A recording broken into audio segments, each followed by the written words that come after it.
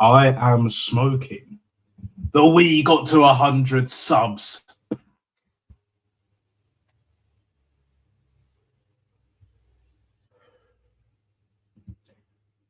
We are also smoking. The Martinelli got a hat trick for once.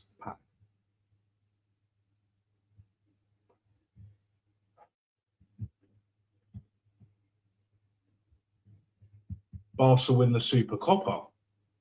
Another one. Pack.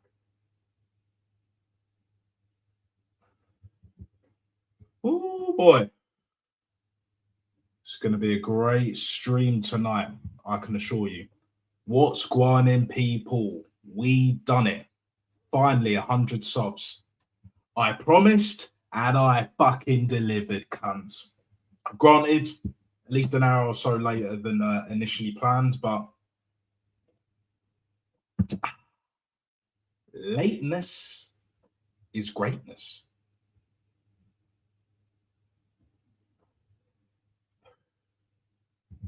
Best believe that. Best believe that.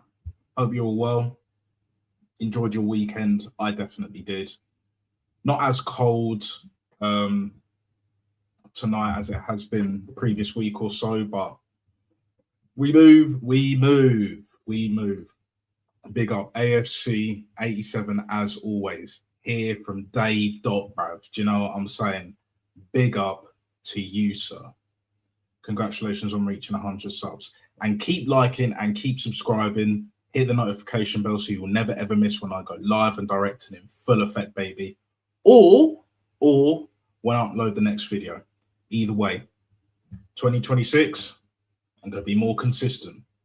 There will be more content. That's for damn sure. That is for goddamn sure. Flick, 8 finals he's won, all 8. What a manager. Yeah. Too bad he's not at that snap. He's not at the snap. Do you know what I'm saying? You know, it's it is what it is. Where shall I start? I mean, well, thank you very much for getting me to 100 subs. I'm eternally fucking grateful. I've been uploading content, streaming just shy of a year, already 100 subs, and not even being that consistent.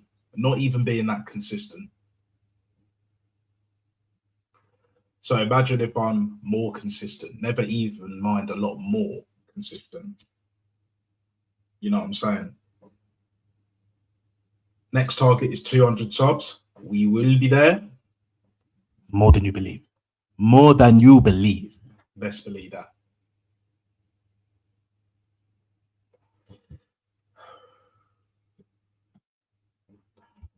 You know, a lot has happened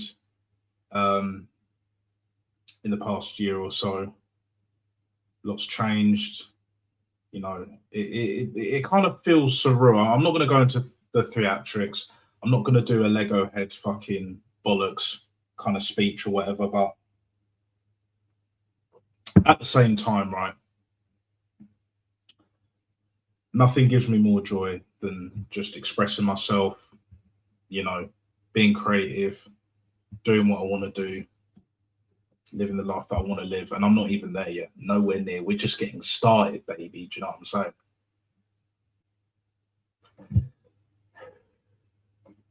Enjoy the journey, guys. Enjoy the journey, guys. Do you know what I'm saying? You know, it is what it is. It is what it is. Like, this is where I'll really start. After all the pleasantries and introductions, yeah? I'll get to your comments, AFC, in a sec. Just bear with. The Portsmouth game, Pompey v Arsenal, 4-1. That has to be, honestly, the worst 4-1 I've ever seen in my life. And I've been watching football for a fucking long time. That right there was shambolic, bro. It really fucking was.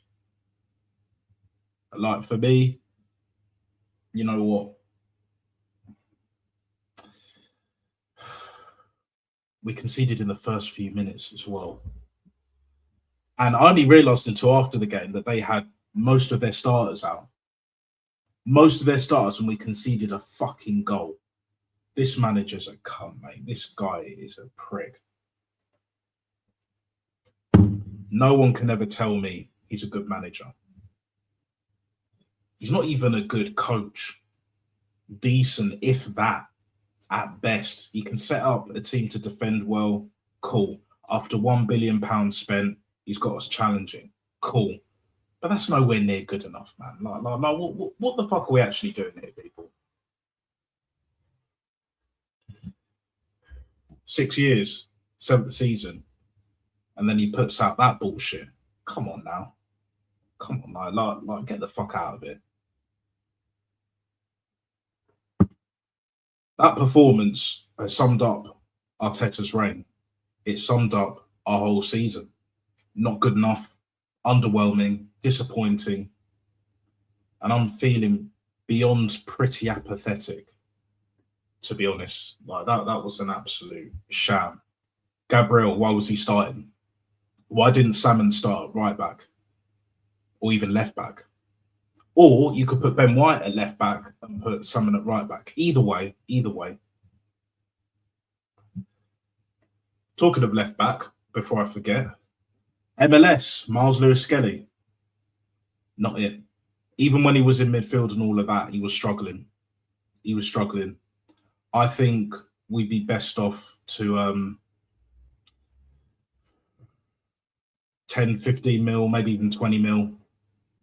Make a bit of bob and we'll go get better, because there definitely is better left back, even in midfield. Do you know what I'm saying? It is what it is. Let Dalman come back from injury. We started Ethan, cool, but he didn't play well today. Ebriezo was worse in my eyes. Gabriel should never have started, like I said. 70 minutes as well, bro. What the fuck is up with that shit? Some next level bullshit, right? Come on, man. What are we doing? What the fuck are we actually doing, people? Do you know what I'm saying? Like, Kepa in goal, and he has a fucking howler, like palming it straight to them, bro. Like, oh, Jesus Christ, man. What are we doing? Norgard at centre back was a bit shaky, but to be fair, wasn't really a great performance at all. But at the same time, I would have put him there anyways, because there's no Mosquera. Nkape's out, and he's pretty much a first teamer now. Calafiore is injured still, so no Tomiyasu because we got rid of the cunt. And yeah, this is what happens when a manager doesn't know how to rotate, runs his players into the ground. Man management fucking reeks. Lineups are never on point. And yeah, in-game tactics are non-existent, bruv. They are non-existent. Yeah, big up, Manny. Big up. Actually, what I'll do, because you wanted to join the stream, like, so I've sent the link out to like 4 other people. I'll send you the link in a sec shortly. So just hang in there, my brother. I'll go to, yeah, no, I was about to say Norgard. Odegaard came on. I would have started him. I've already said this. And yeah, 29 passes forward. Played about 20 minutes. Same old bullshit. Zubimendi as well. Kai Havertz, the fucking useless donkey. He's back. Do you know what I'm saying? Yeah, he's back to doing bullshit, bro. There was a pass that I think either Zubimendi played, maybe even Odegaard played, and it just bounced right off him. But apparently it's only Gyökeres, isn't it? Like, it's only Gyökeres that can't control the fucking football. Like, come on, what are we doing here, man? What are we doing here? Havertz said all that. Jesus, stinker, Madueke. What the fuck was that for that penalty? Never, ever take a penalty for Arsenal Football Club again. Unless you have to. In a cup competition, of course. You know what I'm saying? Like, it is what it is. Martinelli got the hat-trick. He got the man of the match. It is what it is. I wouldn't have given it to anyone else, really. But even then, Martinelli wasn't great outside of the goals, but fair play, got the hat-trick. It is what it is. It's about time one of our players got a hat trick in a game that we've won, so it is what it is. Not a great performance, but the scoreline discredits Portsmouth. However, the job is done. Yeah. Exactly. Big up Quadra, my G. Yeah. Lateness is greatness. It is what it is. 3 likes. Let's get them likes up, people. Keep liking, keep subscribing. You know what to do. And hit the notification bell, of course. Best believe that. Best believe that. Okay, so what I'm going to do,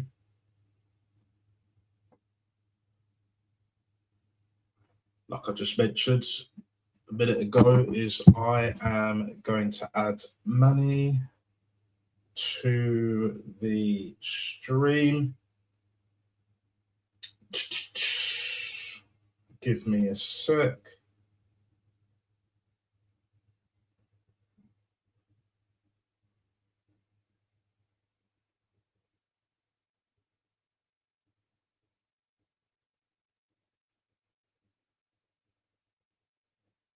I was trying to copy and paste it. I'm going to have to do it manually. That's a bit shit. But it is what it is, people. Right,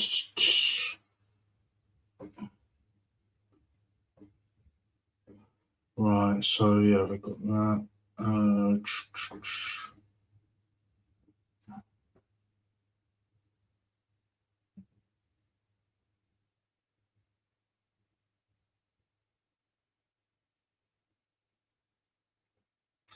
It's sent money. It is sent. 7 likes already. That's what I'm talking about, people. That is exactly what the fuck I'm talking about. That is exactly what the fuck I'm talking about. Big up, Static. Big up, big up, big up, big up. Yeah. So it's sent now, Manny. Whenever you're ready. Looks like at the moment you will be the first guest because I've sent it to a few other people. Yeah, basically that Pompey Arsenal game was quite forgettable. For a 4-1 as well, really and truly, it should have been 8. If we were more clinical, if we were on it, like, you know, it's yeah, it's just one of those things where it's just like, I'm just sick and tired of seeing this manager. I'm sick and tired of seeing these players like just do the same crap week in, week out. And yeah, as long as this manager's here, it's not going to change. So without further ado, first guest on this 100 sub celebration stream, Manny. No surprises there. Big up, my G. Take it away. Mate, first of all, good evening and congratulations are in order. I'm not necessarily going to congratulate Arsenal on the win because, you know, we expected nothing less than a convincing performance. But I remember, you know, seeing the first few minutes of the game, seeing us concede. I think it was a question of sloppiness more than anything else. And I just told myself, you know, this is completely unacceptable. I think Portsmouth, are they in? Big up to you, Khawaja. Lovely to keep interacting with you as well. I think Portsmouth are in League One, aren't they? They're in they're 21st in the Championship, so they're in the relegation or just above the relegation zone in the Championship. So right. They're relegation. Yeah, well, yeah. Right. So you and I actually do remember Portsmouth back in the day, especially, you know, in the decade when they were a more than decent team. I think Harry Redknapp in 2 spells did a very good job with that team, making them competitive. And of course, you know, with a certain Solskjaer Jeremiah Campbell as captain, they won the FA Cup that year in 2008. Yeah, with Mr. Wheeler and Dealer. And of course, Nwankwo Kanu scored the winning goal. Yeah. And obviously, we remember the circumstances of how, you know, they had a really hard fall, went into administration, had to fight their way back. And I credit them for the work they've done in sort of getting as far as they've gotten, although I think it's fair to say that any hopes that they might have of coming back to the Premiership will have to wait for a bit. But against a team that, as you say, is struggling to stay afloat in the Championship, you expect a comprehensive performance. You do not expect to have moments of sloppiness like conceding a goal that early or Nani Madueke missing that penalty. I don't know if you agree with me on this, but when Madueke missed that penalty, dragged it wide, it's to me, it smacked a lot of sloppiness from his side. I think he just took that penalty as if he couldn't really give a toss. Now, it's okay to say that, you know, he did really well against Club Brugge in the Champions League with a couple of absolute worldies, but it's also how you perform in games like this, how seriously you take it, that also determines whether you have the bottle and the seriousness to really make a contribution to a team's attempt to win even bigger prizes. And we've seen with a few shocks already in the third round, the likes of Forest being dumped out by Wrexham, and of course, more spectacularly, Crystal Palace losing to a Macclesfield side that were mourning the loss of one of their players and who were determined to do well.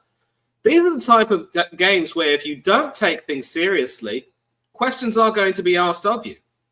And obviously, Martinelli took the plaudits, but this is actually going to be the first topic where you and I might want to have an in-depth discussion with you, because obviously we now see him having a game like this where he scores. And this season, I think he also has shown a knack of scoring some really important goals for us in key moments. You look to the Arsenal City clash at the Emirates where he got that injury time winner. I'm delighted, you know, that we drew that game, but because, I mean, like, you know, City actually should have had us out of sight, but then they made the decision to shut up shop. We kept pressing them and we got the equaliser. But throughout these last few years, Martinelli has been a player who is both delighted and irritated in more than equal measure. And there's still this idea that after this season, we have to try to upgrade on him and a few other players because teams have to evolve, and that's the only way they get better. So I think you might agree that maybe Martinelli would be one of those players you'd like to offload at the end of the season. There are certainly even worse players who you would not want to see again. But I'm sure you'd also agree that as well as Martinelli's playing, maybe this should just be taken as a means of trying to increase his transfer value. What say you? Yeah, to be honest, I mean, the thing is with Martinelli is that when he first came to the club, and that was under Unai Emery, as you well know, same with the chat, he was playing as a striker, an out-and-out striker, not a touchline winger. Yeah, he would drift onto the left a bit here and there, but that's more as a forward, not as a winger, not as a wide midfielder, as an out-and-out striker. It's plain and simple. We know when he's in front of goal, more often than not, he will score. Is he the most clinical? No, but he does turn up in certain moments, certain games. You know, he scored against Bayern this season, scored against Man City, like you mentioned, and he's done it in the past, you know, with Chelsea. So the things with Martinelli is that it's more misprofiling. Again, with this manager, the one thing I just there's many things that I just can't stand with that prick. Like, is basically just how clueless he is of how to utilize players that aren't even all that. Like, they're limited, but they're a lot better than what they're showing. Even the likes of Odegaard and Havertz and all of that, Jesus, like, even though I think both of them are finished and Odegaard's not good enough, but at the same time, for me, it's just like, I would be fine with selling Martinelli. I do think we can get better. And at this point, you know, even under a new manager, can he get to the heights that he did in the 22-23 season? He could get close, but I'm not convinced, you know what I'm saying? And on those wages, as a bit part player, 180k a week is too much. Do you know what I'm saying? If you're on that money, I do. In this day and age, you're expected to start, and I just don't see him as a starter. Like, even playing him in his right position, you know, changing the formation like 4-4-2 or have a 4-2-3-1. He can be a great impact player. You know, like what is it, Chicharito, Hernandez off the bench from Man United back in the day, Ole Gunnar Solskjaer before that. We had the likes of, well, even before Giroud. Giroud was good for us, but we just didn't utilise him fully. But like Sylvain Wiltord, you know, that kind of player. who can play out wide, but he's more of a striker. Do you know what I'm saying? Like with less tech, Martinelli kind of fits that mold, and you know, just the mismanagement from the previous regime has put us in this shithole, really and truly, to be honest. Like, and with Berta here, Arteta making it difficult. Clearly, there's a power struggle. We bought, Andrea Berta brought Michele in, so the foundations at this football club on the pitch and behind the scenes is a lot better, but this manager is holding this football club back, along with a lot of the fan base that still haven't raised their fucking standards. And it's as simple as that, mate, to be honest. Like, I don't see how we can really push on. And we got Chelsea next as well. That is a must-win game. That's not just a big game. That is vital. That is crucial. Oh, yes. Absolutely. I know there's two legs, but we don't go away with a convincing performance. Let's just say, for argument's sake, we draw that game, but we actually have intent from minute 1 to 90 plus to try and win that tie, win that game, and then give us something to build upon for the second leg, the return leg, in a month's time, just shy of a month's time, back at the Emirates. Then I'll be like, okay, a draw isn't the worst thing in the world, but I'm much more pleased with the performance. And we'd all say that. Everyone will be on the same page. But with the way things are going, I don't see a great performance. I could see a draw again, but similar kind of performance as what we saw against them in the league. And there's no Caicedo, so we can't rely on them being down to 10 men. Yes, they've got Stephen Bartlett. I remember his name now. Diary of a CEO merchant in the dugout for Chelsea. So it is what it is. I saw the highlights of them playing Charlton away. They put 5 past them. I think Charlton are in the Championship. I'm not too sure. And if they are in the Championship, I don't know if they're higher or lower than Pompey. But either way, they got the job done, and they got it done more so in the second half convincingly. Yes, it was more of like first half they weren't really good. Second half they were much, much better. Whereas with us, it was just disappointing throughout. It was just another shoddy performance. And this manager just doing what he does, not giving a shit, you know, really and truly, and trying to sabotage, in my opinion, a very good squad that we have overall. So, yeah. So, like, what do you think is the answer, like, going forward, and more specifically when it comes to us playing Chelsea? Because now that's our next game, semi-final. Arteta's not got to a final since COVID, so there's pressure in front of their fans first, then our fans just shy of a month later. So what do you reckon? You ask a very loaded question there, and you and I can both agree that the performance, first of all, has to show an improvement from the trip to Stamford Bridge, where we couldn't even break down a 10-man Chelsea, who lost their midfield dynamo and had to even bring off their star attacker to try and shut up shop. And yet we still couldn't find a way past Robert Sanchez in goal. I would say that we are going to play something like a first-string team, because even Arteta now has to be smart enough to realise, you know what, I've mucked up far too many semi-finals since that FA Cup win. I don't want to muck this up again. And here's the thing about Chelsea. For starters, you're absolutely right. Charlton are in the Championship, and they are actually 19th, so 2 places above Portsmouth. So Portsmouth are technically at this point in time slightly worse than Charlton, although neither of them want to be that low in the league anyway. And obviously you could see with the way Chelsea were playing, they obviously wanted to make a good impression for the incoming manager. Now, I can only laugh at how Chelsea are only too willing to shoot themselves in the foot, because it's bad enough that they've appointed this person who, yes, he may have done okay at 1 or 2 other clubs, but apart from that, he is very unproven. And the fact that he was involved with Strasbourg, it just has jobs for the boys written all over it, if you know what I mean. So let's not deny that this new manager and this Chelsea team are also going to be under pressure, because for what it's worth, Maresca, although there have been some rumblings about his tactics and some of the team's recent performances especially in the month of December. That game against Aston Villa, I think many people agree, was a disgrace. They never should have gone on to lose that game, but Maresca pretty much, defecated the bed, I think, with his substitutions. But he won more silverware in his 12 months, not 12 months, I would say. In his 16 or so months at the club, he was able to win more silverware than a so-called world-class manager has managed to do in 72 months. Let that sink in. And trophies, of course, are currency. A lot of people might say, no, they just papered over the cracks, and Chelsea still don't look like a team that's going to challenge for the league title as of yet.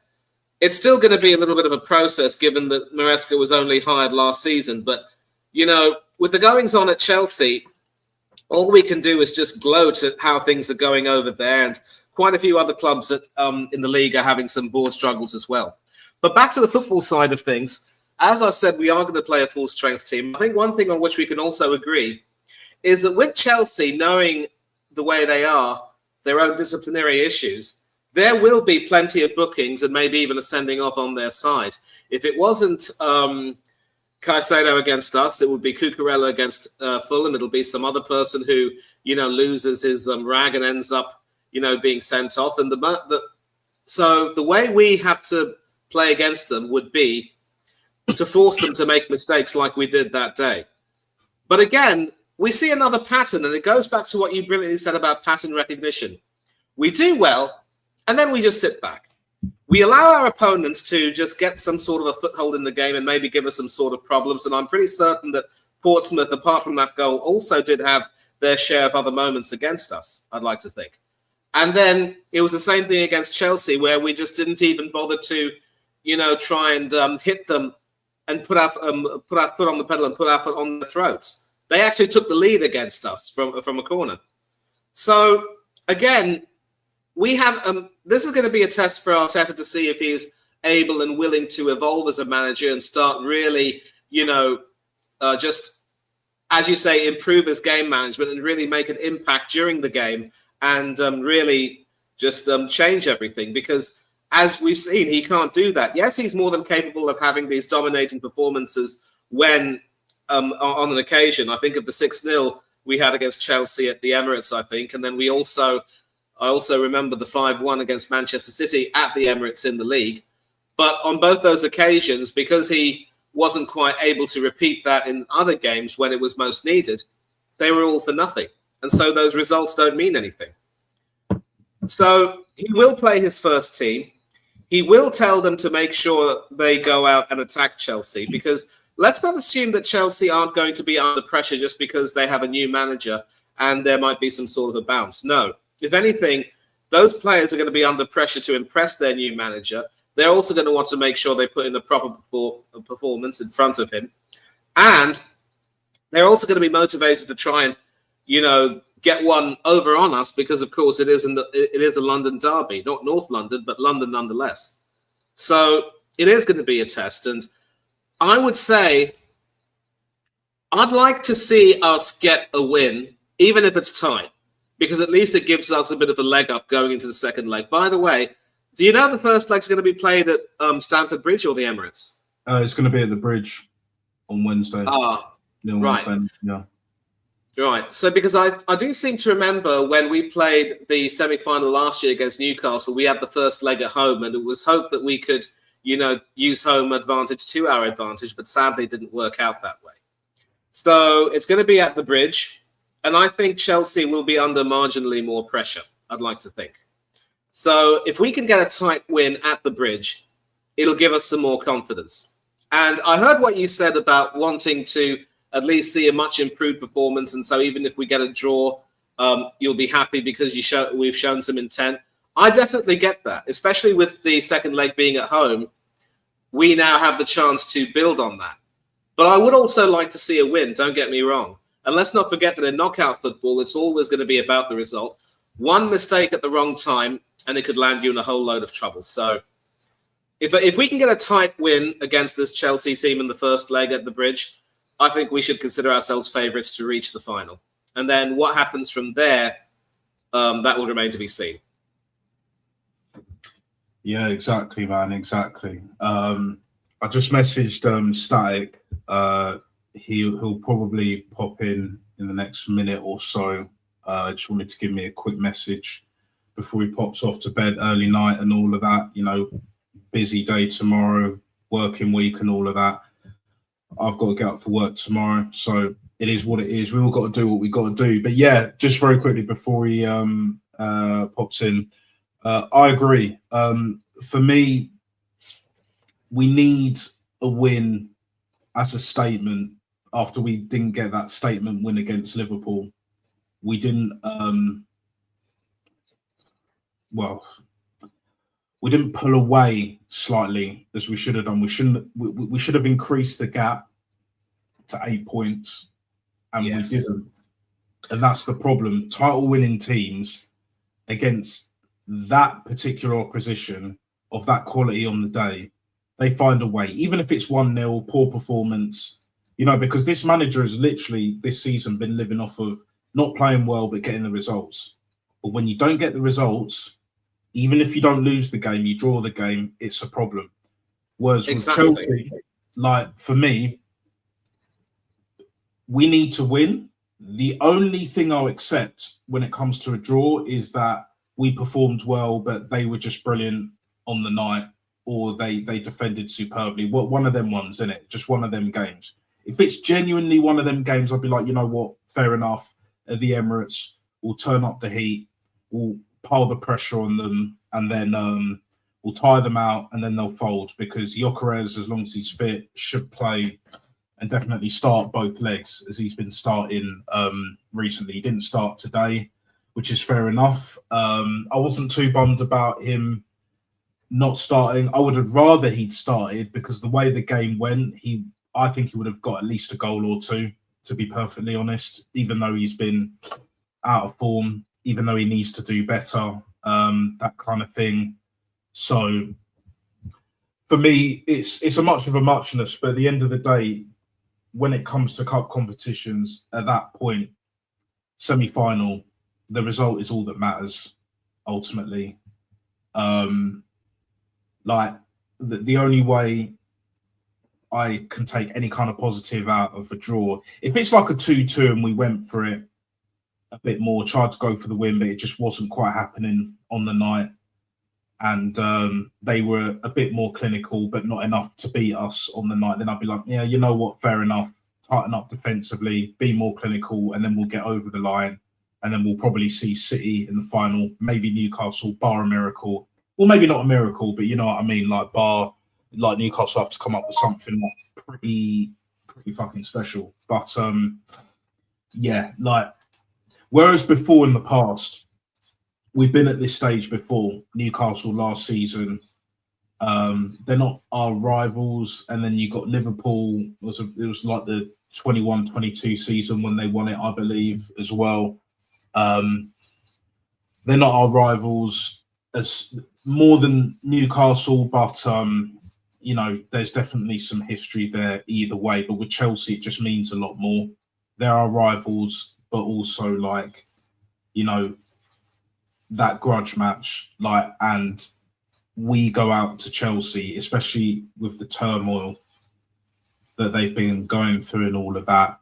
Fans in meltdown, rightly so. Well, certain members of the fan base, the others are like, yeah, well, we're not doing too bad, blah, blah, blah. We'll see what this Liam guy is all about, but they'll never let it go.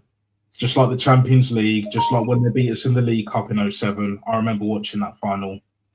Like, Theo Walcott, 1-0 up, brilliant. But because Wenger, as he did, you know, had a makeshift team, he should have played his strongest team available. He didn't. And we got punished for it in the end. And that was a winnable game as well. Because every final that I look at over the years that we've been in, there have been definitely winnable games, even if we haven't played that well, where we were the better team on paper, and even if we weren't better on the day, we should have had enough quality to get over the line, like Birmingham City. That Birmingham City final, that was the first point where I was absolutely seething. I was livid. Obafemi Martins doing their multiple flips, Koscielny and Szczesny, Howler at the back. And at that point, I was getting very, very close. That very close to Wenger out. Like that was pretty much to the point where it's just like, unless he turns it around next season, then he's got to go. And then we got battered 8-2, and then we were looking promising here and there. TT came back, that 11-12 season. But then when we sold RVP in the summer of 2012, I was like, nah, Wenger's lost it. You're done. You don't gift Man United the title, and it was Wenger's last season as well. So, and the thing is, I've been standing on this point since day one. Even before day one, to be honest, I never wanted this manager at this football club because I knew exactly what they were going to do. They were going to PR the hell out of this shit. They were going to give him everything they needed to keep him at this football club. They have done, and now Josh Kroenke, in the last year, I was speaking to Dr. Seymour Butts earlier. We're having this conversation, he's even got to a point, because the Billionaire Club is a very niche, it's a very small circle. Everyone knows everyone, even if they haven't met in person, but the vast majority have.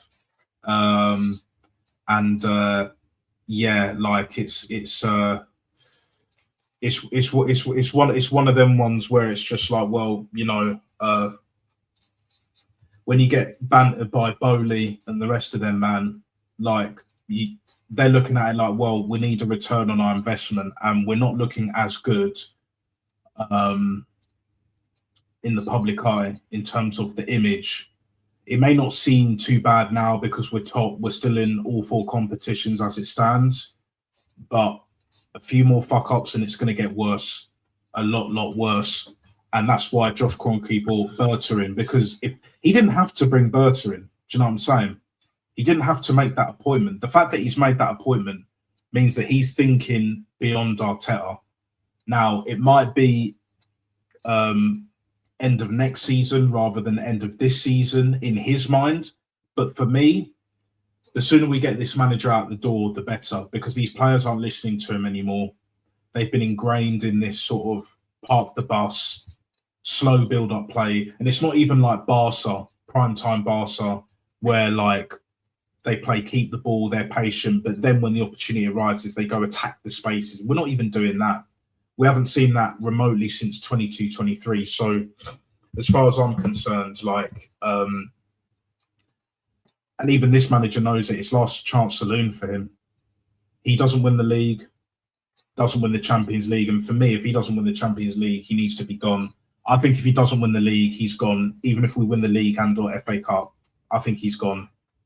So it's just one of those ones where you can also notice that I've never seen this manager be under this much pressure, and it shows on his face. He's never been as stressed, never looked as animated in that way. Do you know what I'm saying? That vibe and energy I get from him, it's more problematic than usual. And if he doesn't change, this will be the end of him at Arsenal Football Club. The question is, after this season, regardless of what happens, does he see, is he thinking long term in terms of his managerial career? Because if he is, and he wants to get a Juve job, he wants to get another big club rather than go down a level or two, which is where he should have started, by the way, learn his trade, and then you might get an Arsenal job or a PSG job later down the line, etc., a Dortmund job, maybe even Atletico Madrid job, who knows, maybe the Barca job one day. But he fast-tracked himself to this position, he conned his way in there, and he's getting the rewards for now, but you can only fake it till you make it for so long. And the problem is that once you get found out, it stays, it sticks. And unless this manager wants to do an Ole Gunnar Solskjaer, who, by the way, is being touted for the Man United job again, which is bizarre, but it also shows how far Man United have fallen going back to Ole Gunnar Solskjaer. Do you know what I'm saying? I think it's fucking hilarious. But yeah, we'll just have to see how this unfolds. And mate, I can't wait either way, because we don't win anything this season. I know he's gone.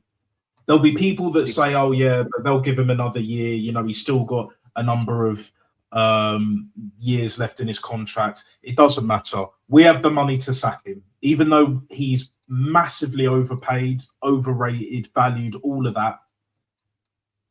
If Man United can sack a Ruben Amorim, we can definitely sack a Mikel Arteta. Because the truth of the matter is, if we're paying him £15 million a year, we can definitely get someone of a Luis Enrique caliber. You saw Hansi Flick tonight, the El Clasico and the Super Copa in Jeddah, I believe, in Saudi Arabia. They won it. Yeah, a bit of a scrubby goal at the end, but, you know, again, finals are about winning them. You don't even have to play that well. But at the end of the day, Barca were the better team. It is what it is. He's a proper manager. His substitutions, his in-game tactics, his man management, it's almost like it pays off more often than not. So we'll just have to see, man. We'll just have to see how this unfolds. But yeah, we will have to see, definitely. And here's the thing with me about Arteta. I don't know if I had the chance to speak to anyone else about this. You probably might be the first. Like you, I didn't want him. And, you know, when I was watching Carlo Ancelotti move to Everton and Arteta coming over to us, I was thinking to myself, what the hell is going on here? What would have made sense was that the former Everton legend would be going back to managing Everton, and Ancelotti, Don Carlo, would come over to us. Maybe it's a sort of it's a sign of how Ancelotti didn't really like the things that were going on at Arsenal, especially in lieu of the whole Unai Emery situation, that he chose not to come to us, because, you know, the way we abused Emery, and I will die on this hill, but we'll talk about. Well, I don't want to talk about Emery right now. The way we abused Emery was just disgraceful. And of course, when Arteta came to join us, many fans were delighted seeing a former captain coming home, a prodigal son, as it were. And I'll tell you what, when we won that FA Cup, I was absolutely delighted. And there was a part of me that was actually willing to give him the benefit of doubt. And the team we had then, people talk about how, you know, there were certain players in that team that really weren't fit for purpose. I think we had several defenders who just didn't deserve to be there. I think Mesut Ozil had already tapped out, and we pretty much tapped him out.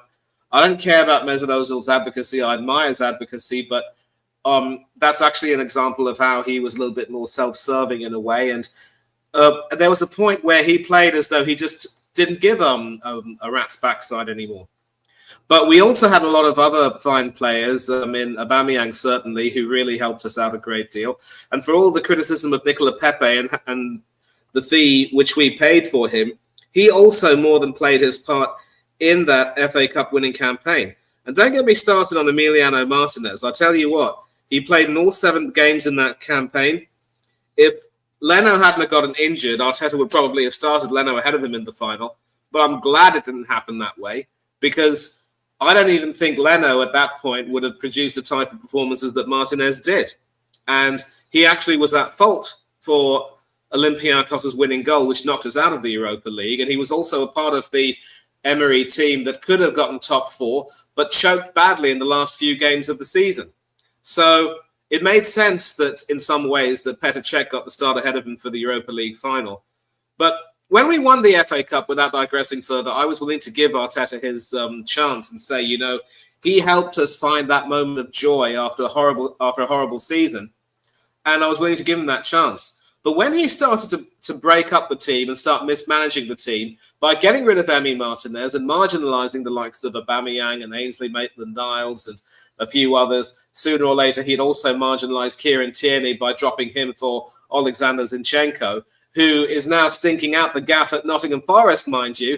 Stinker and hooked against Wrexham of all teams in the FA Cup. Go figure. That we were 15th in the league at one point after a shocking home loss to Burnley, where a certain Swiss midfielder and so-called captain, former captain I'd like to add, because Emery stripped him of the armband, he went to a Burnley player and grabbed him by the damn neck. And things really, were so low. Had it not been for Aubameyang and Emile Smith-Rowe and the goals they scored, I'll tell you what, we could have conceivably finished even worse in the league. But at the end of that season, we weren't going to get European football. We didn't make any progress in the cup competitions. We should have gone a bit further in the Europa League semi-final. But when Emery got his revenge against us by knocking us out, all thanks to, at least partly thanks to, Arteta subbing off Aubameyang for Willian. Aubameyang had hit the post twice before he was brought off, and we needed one goal. I told myself, this bloke isn't it. And it's very easy for people to say, come on, it's his first full season, give him a chance. But I told myself, no. If we're fans of Arsenal, we have to demand better. And then the next season, we bottled the Champions League places. We bottled top 4 to a Spurs team that sacked their manager midway through and brought in Antonio Conte. And even then, it's like, however well people might perceive Arteta to do, there are always going to be these glaring caveats, not just caveats, but glaring issues, which really put a dampener on everything. And they just don't just put a dampener, they really put everything into perspective.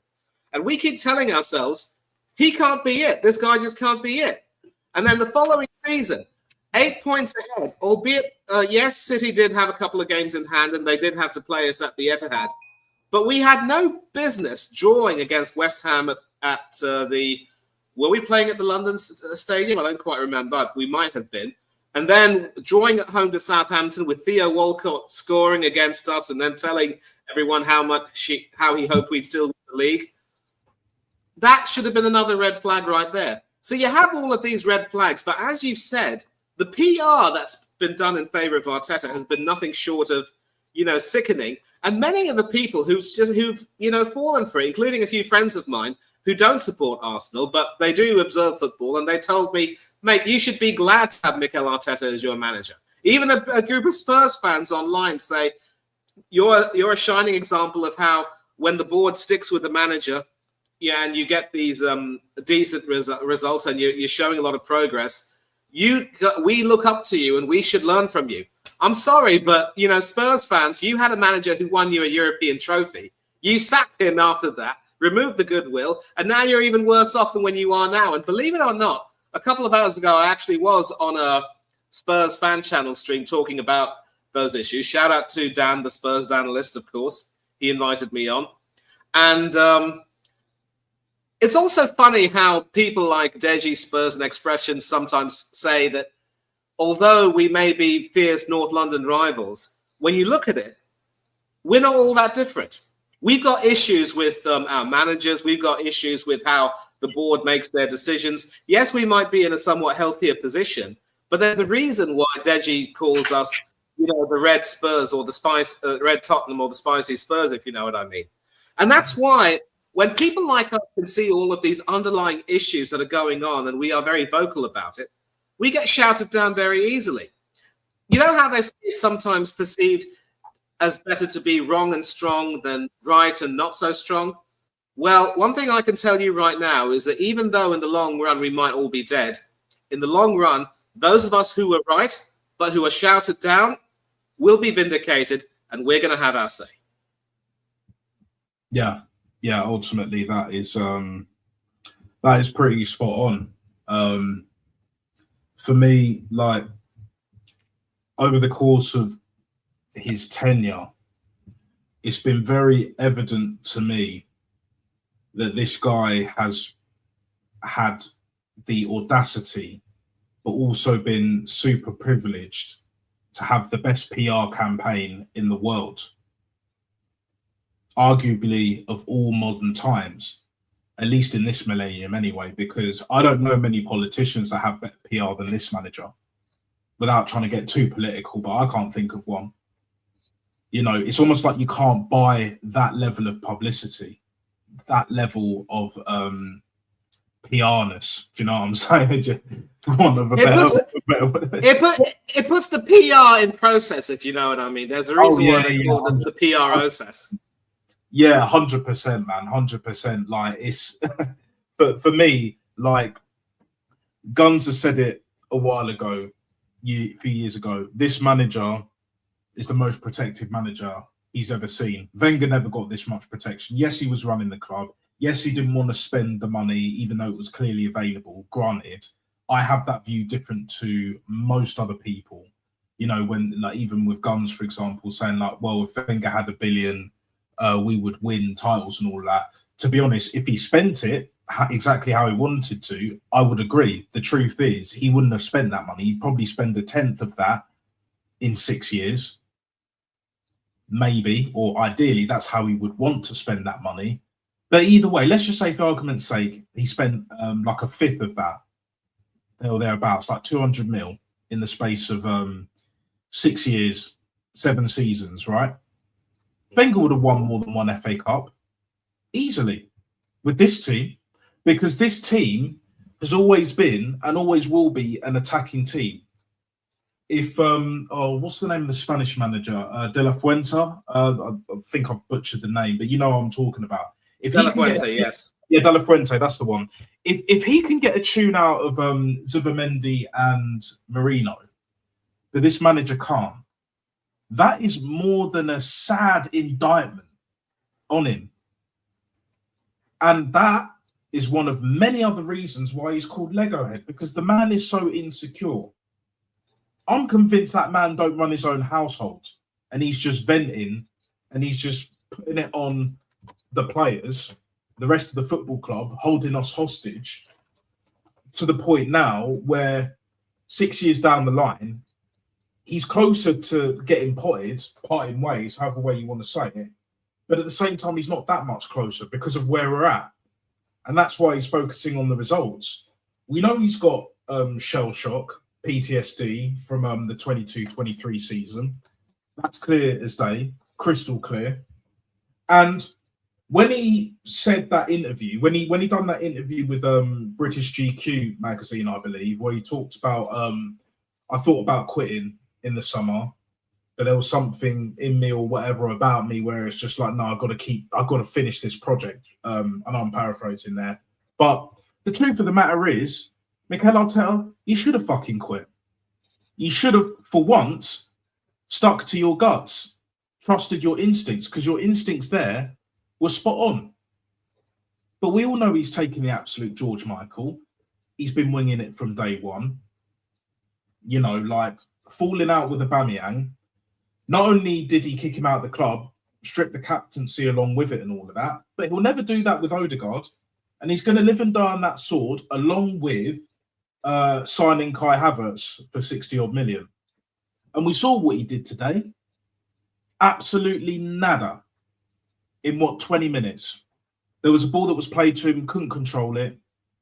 Few little touches here and there. Nothing special. What you'd expect from someone who's getting nearly 300k a week.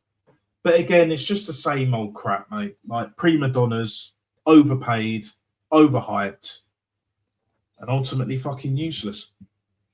I agree completely. And, you know, if I never have to mention Kai Havertz again, I'm telling you right now, it would be too soon.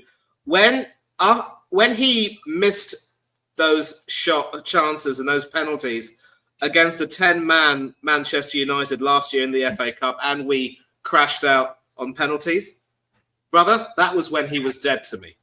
And it's like, you know, the Arteta thing after that season when I decided he wasn't it. It had to take something really, really seismic and something momentous to, you know, make me change my mind. And it angers me a great deal that people are still willing to, you know, just try to defend him and say that, you know, he has to be given a lot of credit for how he's, you know, helped us become supposedly competitive again. But I will say this, for the amount of support he's been given, for the amount of money that he's been given, and the whole PR spiel, as you've rightly spoken about, you know, he's more or less done the bare minimum. He's done, in some ways, at least part of what is expected of him, but clubs like ours have a right to demand more, given our more recent history. And big up to Static, by the way. Love the trim, looking very sharp. And It also segues back to, you know, two things. big up to Shane Gooner as well, because he's spoken a lot about this. He's spoken at length about this, basically about how, certain fans will say that even if, it comes to pass that Arteta leaves and we do earn some success without him, Arteta has to be given credit for supposedly laying the foundations and for the work that he did helping us, become a team again. And you know what? Also, segueing back to what that idiot Egal said about Arteta being an architect. Boys, I studied architecture. That's my undergraduate degree. I was working in the field for a few years before deciding to, do an MBA and go into the business side of things. But I can tell you right now, if as an architect you are commissioned to design and build a house, you construct the foundation, the plinth, you build the walls, you deal with the interiors, the internal plumbing or what have you, everything looks wonderful. If you don't build the damn roof and complete the damn job, you don't get any credit. You sure as hell don't get paid. And if anything, you might end up getting sued for, negligence and incompetence in your work. So it's funny how without having a roof over your head, literally. Do you know what I'm saying? There's definitely lawsuits incoming. But yeah, go on, man. Absolutely. So you don't get any sort of credit for that, and especially given how Arteta was given soon to be 6 full seasons, going on 7. Building the foundation and doing the interiors, designing the walls, and what have you. That's basically the bare minimum. You are now expected to deliver. I actually want to sort of draw a parallel with this, with Leicester City's season when they won the league under Don Claudio Ranieri. And I say Leicester partly because I know, Natster, that you're a big fan of Leicester Tigers in rugby union at club level. I wonder if there's a Leicester connection in your family. Not personally. I've been to Welford Road before, got the VIP experience. My auntie met with Rory Underwood at one point in time. This was like 15 years ago, but I have to Rory Underwood. I'm a Bath fan, so Leicester is, as you know, big rivals. But I did enjoy that day, thoroughly enjoyed it. And I think we were playing Bath that day as well, so it was kind of a catch-22. Met all the legends. I actually got Manu Tuolangi's autograph, among others as well, before he became a England rugby superstar. I think even before he went to the 2011 Rugby World Cup in New Zealand, and Rory Underwood was like, he's going to be the next big thing. So I got the autograph. My brother was there at the time as well. He didn't follow Rory Underwood's advice. Poor choice, but it is what it is. He probably regrets that a little bit to this day. But look, it is what it is, man. But either way, it's Bath are doing well. I was at the Premiership final, as you guys know, last year. And there is no better feeling than watching your boyhood club in any sport, team sport, win a title. I've been absolutely. Granted, it's not football, it's rugby, but it's the same feeling. It's the same. Bath haven't won a Premiership before last season, since 1996. How long? That's basically Liverpool, like 30 years later, kind of shit. It's been a long time. So I know the feeling. It's a wonderful feeling, and we won the mini treble that season as well. And we're still technically on for a major treble because we're in the Champions League version. That's the Heineken Cup, right? Yeah, Heineken. Yeah, the Heineken Champions Cup and all of that. We're top of the Premiership. I believe we'll retain it as well. Something that we still haven't done for many years. Well, 100 years nearly. Do you know what I'm saying? So, but yeah. Without further ado, I want to bring in Static because you wanted to send me a message, my guy, and I know you're on limited time, so thank you very much. I appreciate you joining this celebration stream. So yeah, Static. Say what you want to say, my brother. Natster, Manny, it's great to see you, boys. I just wanted to say to you, Natster, the message is this: congratulations for reaching 100 subscribers, bro. You always put in the hard work. Keep doing what you're doing, man, and keep on shining, man. Because listen, you always speak facts, and you always keep the standards high when it comes to Arsenal Football Club. So don't give up. just keep going, and yeah, like I said, keep fighting the good fight, man. So, and like I said, and also finally, I'm proud of you, man. And yeah, the next step is 200. Baby steps, man. Always baby steps. But keep grinding, man. Keep grinding. Yeah, no, exactly. No, I really appreciate that, man. Yes, the next stage is 200. Do you know what I'm saying? 10 likes there or thereabouts at the moment. Much appreciated. Keep subscribing. I think we're on 101 at the moment. The last time I checked, anyway, the other day. So yeah, baby steps, and I do this not just for keeping myself accountable, because accountability is the best ability, not availability.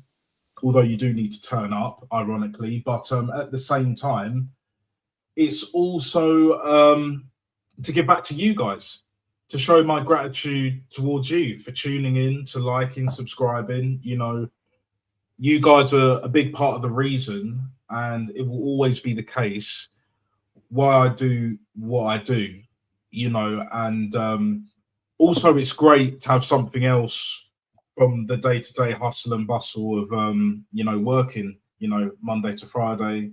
Some of you, it's Monday to Saturday, Sunday, or Friday to Thursday or Wednesday, whatever the case may be, whatever your rota is. You know, it's just something a bit different. It's a nice release, you know. It's a nice sort of stress reliever in some ways, and it's good to vent as well.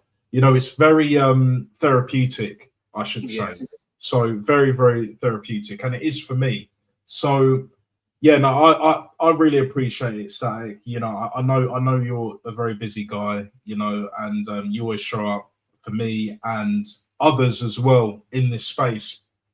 And I had this conversation with the Dr. Seymour Butts, and all of that. We exchanged numbers earlier, and what I was saying to him, and what he was kind of echoing as well, is like, once this manager goes, and he will go at some point, whether it's at the end of this season or end of this year, end of next season, I don't think it will go on much longer than that. But you know where I'm getting towards. Like, all of us that are in this space, all of us that have channels like myself and others, Shane, Aaron, Rashid, Lion Tex, DJB, Jez, the Godfather, of course, and even the ones like yourself, Static, Kenny Ken, that just always show up, want to say talk their shit, you know, express their views, opinions, concerns, etc., etc. Especially on Instagram. Yeah, exactly. We're all going to thrive. We will all thrive, and it's quite funny, because I also said to him, is just like, whenever Arsenal do well, somehow my life just gets better. Like it's just mad. Like life is pretty good for me, you know, considering, but whenever Arsenal have done well, I've been you know, living my best life, and just things are just better. Do you know what I'm saying? When Arsenal are doing well, it's like I'm doing well, and everyone else is doing well, and everyone else will do well. But the problem is, we just got too many people that are just content, and that are complacent, comfortable, mainly comfortable with just what they're doing, just spraying the same old bullshit, and just having no standards for the football club, and at times even their own lives. They're just happy with what they're getting, and that's it. You know, they're not willing to fulfill their dreams. They're not willing to put in the graft. They're taking shortcuts. You know, they're trying to make every little snide deal under the table, brown envelope matrix, and all of that. Let's have it right. You know what the crack is, and yeah, like, there's nothing like a good, honest, hard day's work, and just put in a bit of graft, you know. And I do this in my own time as well on top of that. So for me, it's just the whole point I'm making is just to stay true to yourself, you know, do your best, be consistent as much as feasibly possible, and you will end up getting rewarded. And, you know, if you're surrounded by the right people, especially if they're successful, you know, you look at North, you look at Guns, you know what I'm saying, they're killing it. And North will only get higher. Lee, as high as he is, will only get even higher because of what they do and their mindset. Their mentality is elite, bruv. Elite level. Do you know what I'm saying? And they're living their best life. And and in my own way, I will get to that point, and you guys will as well. As long as you keep at it, as long as you stick to the task, do what you need to do, make the necessary sacrifices. And look, it's not been easy. It's not been easy, but I'm enjoying the journey. It's about the journey, guys. As Arteta would say, but not in that context. Not in that context. Exactly. Not in that context. But the truth of the matter is, people, all jokes aside, the destination is numero uno, bro. That you can have the best journey ever. If you don't get to the destination, it means fuck all to me. But a lot of people don't agree with that. I know people, family, friends, etc. Like they don't get it. They don't understand. To a certain degree, they don't understand me as they should. But look, it is what it is. That's life. Like I'm gonna stick with it because it brings me joy, and in certain ways, it brings me peace as well. Despite Arsenal trying to do their absolute utmost, especially Lego Head, to disrupt that, to disturb that. But this isn't a gravy train. This is a realistic train. This is a train that arrives on time. Unlike in central London and surrounding areas, you know. Do you know what I'm saying? Yeah. Always late. Yeah, it's consistent. Like it gets you to where you need to go. No delays, no late trains. The journey, runs smoothly enough, as it should. But I know that's not how life works. But if you have your life, or you're trying to get your life in order, things will fall into place. And I've found that, in my life at certain points when I've needed something, I'm not going to say desperately, but when I've been really down, I've had certain other avenues or certain other things have happened. I call it the way of the universe. You can call it whatever you like. I just call it the nature of the universe. And things just like fall into place, really. And I know, it's not even that I think, I know this is my time, and this is also your guys' time as well. Whatever you want to do in life, do it, man. Do you know what I'm saying? Because you don't want to be that guy 10, 20, 30, 40 years down the line thinking, what if, I agree. In a flat, wherever you live, in nursing home, whatever the case may be. Yeah, it's like, I could have done this, I could have done that if I really gave it my all and all of that, and that's what I'm trying to do, man. I'm trying to balance everything. It's difficult for me personally, but I just keep going. I just keep going, and even though, yes, I am my worst enemy, but it's not going to stop me doing this.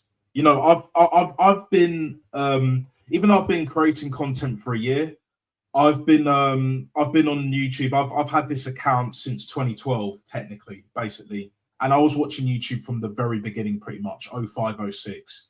I've seen a lot come, I've seen a lot go. Do you know what I'm saying? I've seen people reach the highest of heights, and then they've taken the massive falls, in it.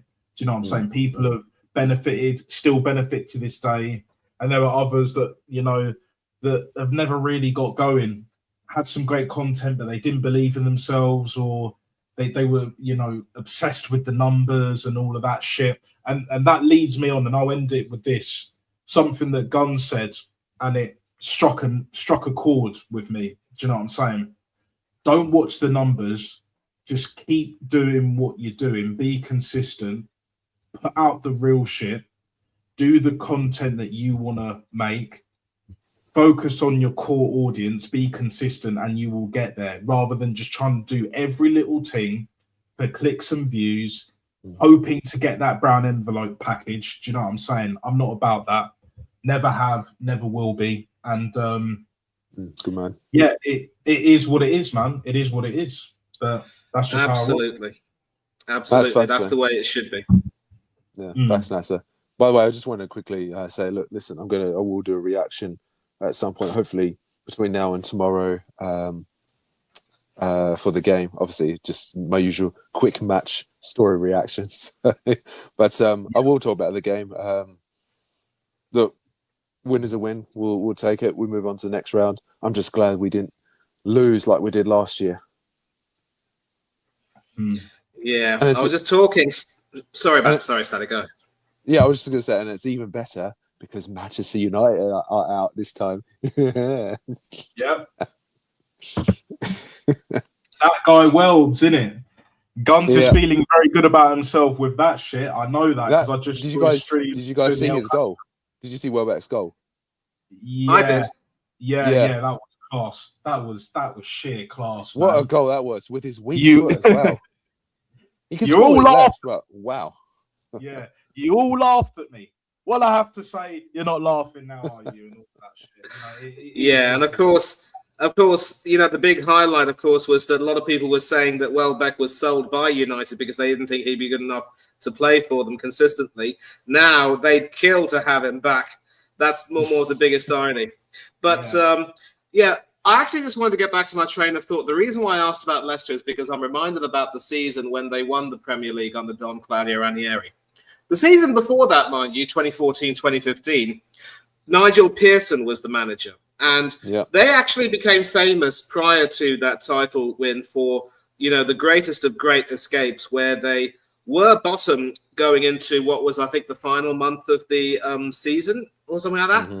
But they ended up going on a run of 5 wins in 7 games, or it could have been 7 and 9. They ended up finishing the season in a very creditable 14th. From 20th, you can just imagine how well they would have done. Unfortunately for Nigel, certain, shall we say, murky doings meant that he was soon relieved of his duties and Don Claudio came in. But then when Don Claudio came in, obviously, most of the players who played in that title-winning season were actually purchased before Ranieri came in by Pearson himself. I think Ranieri brought in Okazaki and one other person. Mahrez was there before Ranieri came in. Yeah. And so for all of the talk of how magical that season was, even if it did come before a sad period where they dropped alarmingly and Ranieri got sacked, the question was, how much would you credit Nigel Pearson for the team's success in the Premiership? And I had this chat with a mate of mine who's a Leicester fan, Static. I don't know if you know him, Anthony Howard from Ant's Leicester City fan channel. He's come on Stephen's shows quite a few times. I know Ant. Yeah, Leicester, that connection. Yeah.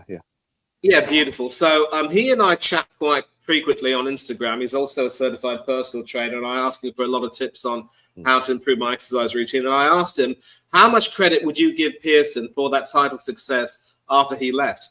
And he made it crystal clear that without Pearson and the work he did in terms of buying the players and making sure they had that tight-knit group, the title win wouldn't have been possible. Although he did say as a caveat that if Pearson had stayed on as expected, maybe taking the momentum from the previous season, they probably would have finished in the top half of the table, maybe perhaps won a cup, qualified for Europe.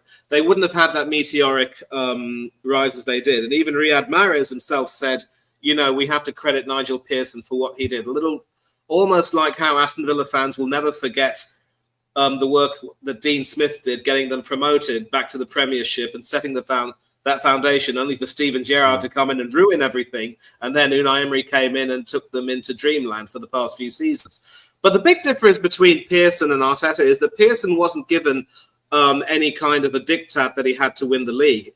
It was his idea, his brief was just to keep Leicester in the Premiership because they actually got promoted themselves in 2014, and he kept them in the league and did his job and would have stayed in his job had those things hadn't happened. Talk about a sliding doors moment. But you can credit him because he wasn't really expected to take Leicester to the league. With Arteta, as I was saying to Natster before you came on, Static, he's going to have 6 full seasons. It could still potentially be a 7th if, people fall victim to the PR, the process, and say, let's give him one more chance. Even if it's 7 years of famine, it could lead to 7 years of feasting. Hopefully that doesn't happen. But he's had his chances. He's had his time. He's built his foundation, and he still hasn't been able to deliver. So there's no question in any way of comparing Arteta to Nigel Pearson or even a Dean Smith, because Arteta had the responsibility to build everything and take them to the next level, and he's failed to do that. And that's why I am not prepared to give him any kind of credit after he leaves, even if we win something after he leaves, for laying the foundation, because he's supposed to have laid the foundation. He's supposed to have done even more than that. Static, what say you? About what? Just everything. I mean, either of you boys come in. What do you think of what I have to say? Okay, I'll start with No, this. I'll say it. No, that's he asked me. Are you last. ready? Well, Yeah, you yeah. sure you got it? You got it, Static? Yeah. All right, okay. Hey, you underestimate me, bro. Brother. No, listen. I can't really disagree with anything you're saying, Manny. I mean, especially the fact that the key thing you said was the fact that Pearson already laid down the foundations, and Ranieri already just sprinkled his own Italian magic dust, and then obviously he propelled Leicester to winning the league. And I was going to say, you missed. There was one player he did definitely signed Ranieri. It wasn't just Okazaki. He also signed N'Golo Kante from Caen in France. So, oh yes, he was Kante. Yeah, Kante, yeah, N'Golo Kante. Because he was only there for 1 year, and then he goes to Chelsea. Which again, I still don't understand why we never signed him. But we got Jacques instead. That's that. Yeah, but yeah, like I said, just the fact that Leicester still had that momentum, and then they just kept going and going and going, and just it was just magical. It was so impressive. But of course, whereas we, not so much, because we're stuck in limbo. Obviously, constantly finishing 8th, and then we make small progress to win the top 4, and then obviously end up finishing 5th behind Tottenham's Conte, and then just those failures of not. And everyone says, "Oh," and I still get this a lot, boys. That when we, he deserves credit. I'll tell you, yeah. He does deserve some credit, Arteta. I mean, I'll give you. I'll say this: he got us back to where Wenger lost. What's the word? Where we were last time under Wenger, which was 2nd. So he's got us. Oh yeah, I remember. He's got us back to that level, which we were, competing and finishing 2nd. But that's it. He's now can't take us to the next level. So, but I already said this multiple times, and I'll say it again. Look, Arteta's taken Arsenal as far as he possibly can, and look, if he can end the season with a trophy, preferably, in my honest opinion, and my personal preference, I prefer we win a double. Anything more would be fantastic as well. But even if that does happen, which it's not going to happen, it's unlikely. Even just one trophy, that's unlikely as well. But you never know. But if it does happen, I like I said, respectfully, I still want him to go, because I just, from what I've seen over the last 6 years now and this season, I'm not convinced that he's just going to retain any trophy he wins hypothetically this season, that he's going to do it again next season. I see no evidence that he's going to do it. So, and the way he's still treating players that he signed that he never wanted, as a Gyökeres, is just. If anyone thinks that if we hypothetically win a trophy this season and we're going to sign a striker to replace Gyökeres, for example, and think again, it's just going to be deja vu all over again. I'm convinced of that. Yeah, no, exactly. To answer basically your question, Manny, like earlier, like for me, in regards to the Leicester situation, like Nigel Pearson, I give a lot of credit. But at the same time, that's a clear example and indication of he's the guy before the guy. He's the guy that built the solid foundation for Claudio Ranieri, or it could have been any other manager that was better to take Leicester to the heights where they've got. So since then, since Nigel Pearson, they've won the league, and a bit late with Brendan Rodgers, they won the FA Cup. And I'm glad for Brendan Rodgers, because the truth of the matter is he's done something that Mikel Arteta hasn't done. Win the FA Cup in front of a crowd of people. Let's be honest. I know I'm being super petty, but I don't give a flying fuck. Do you know what I'm saying? Yeah. You could perform the greatest Romeo and Juliet performance as Romeo ever. But if no one sees it, it doesn't mean anything to anyone else but you. Do you know what I'm saying? All Arteta did was perform to nobody in the crowd and everyone else at home. And it's just so artificial. It's just so hollow, like he is, shallow, narcissistic, manipulative, disgrace, absolute criminal behavior, diabolical. Like, and even as a human being, right, I'm not gonna lie, I never liked the guy. There was nothing likable about him. Aaron Ramsey, the same Aaron Ramsey that got to that FA Cup final with Cardiff, that lost out to Pompey, I think it was 1-0, whatever, at Wembley. Yes, Duanko Kanu scored the winner that day. Kanu did score the winner, and and Yeah. then we bought Aaron watched that Ramsey. final. I think we bought Aaron Ramsey that summer as well in 08. Yeah. You know, for Yes. the 08-09 season. Correct. Yeah, Correct. and he was a good player for us. I wouldn't say he's a club legend, but definitely a cult hero. Definitely a cult hero. Got the winner in 2 FA Cups. You know, like Bukayo Saka has yet to step up to that level. That's you know, Martinelli, Declan Rice. People could argue with Declan Rice, you know, at West Ham, but the truth of the matter is it was more Jared Bowen. Declan Rice didn't even play that well in the final. I saw that final, when West Ham played Fiorentina. Like, he weren't great. You know, Amrabat better than it.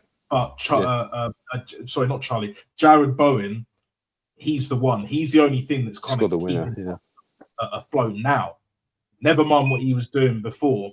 So the thing is, like, the reason why I bring up Aaron Ramsey is because Aaron Ramsey, he was even saying, I think years ago, and I am definitely going to paraphrase here for sure, but he was saying something along the lines of, well, I never really liked Arteta. There was something about him, just the way that he is. You know, he's too much. You know, like, he was a bit of a teacher's pet with Wenger, blah blah blah blah blah. You know, and then now we've got Odegaard. Go figure. You know, Chuckle Brothers settings and all of that. Dumb and Dumber.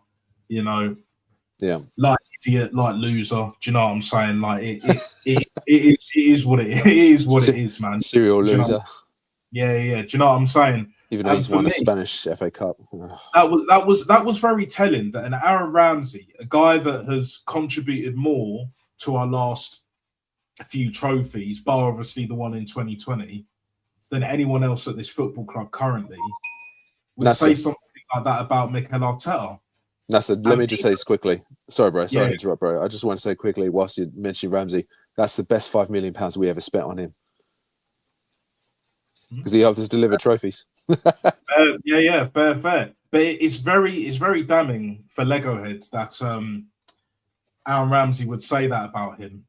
But you don't hear Jack Wilshere saying that shit. You don't hear Per Mertesacker, who I believe is still at the club as a head of youth academy and all of that, director, or whatever you call that position that he's in. Like, for me, like, it's one of them ones where it's just like, we saw the signs, and even one is enough. Do you know what I'm saying? Theo Walcott is cool with him, but again, Theo Walcott, he's just another puppet for the mainstream media. He'll say and do whatever it takes, because you may not think it by looking at him, but he's definitely got some debts to pay one way or the other, because there's no other explanation. For me, Theo Walcott, he's never really been that sort of happy clappy kind of guy. He definitely comes across like that, but for me, there's more to it. Do you know what I'm saying? He's that guy that's definitely got a few skeletons in his closet, you know, a few debts that need to be paid, either partying too much or certain other indiscretions here and there, or even maybe something as simple as just like a relationship that turned sour, you know, like Ray Parlour, innit? The reason why he's doing the Mount circuits is because I think he still owes his ex-wife money to this day. You know what I'm saying? Ian Wright. Anyone that knows about Ian Wright, and I'm from South London, innit? You know, technically Surrey born and bred, but basically South London, you know. So if you're in and around London, surrounding areas, of course, if you know, you know. Anyone that knows, we all know someone that knows someone that even knows someone that knows Ian Wright. Do you know what I'm saying? I'm one of them, and I'm sure there's others as well. Static, you probably know someone that knows someone that knows someone, even that knows someone that knows someone that knows. Even though I live in the north of London, but he has basically birthed London. Like a lot of the black youth in London, Ian Wright was doing. Ian Wright was doing that, in my opinion. Anyway, my personal opinion. he was on them ones there. He was doing them things. Do you know what I'm saying?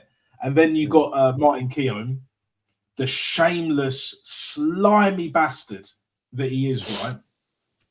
Obviously, multiple books. And again, I think he probably still owes an ex-wife something or something of that sort anyway, similar to Ray Parlour.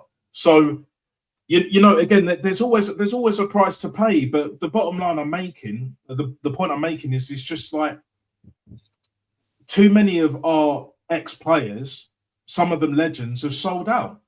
Whereas the Patrick Vieiras, the Dennis Bergkamps, TTs, but especially Manu Petit. Manu Petit has stayed on job from day dot. He will always have my respect. Always. And even last season when they were trying to goad him and all that, but you're challenging and all that. You challenge for what? I want to win. He even said it on live TV, USA Today and all of that. Like, not USA Today, Channel USA, whatever it's called, TNT, CBS, whatever, yeah? He said that towards the end of last season. Like, that guy has standards. Lauren, landing it, bruv. Do you know what I'm saying? Like, Tony Adams, of course. Yeah. That's it. I think even Giroud recently criticised Arsenal about something. I heard something going around and Egal, you want to know something? Shimona. He was criticising Giroud about that. Yeah. No, I'm just saying he was. I think he recently did a video about Giroud, and he was just really pissed off about it, and just because he criticised Arsenal, you know, like about them when they have to win trophies now. It's about time or something like that. So. yeah, exactly. Like the thing is with ex-players, even though he's a little bit of a snake technically, Giroud, but he's right about he does care about Arsenal, and he's right about Arsenal. He's right about Arsenal. But the thing is with Giroud is like, is he that much different from Cesc Fabregas, from Manu Petit before that, even Ashley Cole? I saw Ashley Cole in the overlap, very professional, very respectable. He didn't cuss out Arsenal, even if he wasn't there. I think he would have said the same shit. Oh yeah, he comes across as just that down to earth, old school, no nonsense guy. You know, not as he's portrayed in the media. Do you know what I'm saying? And I can see it. I can see the genuinity. You know, Ashley Cole. He said I think he said something about. I can't remember what he's which article he said. He said he despite what had happened in his career, he said he always loved Arsenal, and because obviously he wouldn't have had the career he had. Came through the ranks as well. Yeah, he's one of our own. He's one of our own. Napster to this day. Like, what? Correct me if I'm wrong, guys. Manny, you go back further when it comes to Arsenal and all of that, but can you think of anyone better than Ashley Cole that has come through our academy? Because I definitely can't. There might be one or two throughout history or our Arsenal history, but I'm struggling. Do you know what I'm saying? Like, because Tony Adams, sport players. Oh yeah. I'm struggling. Yeah. My bad. Generational stinker and hooked for me, bro. Bar that, we're going to slide away from that. Do you know what I'm saying? But yeah, bar the obvious, right? Yeah, I clearly misfired on that. A bit like our strikers or lack of strikers this season, completely misfiring and all that. Yeah, but basically, Ashley Cole, Tony Adams. There's not that many. That's the point. There's not that many that come from our David O'Leary. Don't forget. Yeah. I knew there was another one from even before Tony Adams' time, and of course Ashley. Yeah. David O'Leary, and he is he still our ambassador? Because he was for the longest. Yeah. I wonder what he's thinking about all of this shambles, bruv. And he hasn't said a fucking word, bruv. Do you know what I'm saying? He's probably been paid. He's probably been paid to be silent. It wouldn't surprise me. Yeah, exactly. Because I mean, if that sort of segues back to what you were talking about, how some of these guys have to, keep the PR machine rolling and keep everything sweet because they've got debts to pay. You talk about Ray Parlour, but what you said about Martin Keown, I don't think you got to expand on him. I mean, I loved him as a player. He was the typical, hard man, but now he's turned into an absolute, I don't know, for want of a better word, a bit of a, Jesus Christ, a sissy. I don't want to use an even worse sounding word than that, but I mean, what from soft you. You know what I'm saying? But yeah, go on, man. Yeah, but I'm just saying, like, it is the case that a large number of these people have to sort of keep everything sweet, and there's a reason why. You take a look at most of these people who are critical of of what's going on right now. Tony Adams is Mr. Arsenal. Although he didn't play as many games as O'Leary did, he started and ended his career with us, ended it as a double winner, and so nobody will ever dare to criticize him. And if anyone ever dares to take a cheap shot at him, calling him a drunk, wind your fucking necks in. And I'm sorry about the language. He has been sober for more than 10, 15, 20 years. I had the honor of speaking to him on a WhatsApp call once, never got to meet him in person. And when he says something about Arsenal, you have to take it seriously, and his opinion should be indeed respected. And of course, you've got Vieira and Petit, legends, a big part of our double-winning team in 1998. I think Petit went to Barca at the turn of the millennium along with Overmars, but Vieira still stuck around. But because they're all foreign-based, they are allowed to pretty much, say what they want to say. And nobody will disrespect them. In fact, if you try and tell Patrick Vieira to his face that you are wrong and your opinion doesn't mean anything, oh boy, say a prayer for yourself, boy. That's all I'm going to tell you. Anyone who dares to cross him. But I mean, it's everyone seems to be, just invested in it. They're all in on it. They're all getting their cuts. And you talk about the deals on the side, and that's really more what angers me. And there are a lot of people as well, some people I call friends, who are very strongly behind all of this. And, whenever I speak to them, I consider them to be really good friends of mine. It's just that we disagree vehemently on what's going on. I think the only thing that can actually unite us together and say, at least we can say we both wanted what was best for the club is us winning something. But as we saw with Tottenham, mind you, even after winning the Europa League and making us a laughing stock for a few glorious days in their history, they completely defecated the bed and sacked the manager who made it possible. And that manager is also in every way a serial winner. Even if you might not enjoy his tactics in the Premiership and you think he's, a little bit of a loose cannon, a bit naive, he delivered and he did what he said he'd do. But Arteta hasn't done that. He promised Willian Borges he'd win the Champions League in 3 seasons. That didn't happen. And so we can't even trust Arteta in what he says. As you said, Nasta, he conned his way into the job, and he still hasn't quite delivered. He's done just enough to make people think, oh, it's still going great and everything's rosy in the garden. No, somebody has to, just stand up and say, enough's enough. The emperor has no clothes and we need to demand better. It's absolutely ridiculous. That's all I'm going to say. And those people who have been involved in it, those people who have enabled it, history will remember them, and not in a very good light. Whether we're talking about what's happening at Arsenal now or anywhere else in the world, in any other walk of life, in the long run, those who stood for what was right will always be vindicated. Yeah, no, that's Well said, true. Manny.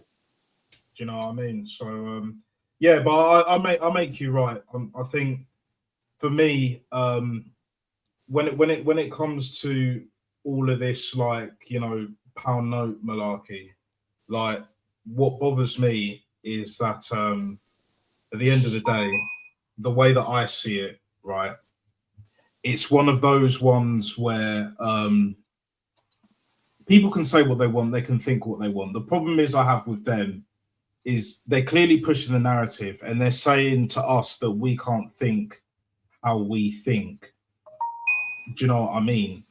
We can't express our own views. We can't go against the grain, go against the narrative. And it kind of, in a way, mirrors real life. But to be honest, I've not really been brought up that way. And I definitely don't think that way. And I haven't thought that way for the longest. When I see shit, I see shit. In other words, if things aren't going great at all, they're not going great. There is no process for me other than winning and playing the way that we should be playing. For me, the DNA of Arsenal Football Club is very important, but fans are very quick to forget about the DNA for the love of the manager. Now, the problem that I have, and I've always had for the longest, is the board. And to an extension, the ownership, who are currently full owners and have been since 2018, I believe. They haven't taken anywhere near as much money as the Glazers, for example. So they're nowhere near as bad in that regards, the Cronkies.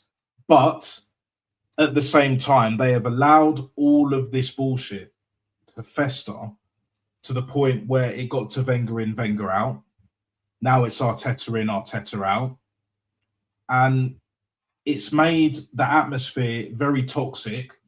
The fans at the Emirates, they're more concerned with going to the Concord at half time than actually speaking to other people at the grounds, you know, that well-needed dialogue in terms of what do you think of the game, how's it going, what do we need to do to improve in the second half.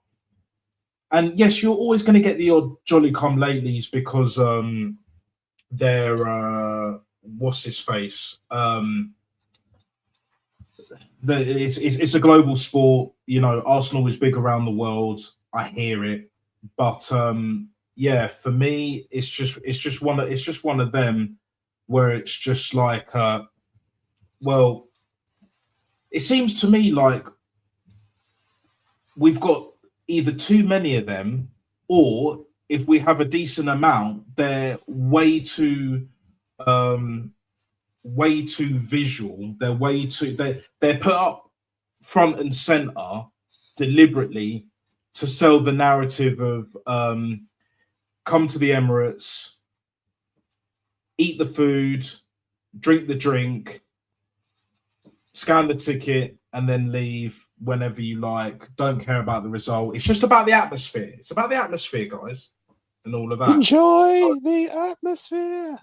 Yeah, like for me, I'm not entertaining. What atmosphere? I'm not entertaining that at all. I think the word you're looking for are prawn sandwich brigade nuts. Yeah. Yeah. Prawn sandwich merchants, 100%. Correct, Manny.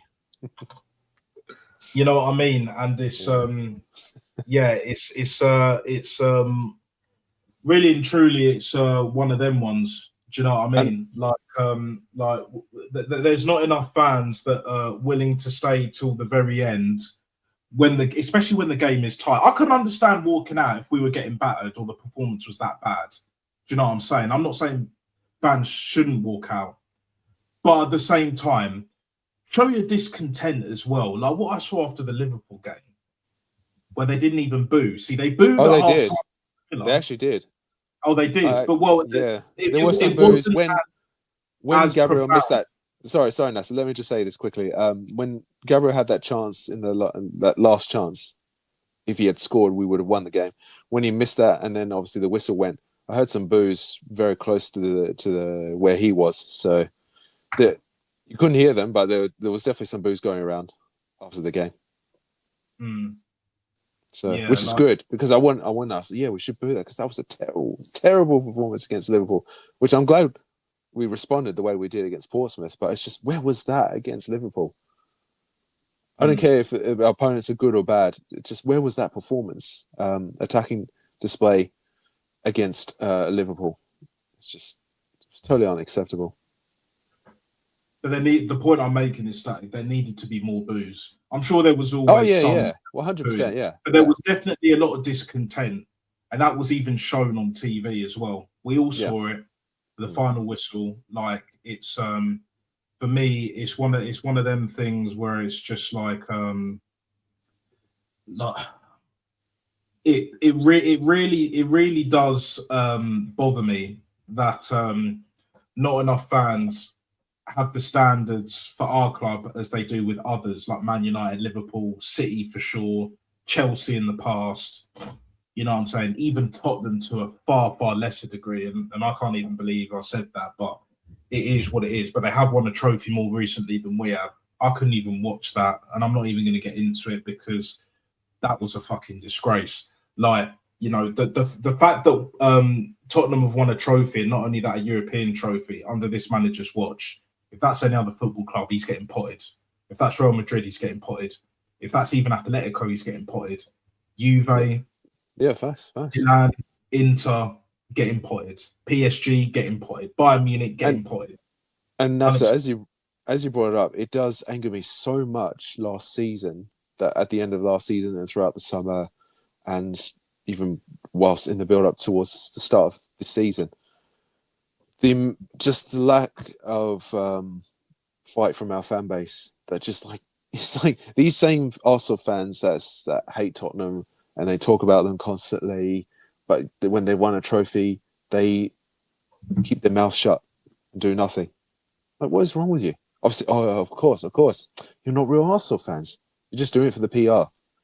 Because you say you hate Tottenham, but when they won a trophy, you managed to remain silent. Why? You let our arch rivals win a trophy. Static, I agree with you there, but you know what's even worse?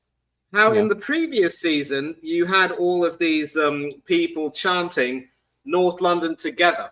You had several Arsenal fans who basically said, and I say fans with the inverted commas, who were saying that they would love to see Spurs beat Manchester City at the Tottenham Stadium, so that it would give them a chance to win.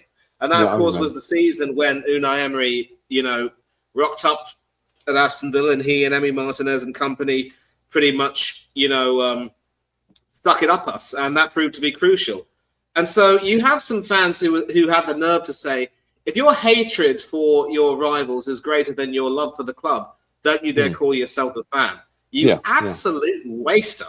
Study the history of the game and understand why Arsenal and Spurs are big rivals. At least have the decency to respect and understand that, and then you can talk. It's fine to, say that maybe Arsenal should try to win the league, but there are reasons why you cannot ever want to countenance Spurs doing well in any way, shape, or form. And like Natster, unlike him, of course, I watched that final, but like him, I was seething. I watched the final. I just didn't watch them lift the trophy. As soon as the game was finished, I turned it off, bruv. I was that disgusted. But how many other Arsenal fans did that? Because I couldn't do it, man. And if Spurs lifting a trophy is not enough to galvanise this whole fan base and be like, that's what I'm saying. Yeah. We've allowed Tottenham to do that, as poor as they were in the league, and they're still bad. Now, like they're still crap. This fan base is never going to get together. But again, they've created this divide and conquer by design, and it's been here since the Wenger days. It's the whole Emirates era of we're competing with the best in the world, just not on the pitch. We're only competing with them financially, which means nada to us. And Josh Kroenke is trying to realise that, look, Arteta's coming towards the end. You can't PR your way out of this, because once Arteta goes, and he knows this as well, the attention is fully on Josh Kroenke, which is part of the reason why I brought Berta in. Because if the attention goes to Josh Kroenke, it's bad news.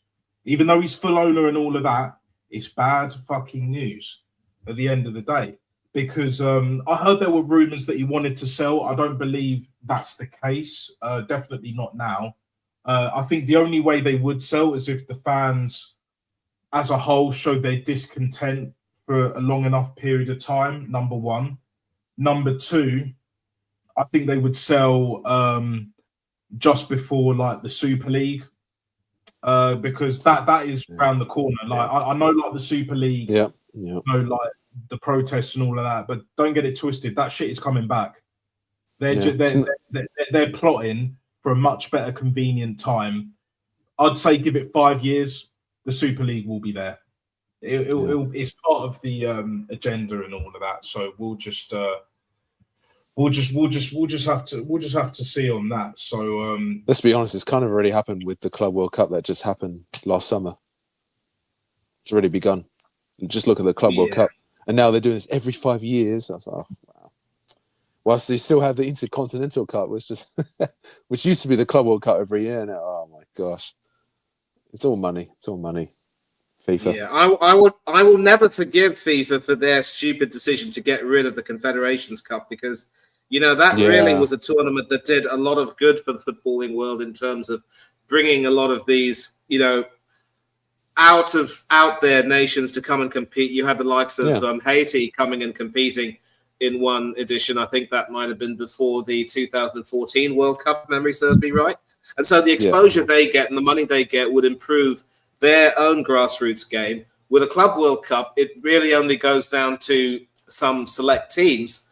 And even then, if those teams end up, getting eliminated early, then there's no benefit to it at all.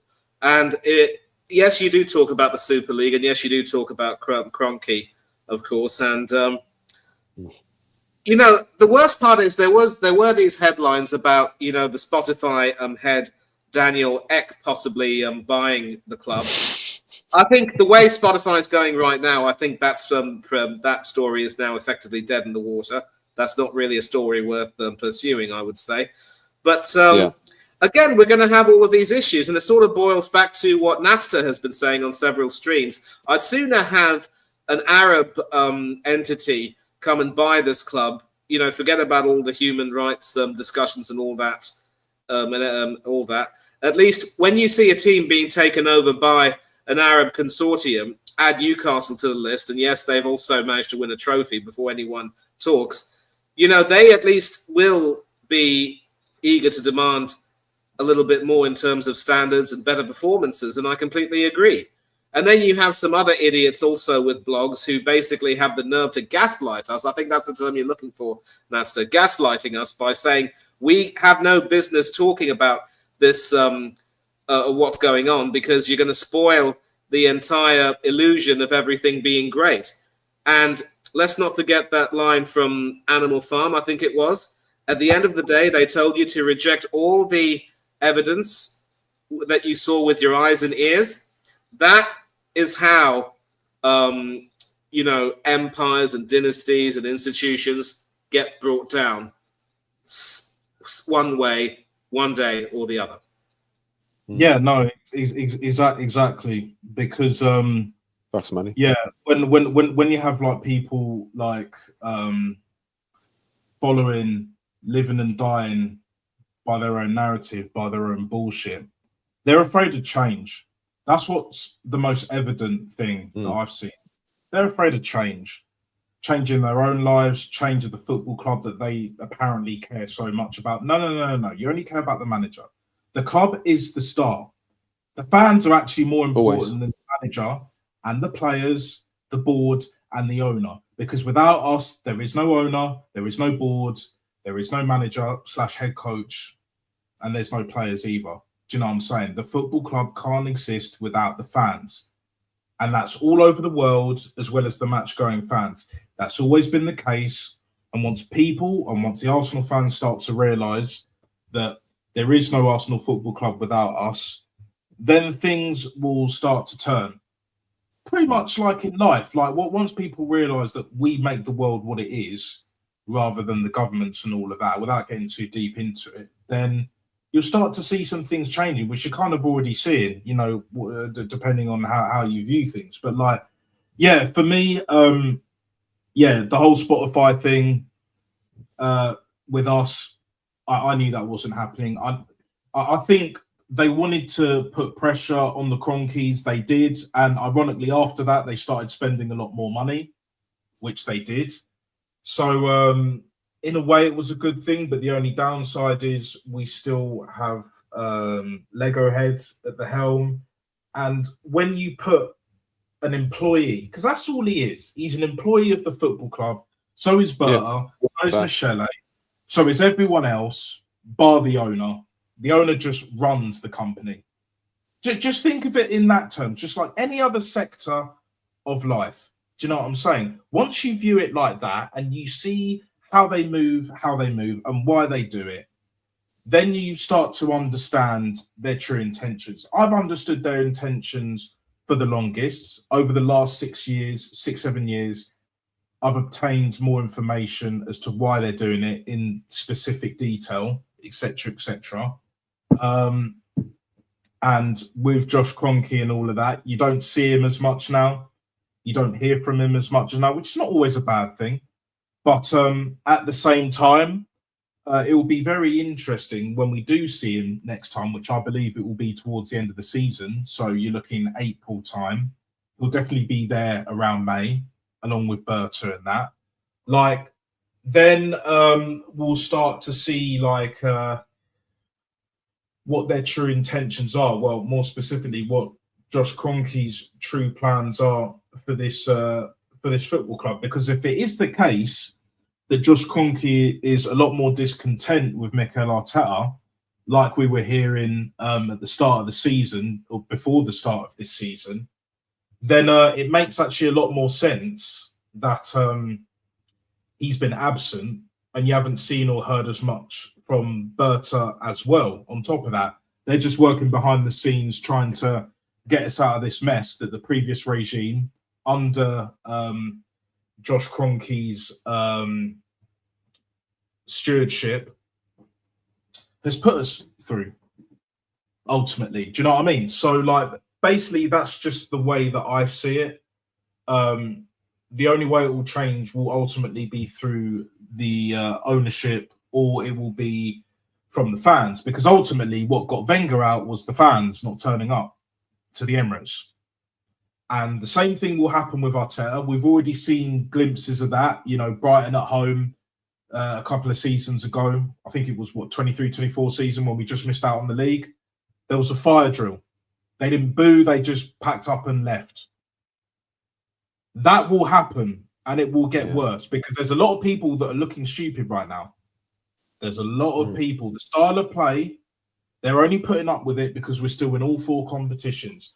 The quad is on, as certain members of this fan base will say. But once that goes, once we get knocked out of the FA Cup, if that's the case, we get beat by Chelsea, we get knocked out by Chelsea, the tide will start to turn rapido, 100%. Yeah. And it's plain and simple as that, ultimately. Yeah, man. By the way, for what I said before, Nasser, it's just the fact that I'm still hurting from when Tottenham won their trophy, because it's just, and the fact that at my workplace I work with Tottenham fans, so it just made things a million times worse. That's why I've just, since the start of the season, I haven't stopped putting my foot on Arteta's neck, because it's just, because I'm demanding that we win a trophy. I don't care what the trophy is. I demand that we win a trophy this season after the hell I went through last summer. So it's no excuses, not anymore. He's run out of lifelines, boys. Yeah, it is what it is. And did any of you guys manage to see? And let me ask you this, like, because I saw the El Clasico after, and to be honest, even though the first part of it Another trophy for Flick and Barcelona. Yeah, I was gonna bring this up either way, because it was a better game. You know, I saw a little bit of it, and a bit of the end of the first half, but it just goes to show that La Liga is still clear. Lamine Yamal, Lamine the Dream, is the best player on the planet. Rafinha's better than Saka and all these other wingers that we've got in the Prem. Like, it's not even close, to be honest. It's funny that we tried to sign him, you know, Rafinha. Yeah, when he was at Leeds and all of that. Yeah, But for me, it wasn't quite as basketball, but once the game got going, it was more so from Barca's side of it. It was a joy to watch. But like Real Madrid, they just didn't attack with as much vim in the second half. They were better in the first half. Barca weren't as great. But then once Barca got going, you know, yes, they're not great defensively, but going forward, they got Lewandowski, and that finish, bruv. That finish. For me, like, you know, someone like put it in the chat, like Kane or Lewandowski. I will personally answer this. For me, I would just edge it with Lewandowski. The only reason why is because the way he plays is more to my liking. But Harry Kane, as much as I hate to say it, is a beautiful footballer to watch. Like, on the ball, he can spray them passes for days. What he's done at Bayern Munich is brilliant. Doing pretty well this season. I mean, he didn't play as well against us, but the previous season, like the 22-24 season, he made the difference, you know, which eventually knocked us out. If you remember that, guys, I'm sure you do. And But yeah, Yeah, Lewandowski, no, and that finish, 23-24 season. Yeah. that finish as well from Lewandowski tonight, that was world class, bro. That was world class. And even though he's not the same player, like, and if you look at the accolades as well, Harry Kane, yeah, he's won the Bundesliga and all of that. He's finally got his trophy over the line. Should have left Tottenham years ago. We've all been saying that. We should have got him back at the carpet. Come on, let's be real, people. If we had him back at the carpet, we wouldn't have needed a Gyökeres. Do you know what I'm saying? Or if we still decided to go for Gyökeres, we could have binned off Havertz or not signed him in the first place. Got rid of Jesus. Not even bothered with Marino. Do you know what I'm saying? You know, hindsight's 2020 and a wonderful thing and all of that. Talking of 2020, you know, that was the last time Lewandowski and the only time that he's won the Champions League. But the truth of the matter is, I don't know about you guys, but for me, Barca look like the favourites, even though they're not great defensively. But I think they've got enough quality going forward. And they're the type of team, and the way that they play, the La Masia style, you know, Johan Cruyff settings and all of that, where it's just like, we will always concede like 1, maybe 2, but we'll score like 4, 5 or 6, especially when we're on it. Do you know what I'm saying? We'll score a couple of goals more than you.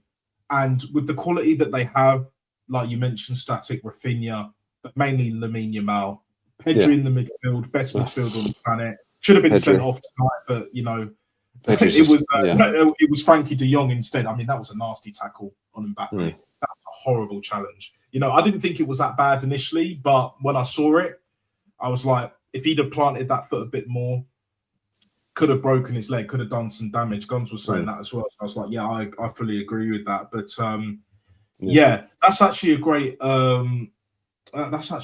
great question to put out there for you guys. Like, also in the chat, get involved, as I know you really really like to do, and all of that shit. Like, who you might say it's a little bit early to be asking this question, but who do you think, now that you know my answer, who do you think is most likely to win the Champions League this season from what we've seen already? And yes, could be a few signings still in January, but I'm still sticking with Barcelona for me. Static, you can answer this one first. I'm going to take a look at the table and see if I can formulate an answer here. Yeah, he's using the cheat code, Natster. GTA San Andreas, Vice City, and GTA 3, bro. If you know, go for it, Manny. You use the cheat code. That's fine. no, but here's the thing. The reason why, Manny, I'm kidding. I'm kidding. I understand. Listen, look, Static. You can make whatever jokes you want. I'm a big boy. I can take anything. I know. Because I know it's all love. I completely understand. And the reason why I'm trying to look at the cheat code, so to speak, is because obviously, if you take a look at the table right now, Arsenal are top, and I think we can't look beyond Bayern Munich, because you take a look at how they're doing. They've scored 18 goals and have a goal difference of 11. We've only conceded 1, but we all know that unless we, get our act together in the knockout stages, we're not going to do very well. And of course, you only need to take a look at last season and Liverpool, how they topped the table, and everyone thought they were going to go far.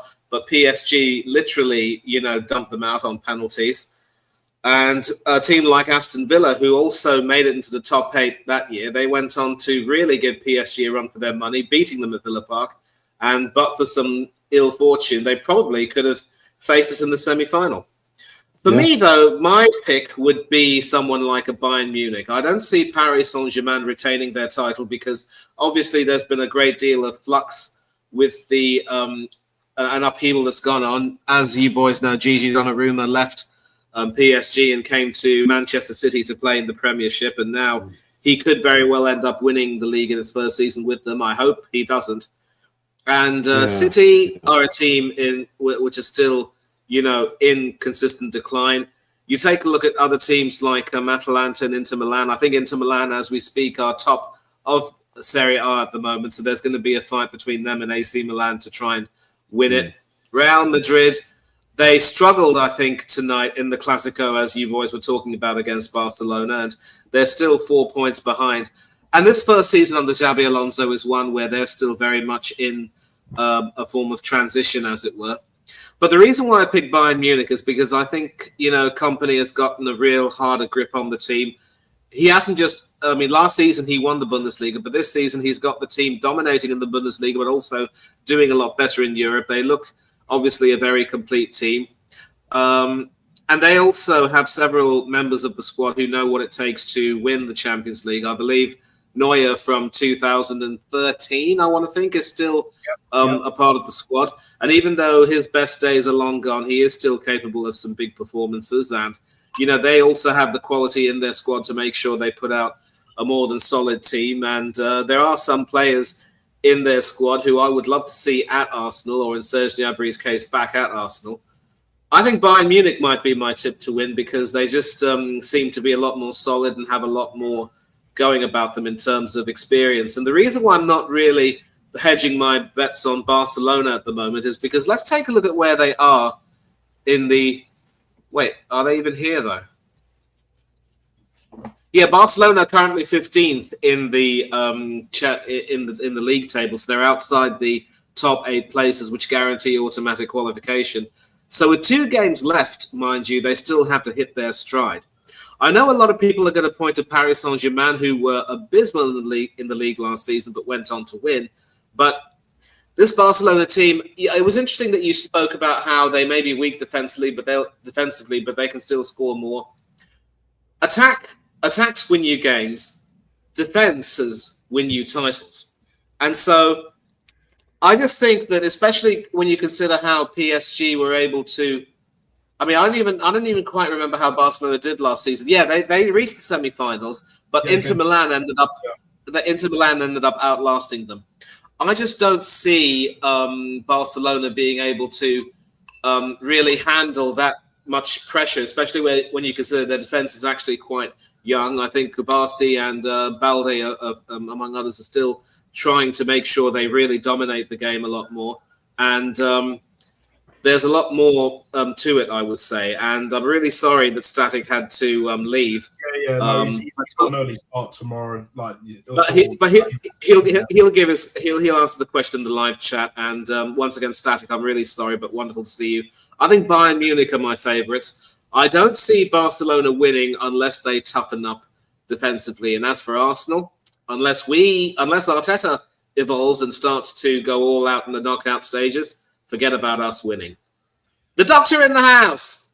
Good to see you. Yeah, the doctor. Yeah, big up Dr. Seymour Butts. You know, I sent the invite. I don't know if Gianni will make it later. I don't think Aaron will make it. There was Rashid. It was an outside chance. And then Carl as well. I doubt he will either, which is fair enough. Do you know what I'm saying? It's been great having, 3 guests on the show. Do you know what I'm saying? Not all at one time, but it is what it is. You know, in the future, there'll be more guests that I can put on all at the same time. But yeah, Dr. Seymour Butts, an absolute pleasure to be on this channel. Never a chore, as I say. Do you know what I'm saying? Yeah, big up Static. We'll speak soon, my guy. And I said earlier, Doc, is that the reason why, and I to be honest, I disagree a bit, Manny, that with the whole goals win you games, but defense wins you titles. But at the same time, it's like not always the best defenses win you the titles. It was the case back in the day. You know, Chelsea's a great example of that. But when we won the league, we had a good defensive record, but it wasn't as good as Chelsea's the next season and all of that. And in the Champions League as well, specifically, like, you know, you're not really as concerned with clean sheets. Obviously, they're nice, you know, if you can have them, great. But ultimately, with no away goals as well, and that's been the case for over 5 years now. Like, it's much more about, you know, scoring as many goals as you possibly can to just get over the line. 1 goal is enough either way. Do you know what I mean? So, and as long as Barca qualify, even if they have to play the playoff, like what PSG did last season. The thing is with Bayern Munich, they have a great squad, you know, but for me, I look at the manager or I look at the head coach either way. Vincent Kompany, rather, I'm not convinced as an elite level manager. He's good enough to win the Bundesliga, but so was Xavi Alonso. And look what he's doing right now. He's struggling. Guns wants him out. Do you know what I'm saying? He's wanted him out for time, innit? And you can't blame the guy, innit? And all the other Madristas, end the stream, Dave. He don't want Xabi Alonso as far as I'm aware. But when it comes to Bayern Munich, it's like they've got a great squad. Yes, they do have experience and all of that, but I think the manager company will just let them down. Whereas with Hansi Flick, I think he will have learned, and even the players, the Barca players would have learned from last season. Do you know what I'm saying? They got so close, and they, other than the defense, they have all of the ingredients. And the fact that they got over the line tonight, they'll get over the line in terms of they might not get top 8, but they'll get through to the next phase of the Champions League. Do you know what I mean? And then they'll start to plan out. Hansi Flick is a great coach. He's a great manager. Do you know what I'm saying? Like, he's got that elite level winning mentality. He won the Champions League with Bayern, so he's got experience with that. And I believe with the way Barca play, the fact that they've got Lewandowski, they've got Pedri in that midfield, they've got Lamine Yamal, the best winger, the best player on the planet, period, for me. And Rafinha, even though Frankie de Jong got sent off, like he's still a very good player. Koundé is their only weakness. I think if they, and I put it in Guns chat, he didn't see it, but it is what it is. Like, if Barca address that right back position and they get someone that can do the job defensively, but is also good enough on the ball in terms of how Barca play, I think that will definitely be enough and will get them over the line for sure in this campaign. Doc, what are your thoughts? Do you have a favourite in mind for the Champions League already, or do you feel like it's too soon? Well, first and foremost, big up to you and congratulations on 100 subs. As we mentioned earlier, massively undersubbed, and it'll all exponentially increase over time. Surely we surely know that. Big up to you, Mani, as well. Always a pleasure seeing you, my G. Always. And also big up to you, Static. I mean, unfortunately, I was hoping to do the quadruple charge here on Nat's stream, but ultimately, we'll definitely catch up on a later time. So, what I wanted to say with respect to Barcelona, unfortunately, I did not catch the game today, but I heard that Barcelona were absolutely on smoke, and that they have a more direct and pacier version of the old Xavi and Iniesta days, and that should be disconcerting for everyone. So to the point that Barcelona is currently 15th in the table. Their next two matches, they should be must wins, or rather, they are most likely going to be wins in the sense that they are playing Slavia Praha and they're also playing Copenhagen. So they'll win them too. They'll win them too. Definitely Prague for sure.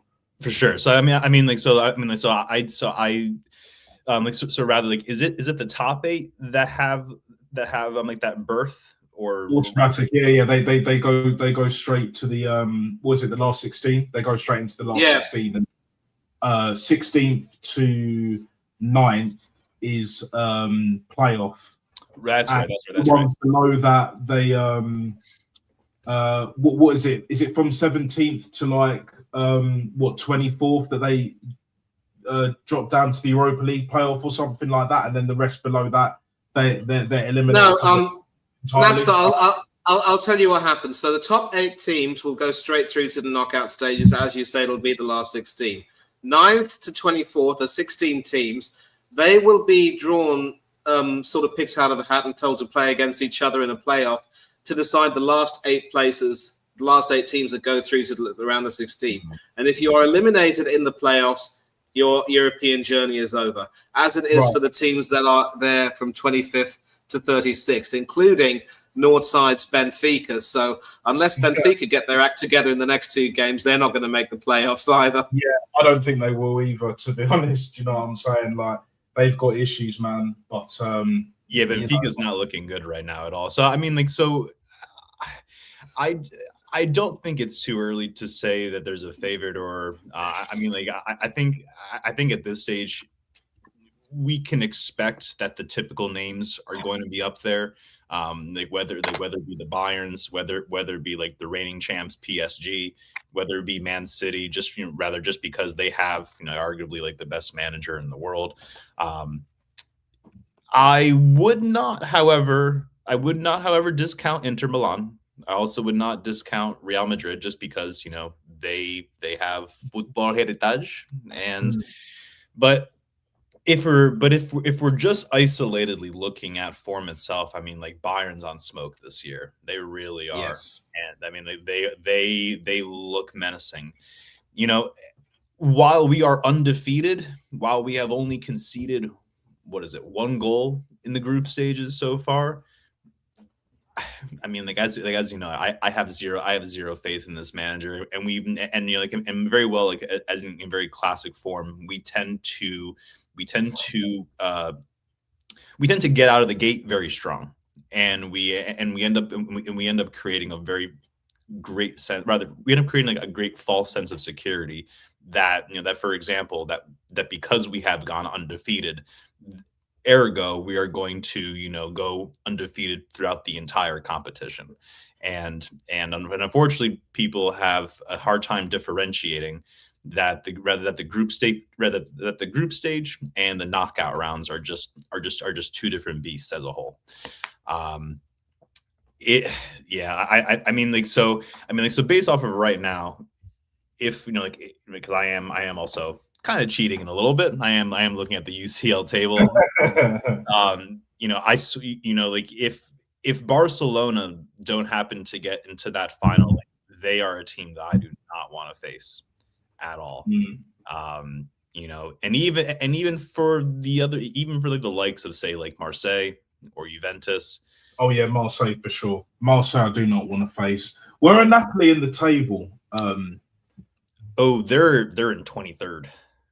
Oh, so they're right on the cusp of and their next two matches in the Champions League looks like Copenhagen and Chelsea. So it's not well. I mean, the Copenhagen one. I mean, like I guess like on paper they should be getting past, but Chelsea may be a little bit interesting. Yeah, are they facing Chelsea home or away? Because if they're facing Chelsea in the Diego Maradona Stadium, I think they definitely get a win there. Not saying it's guaranteed because in life there's no such thing, but at the same time, they're red hot on form right now. Yes, they're not top of Serie A, but they've been doing well. Did they? What was the score in the Inter Napoli game? Because I saw a couple of the goals. They drew 2-2. Okay, so they drew 2-2. Fair, yeah, because they won the Scudettes like I think it was last season or the season before. And I just think with Conte in the Champions League now, and he hasn't had a great record in Europe, this is the time for him to get to that next level that even Jose has got to. Do you know what I'm saying? And then you've got the Hansi Flicks, you've got the Luis Enrique's, Pep's already been there. Do you know what I'm saying? And but this is why I don't believe that as well as Bayern Munich have done, we're looking like we're on the trajectory of like Liverpool. Top of the Champions League table, but faltered. Do you know what I mean? And I can definitely see us going out either in the last 16, depending on who we get, or the quarterfinals, maybe even the semi-finals again. But with Bayern Munich, as well as they've done, and I do rate that Carl, that youngster Carl, he's proper player. Sick. Yeah, proper player, and for me, it's not the players that's the reason why I'm saying they won't win it. I think they'll get far this year. I think they'll get to semi-finals because they didn't get to the semis last season because we were in it with PSG and then Inter with Barca. I think they will definitely get to the quarterfinals. Depending on the draw, they should get to the semi-finals unless they face Barca. But even then, I think for me, the only thing that stops them winning it is the manager, is the head coach company. Because for me, he's never been there. He's only just won a league title, and a bit like with Xabi Alonso. Xabi Alonso had the opportunity to win an infamous treble, and he couldn't do it.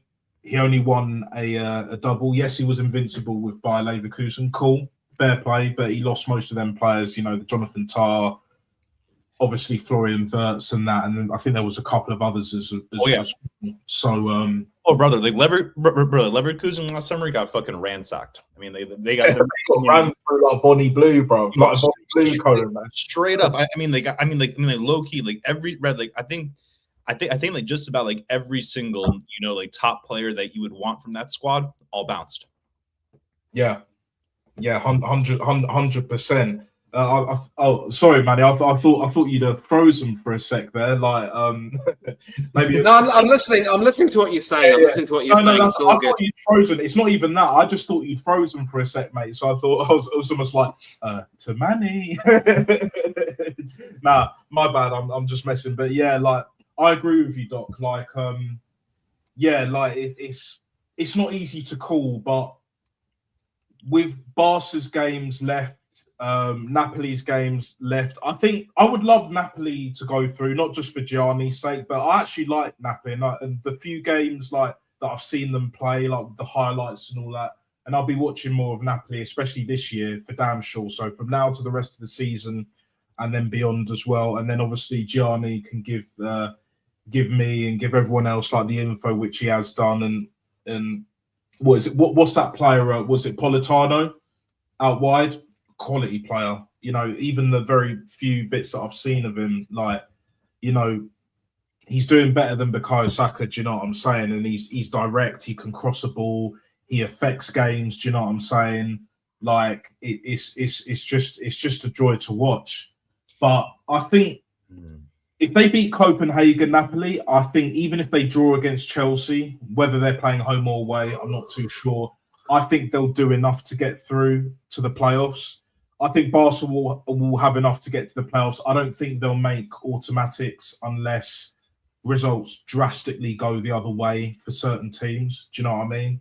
So, yeah, I think it's with Barca. I think winning that Supercopa de España and the way that they did as well, Rafinha, yeah, it was a jammy goal, it was a scrubby goal, but in finals it doesn't matter. As long as that ball crosses that white line, that's all that matters. And they deserve to win as well. That's the thing. They deserve to win. It's not like, for example, Real Madrid in 24 against Dortmund, where Dortmund should have been 3-4-0 up, and they didn't take their chances. And then one ball in, header from Carvajal at Wembley, seals the deal. Do you know what I'm saying? It wasn't that kind of final. But I just think with Barcelona, for me, it's also about keeping Lamine Yamal fit, number one, but also number two. Him and Pedri, they need to be on song when it matters. Because against Inter, they didn't defend well enough. It was probably the best game last season for me to watch. Do you know what I'm saying? Especially in the I don't know if it was the first or second leg at the San Siro, but that one, it was really and truly a joy to watch. Like it was end to end. Yep. Into it, we know are normally pragmatic, you know, more defensive, but they came to play, they came to win, and it just goes to show, even if you're more of a pragmatic team or more of a pragmatic manager / head coach, whichever, you know, when needs must, like to have the gonad, like to go forward, to be direct, to have the initiative to try and win the game, win the tie. The best managers, the best teams will try and do that. And Inter, they still have a good squad. Probably not as good as last season's but look, they're top of Serie A. Like, they've got the experience of getting to a final. Would I count them out completely? No. I don't know who their manager is. I know Inzaghi was their manager last season, and then he went to one of the Saudi teams. But for me, like, yeah, I just think with Barca, they just have, especially after that win tonight, I think it will kick them on. Do you know what I'm saying? As long as they can keep Pedri fit from now until the rest of the season for the most part, and Lamine Yamal, as long as they don't have to rely on Marcus Rashford, you know, Rafinha doing bits as well, and as long as they can basically stop Koundé getting cooked, which is sort of getting to be a difficult task, then yeah, we'll just have to see. Talking of which, the man of the moment, man like Gianni, Wagwan, my fucking G. Do you know what I'm saying? Sorry, I had to take a nap after that fucking Napoli Inter game. I was I pissed. knew you were going to bring that up. I knew you were fuming, brother. I knew you were fuming. I We knew got it. robbed. Did you guys watch the game at all? Robbed. No, Robbed. Bro, they, 2 weeks in a row, the fucking referees fucked us. 2 straight weeks in a row. Unfucking believable. 2026 Calciopoli scandal. Man, I'll tell you this right now. Conte better turn it around or he better get his ass or he's getting fucking fired at the end of this year. Mhm. Oh yeah, 100%. Like we were just talking earlier, Gianni, before you jumped on, right? And big up for coming on as well because like I knew this was going to be a long stream. That's what I initially planned. Not the time, by the way, but it actually suits you guys more. Do you know what I'm saying? And the fact that obviously the Inter Napoli game has finished and the Super Coppa as well. I know you were watching the Napoli Inter game, of course, and the Super Coppa was playing pretty much at the same time ish. Like you know the result anyway. Like Barca won, they got it over the line. I watched that game, and I will go back and watch the Napoli game because I was saying I need to watch more of Napoli, and because you've been given such a wonderful insight as well. And I'm not just saying this because you're here as well, and the fact that you guys have quality players, and we already got Michele from you guys as well. So like I'm having my close eye on Napoli, and we were talking about Champions League favourites. Now Manny answered Bayern Munich. Doc, what was your answer again? Yeah, so so like I think Bayern's is a Bayern, yeah, that was it. But I would definitely concur that that the potential Achilles heel is Vincent Kompany. So I would say Bayern and Barca are definitely favorites. Yeah. So basically, Gianni, like, because we had this conversation of like Arsenal wanting to win the Champions League, but obviously because we haven't been to a final since 06, which will be 20 years ago from May. Like, who would you say is the favourites to win the Champions League? And not only that, double-sided, part two. How do you fancy your chances of Napoli getting to the playoffs, potentially getting into the next phase? Because it's not looking good. Do you know what I'm saying at the moment in time? So for Napoli, in all honesty, I my personal opinion is I honestly think we're not gonna qualify. I think we're gonna lose because we got Chelsea coming up. And Chelsea on a possible new manager bounce with all the injuries we have, I don't think Napoli makes it out. But here's the flip side of that, which is why I say even more. If Conte doesn't win the league this year, he's got to go. Like, I don't give a fuck if he won us the league last year. Like, Napoli is in a very, very complex position right now in Serie A where we should be building ourselves a dynasty with all the financial problems that all the other big clubs in Italy have. And us to spend the amount of money that we've spent with Conte in charge is inexcusable for us to not win again when we're on the run that we're on right now. So I honestly don't think Napoli gets out. My opinion is this. The only way Conte stays is if we finish second, we win the Coppa Italia, so we bring 2 trophies home in 1 year, and we get to at least the round of 16. If we can't get to the round of 16 and we don't win the Coppa Italia, he's got to get the fuck out. As far as everybody else, I say Barca, I say Bayern. I wouldn't, if they don't run into them at all, if say like how the bracket lays out, if Bayern and Barca are on one side, I would also still be wary of Real Madrid when they're healthy. They're banged up right now. I'm still not going to rule out Real Madrid because again, when it comes to the Champions League, it's still more so about the what's it called? The heritage. The heritage of the club brings those big clubs through a lot of tough ties. Honestly, after the game they played today, I would not put Inter as one of the favorites. I don't think Inter has what it takes to go up against one of these other teams because Napoli played like shit today and we should have won that game. And Napoli's nowhere near the full strength team. We played full strength Inter and had majority of possession for a lot of that game. Yeah, we didn't look good the first 30, 35 minutes of the game, but I'm not convinced by Inter. I think if some way in hell, if Kivu got sacked at the end of this year because Napoli won again or Milan won, if they went out and got called back Roberto Mancini, or if they went out and put their hat in and somehow got Luis Enrique to that team, then I would say Inter's a threat to win the Champions League. But at this current state, no. I would probably think that Bayern, Barca, Real are the three teams above Arsenal. City, I don't know about, because the same thing that I say about with City for the league, it's the same thing with this team. The guys that were always the proven guys that could guarantee City a semifinal appearance are no longer there. So I'm not going to – I would say City and Arsenal might be at the same level for Champions League just because both teams are inexperienced. But the way we're playing, we catch Barcelona, we got problems. Barca might run up a 4-0, 5-0 on our ass. Oh, yeah. No, Bayern, 100%. for me, I think Barca's the full-on favorite this year because Bayern, it's all about that kid Pavlovic. If he has a bad game in the midfield, that team is not that good defensively. That's been Bayern's problem for the better part of the last 4 years, is that defensive midfield position. Goretzka hasn't been up to snuff. Kimmich wants to Kimmich wants to play the position, but Kimmich is not good defensively.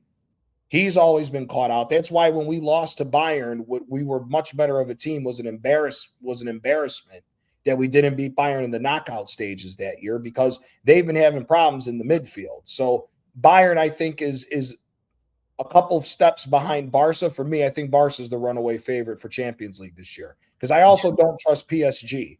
PSG's come back down to earth now and is not on their golden year like they were last year.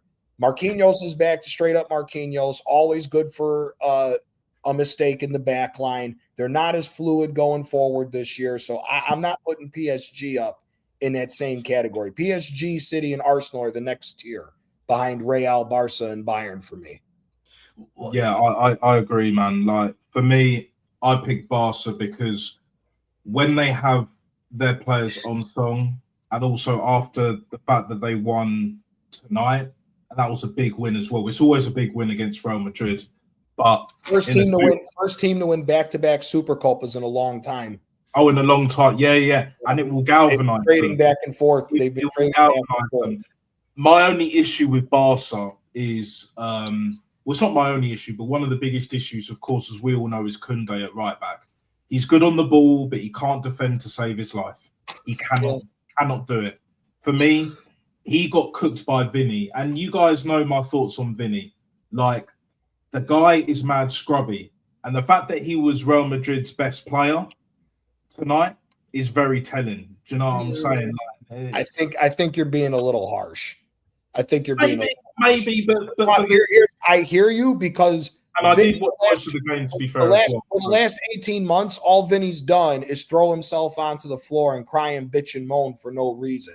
That's the problem with Vinicius Jr. the last 2 years. He let the superstardom get to his head after the second double that they won, after they beat Dortmund in the Champions League to win 2 Champions League in 3 years. Now he wants the Messi and Ronaldo treatment of getting a foul every time he gets touched. That's the frustration with Vinny, because when Vinny's on, he's one of the 5 best players in the world when he actually wants to play. When he's not playing dramatic shit, it's terrible. I also wonder, Gianni, and I'm sorry for cutting in, I also wonder if that whole Ballon d'Or controversy between him and Rodri has gotten to his head, because you'd think that for a young guy like him, absolutely, you think that for a young guy like him to lose out to someone like Rodri, it should really be what spurs him on to, get his act together in that sense of the word. But the fact that Madrid are currently struggling, and that's another reason. I think you were quite right when you said that they are struggling with a few injuries. I think the likes of Carvajal and others are not quite fit, and even Carvajal might actually be on his last legs. He might be on his way out. Several of that Real Madrid squad might, be on their way out. The squad has to regenerate itself. But that's. I think I do like your observations, but one thing which I would like to ask is, it's now split. I mean, obviously, Natster and you have picked Barcelona. The doctor and I have gone for Bayern Munich. We need a tiebreaker. Nats, what did the statics say? What was his opinion? He said Bayern Munich.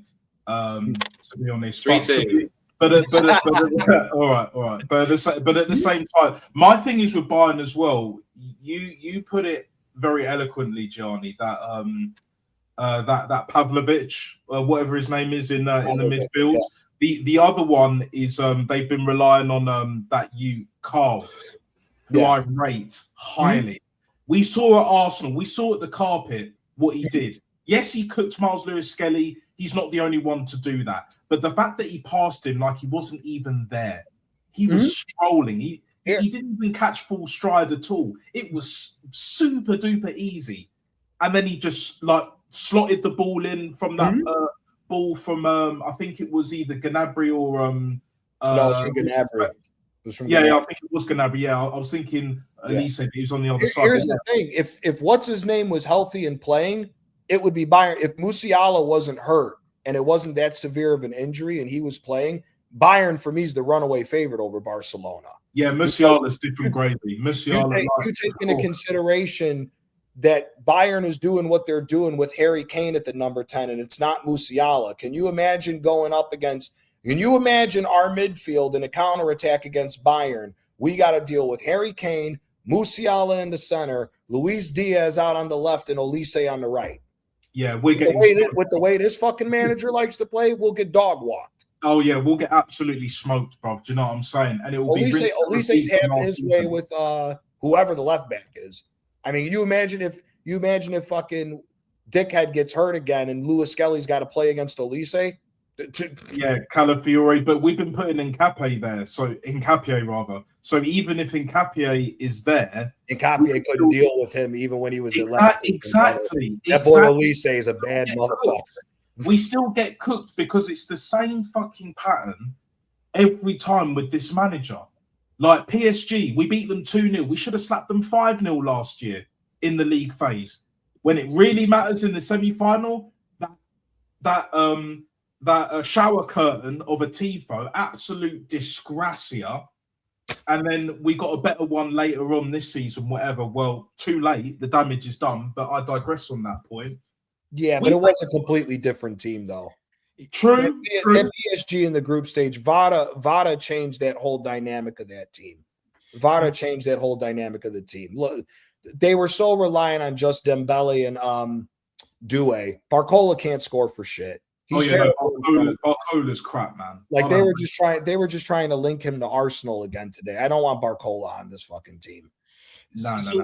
So the only thing that I would say, I mean, like overall, I do agree with PSG, but I think the one thing that is important to consider is that so last year, I mean, like rather like last year in contrast to this year, rather like the league form has been different for them, but I mean, like last year, like when they were in the knockout stages, like people, I think for the most part were kind of disregarding them just because like they have always been like a bit of a like B tier, rather kind of squad, like in that competition, and they had surprised, like a lot of folks. So I mean, so while perhaps that they are not hitting the offensive heights that they are, I honestly wouldn't be surprised if they find their way back into the final this year, like just because like they already have that experience. They also have a quality manager at the helm as well, but I also think that a lot of it is dependent on how the bracket is illustrated. Yeah, like Ousmane Dembele ain't the same player that he was last season. He's not. Like, do you know what I'm saying? Like, he won the Ballon d'Or. Marquinhos is back on fraud watch. He's the most over. Marquinhos and Ruben Diaz are the two most overrated fucking center backs in Europe. Ruben Diaz has never been good. I don't care if people think that's a hot take or not. That dude was never fucking good. They got lucky that John Stones was a phenomenal defensive midfielder when he played that 3-2-4-1 when they won the fucking when they won the treble. That motherfucker Diaz is always out of position because of that offensive style of play. He's not that fucking good. Diaz is not that fucking good of a center back. I don't know, because when he first came to Man City, I thought he done really well personally. Mm-hmm. Like, I think it's like a little bit harsh, at least initially, but I have to admit, over the years, his levels have dropped. He was Marquinhos, I definitely agree with. Once Marquinhos, everybody found him out, when everybody found him out of what his weakness was, everybody attacked that side. I mean, here's the thing. Merrick Laporte was the better center back between. oh no, I agree with that. Yeah, I've always, Merrick Laporte is nothing to write home about either. It's because of that ultra possession that they used to play. Yeah, and let's all Laporte is remember better on the too, ball as well. Diaz played on the same side as Kyle Walker. So Kyle Walker stopped everything that got past Diaz because of the fucking pace. That's what also protected him. That's why you're seeing that this ain't the same City team no more. Kyle Walker's not getting paired up on either fullback side to stop the fastest guy and best creator for the other team. Yeah, because Nunes ain't a right back, number one, and number two, he ain't that good anyway. And whoever else they put at right back at City just ain't of that level. And even Kyle Walker, for me, might seem as a hot take, but Kyle Walker, another one, mad overrated with no pace. That motherfucker will get exposed, bro.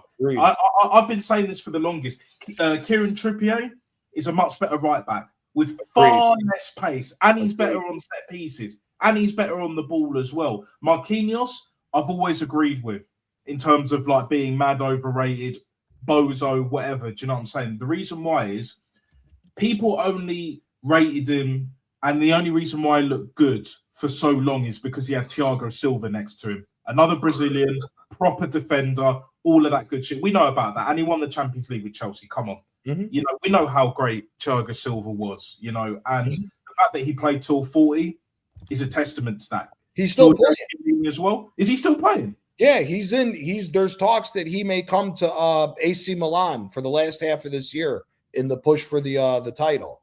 He's still playing in Brazil. Oh right, okay. Well, are Milan in the are they in the Europa League? Are they in Europe? I know they're not in the Champions League. They didn't make Europe last year. Oh, at all? Oh right, okay, yeah. So like Milan are like what? I swear, last time I checked, they finished ninth. They finished ninth last year. This year they're in second place. Okay, they're second. Yeah, so they're on Champions League. Okay, yeah. No, that's fair enough. But yeah, like with Marquinhos, it's just like he's always mistake bound. Do you know what he reminds me of? He reminds me of a more polished Koscielny, innit? I'm not going to say as bad as Mustafi, but Koscielny more so, because Koscielny, he looked good in parts, but when it came up against better opposition, always got exposed. He had a bozo moment in him. Even without Mustafi making the Kostafi partnership. Remember that Kostafi bollocks, yeah? Or Mertesacker next to him. Who was a far better defender. With no pace, not even no pace, negative pace, bro. Like Koscielny always looked out of place against better opposition. Marquinhos is very, very similar in terms of against better opposition, he always gets found out. But against far lesser opposition, he actually looks okay. But he doesn't look great. Do you know what I'm saying? And it's only really the lapses in concentration where he'll concede or he'll be at fault for certain goals. Do you know what I'm saying? But yeah, like Marquinhos, like even though Gabriel was shown bozo moments, he's clearly the better defender. Do you know what I'm saying? Like it doesn't even, it's not even close. Do you know what I mean? Now, and even the last few years, especially more than ever before, and yeah, that kind of ties in nicely to like, what was it? You got the World Cup in the Americas, Canada, the States, and Mexico. Now, Champions League winner prediction is one thing. World Cup winner, Spain. It's looking that way, but I'm gonna throw a curveball here. I'm gonna sound absolutely nuts. Don't say England. England. No. It's not England. No. We're winning shit. Even without Jude Bellingham trying to sabotage us and fuck us over, it's not going to be England for damn sure. Although the only one that I think will have an outside chance, especially if one particular player is there, even though they haven't been playing great, but I just have a sneaky feeling that they're just going to shit house their way to the World Cup, is Portugal. And I don't even want them to win it. But the whole Ronaldo factor, I don't know what it is. It's just like on paper, they should be nowhere near it and all of that. but I just have a sneaky feeling that, you know, they won the Euros, they deserved it in the end and all that. Cristiano, you know, got his moment of glory, whatever.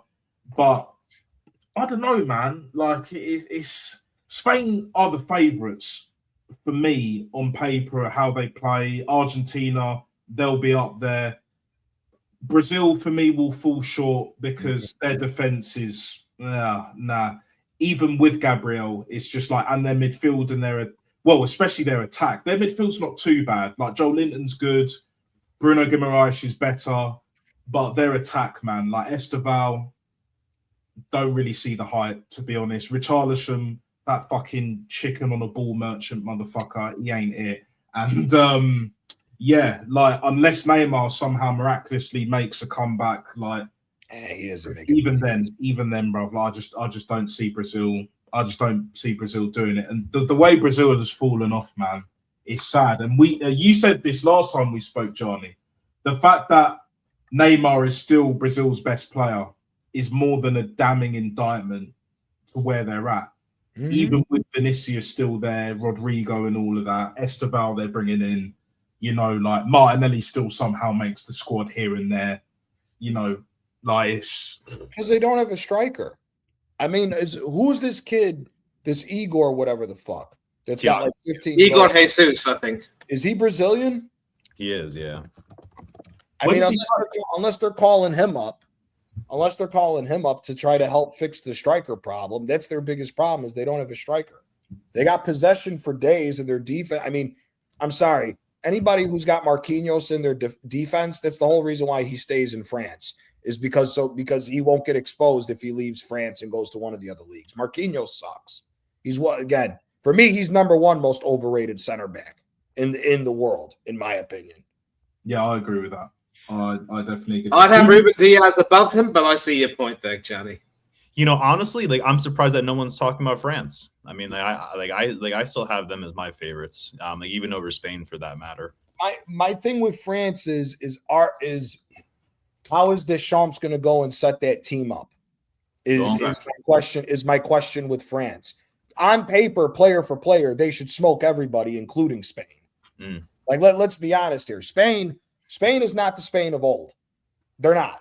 Mikel Oyarzabal, he's a good, solid player, but Mikel Oyarzabal should not be a striker leading the line for a team like Spain, with all the great players that we've all grown up seeing come out of that country, in my opinion.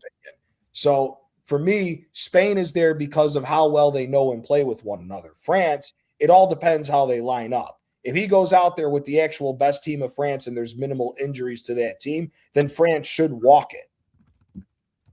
Another big issue that I find with France, I'm really sorry. I'm sorry, Doctor. I think you might want to say something. But I'm not French at all, so I have no personal stake in it. Well, I'm also not French. I'm also not French, mais je parle un petit peu français. Oh, bravo. Très bien, très bien. Merci beaucoup.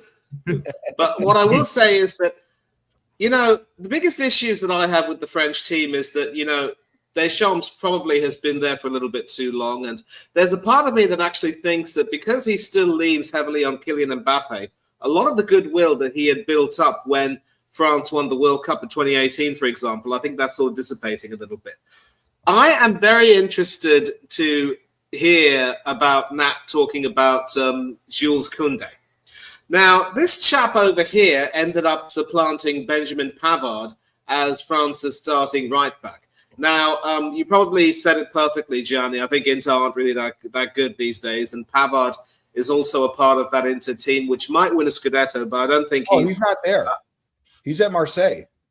Oh, he's there. Oh, yeah. How could I forget? Yeah, he moved to Marseille, I remember. He moved to Marseille, I remember. Yeah, that's why they got a Kanji from Manchester City. Yeah, that's right. My bad. But, you know, Pavard, of course, was the starting right back when France won, and he scored an absolute peach against Argentina. But Koundé has supplanted him. And that pointed out Koundé's weaknesses, namely that he can easily be skinned for pace by some of the best wingers in the world. So why he still ends up getting a place in Deschamps' squad, I will never know. Of course, Malo Gusto from Chelsea has come in and sort of replaced it. But there's a part of me that feels that with Antoine Griezmann having retired and still a lot of controversy, a lot of issues surrounding Kylian Mbappe, the squad harmony and the tightness just doesn't feel quite right. We saw quite a bit of that at Euro 2024. So I think we talked, a lot of the biggest talk about football back in the day was how the Netherlands team back then were beset by internal issues and internal infighting. We could see the same thing in France. And we all know that with Deschamps being on his last legs, he's not going to even manage the team after this World Cup. I don't even think he cares necessarily that much about seeing the France team go too far, because he sealed his legacy as a World Cup winning captain and manager, doing exactly what Franz Beckenbauer did back in the day. So I don't see France going far. But there's also another team which nobody has mentioned, but I think there might be a reason. I think, you know, their greatest ever player is now, there's some doubt as to whether or not he'll even make the squad. And quite a few of the integral glues that held the team together are no longer there. Angel Di Maria and Franco Armani, maybe not that much, but Di Maria definitely. So this team in some ways might perhaps be a sort of still alive carcass from 2022, but are they really able to evolve? And we know they were Copa America champions. They won that. I just don't know if they're necessarily going to repeat it again. And if Messi does come into the squad, I don't think he's going to start every single game. I think Scaloni might end up using him as more of an impact substitute. So Scaloni has to find a sort of a formula as to how he can make the team perform without Messi and prepare for life after him. And as long as they've got Nicolas Otamendi in their defense, you know, I mean, I still have faith in Emi Martinez. I think he'll, you know, Nat and I know Emi all too well. Lisandro Martinez, even Lisandro Martinez, Manny, like what is it? The game today that he played against Brighton. You know, obviously we know Man United lost that game. Danny Welbeck whooping his ass. Hey, we called it. Guns was the first, to be fair, but still, even I was like, Danny Welbeck's better than Mo Salah as a footballer, technically. I don't care. I will live and die on that hill. And even though Salah's doing well in the AFCON, I don't care. Egypt can win the AFCON for all I care. Do you know what I'm saying? Danny Welbeck still a better footballer. Morocco's going to win. And I think Morocco will win. I was actually Morocco's going to be a very nice, smooth transition. I was actually talking about Emi Martinez, and I think, you know, he's still going to be in goal, and this might probably be his last. This might probably be his last World Cup. But maybe Argentina could make the semis. It will be up to them to them how far they go. And this upcoming finalissima between Argentina and Spain will be a big test for them to see if they can continue to hold it off. But if Argentina do beat Spain, do not rule out the possibility of them defending their title. Oh no, absolutely not. But if the politics in fucking Italy would stop and we took our best team and the politics of choosing players didn't get involved, we'd be a threat, because a lot of these other teams, we have a good team. The problem with us is it's always the politics of who gets on because of where you play. And we have look, Italy's best midfield, if you put it forward, is Barella and Tonali as a two-man pivot. That's better than most countries. Yep, that's better than most countries. Our defense, despite if you ask top gooners, is going to be Buongiorno, Gatti, and Bastoni. And you still have DiMarco. And then at the right wing back, you got Cambiaso if you're going to go with the back line of three. If you play with four, if you're going to have two bench center backs, your two bench center backs is either going to be Buongiorno, Mancini, or Gatti. Calafiori doesn't get into this team. He gets in only because of the politics, bro. He doesn't get into our team. He only gets in because of politics. If you took a guy like Zaccagni with you, and you took the Roma captain Pellegrini with you, as well as Locatelli, and then you get fucking Berardi healthy to the team, and you have Retegui, we got a good enough team to fucking cause a lot of problems. The problem is, I'm actually glad you brought this up, Johnny, because I was going to ask you about Italy, but you beautifully segued into that. My thing is with Italy, like, first and foremost, like, can they still qualify? Because for the longest, they've been out of the World Cup. And they should fucking qualify. They should fucking qualify. See, a part of me doesn't want them to, if I'm being honest with you. A part of me doesn't want Italy to qualify. Who's the manager at the moment? Gattuso. Oh, of course. Yeah. Because of politics, brother. It's because of politics. It's because of politics. certain Pasha players. Bertrand did it. Pasha Bertrand.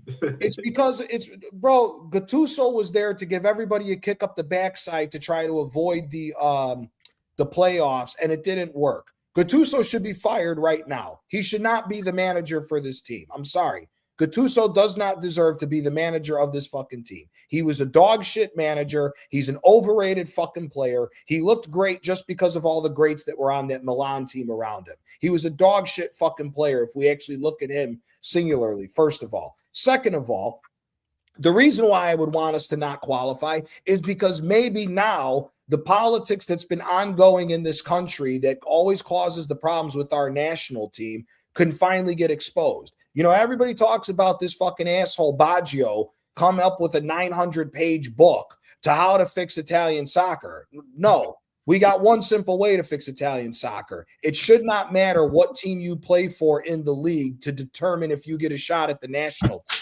That's all it is. If you're born and raised in the south of Italy and you play for Lazio, Napoli, or Roma, if you're better than the players that play for Inter, Milan, or Juventus that are Italian, you should get on the team. Not the fact of, oh, you're going to miss this tournament and you need to force a move away from the Southern team to go play for one of the big teams in the North in order to get on the national team. That's the fucking problem at the end of the day with this team. If we can get past the politics and take our best team, we beat a lot of fucking teams. We can beat a lot of But Gianni, here's the thing. Like, see, I understand where you're coming from, and it sort of segues back to this idea that unless you have something really seismic and cataclysmic happening, change won't happen.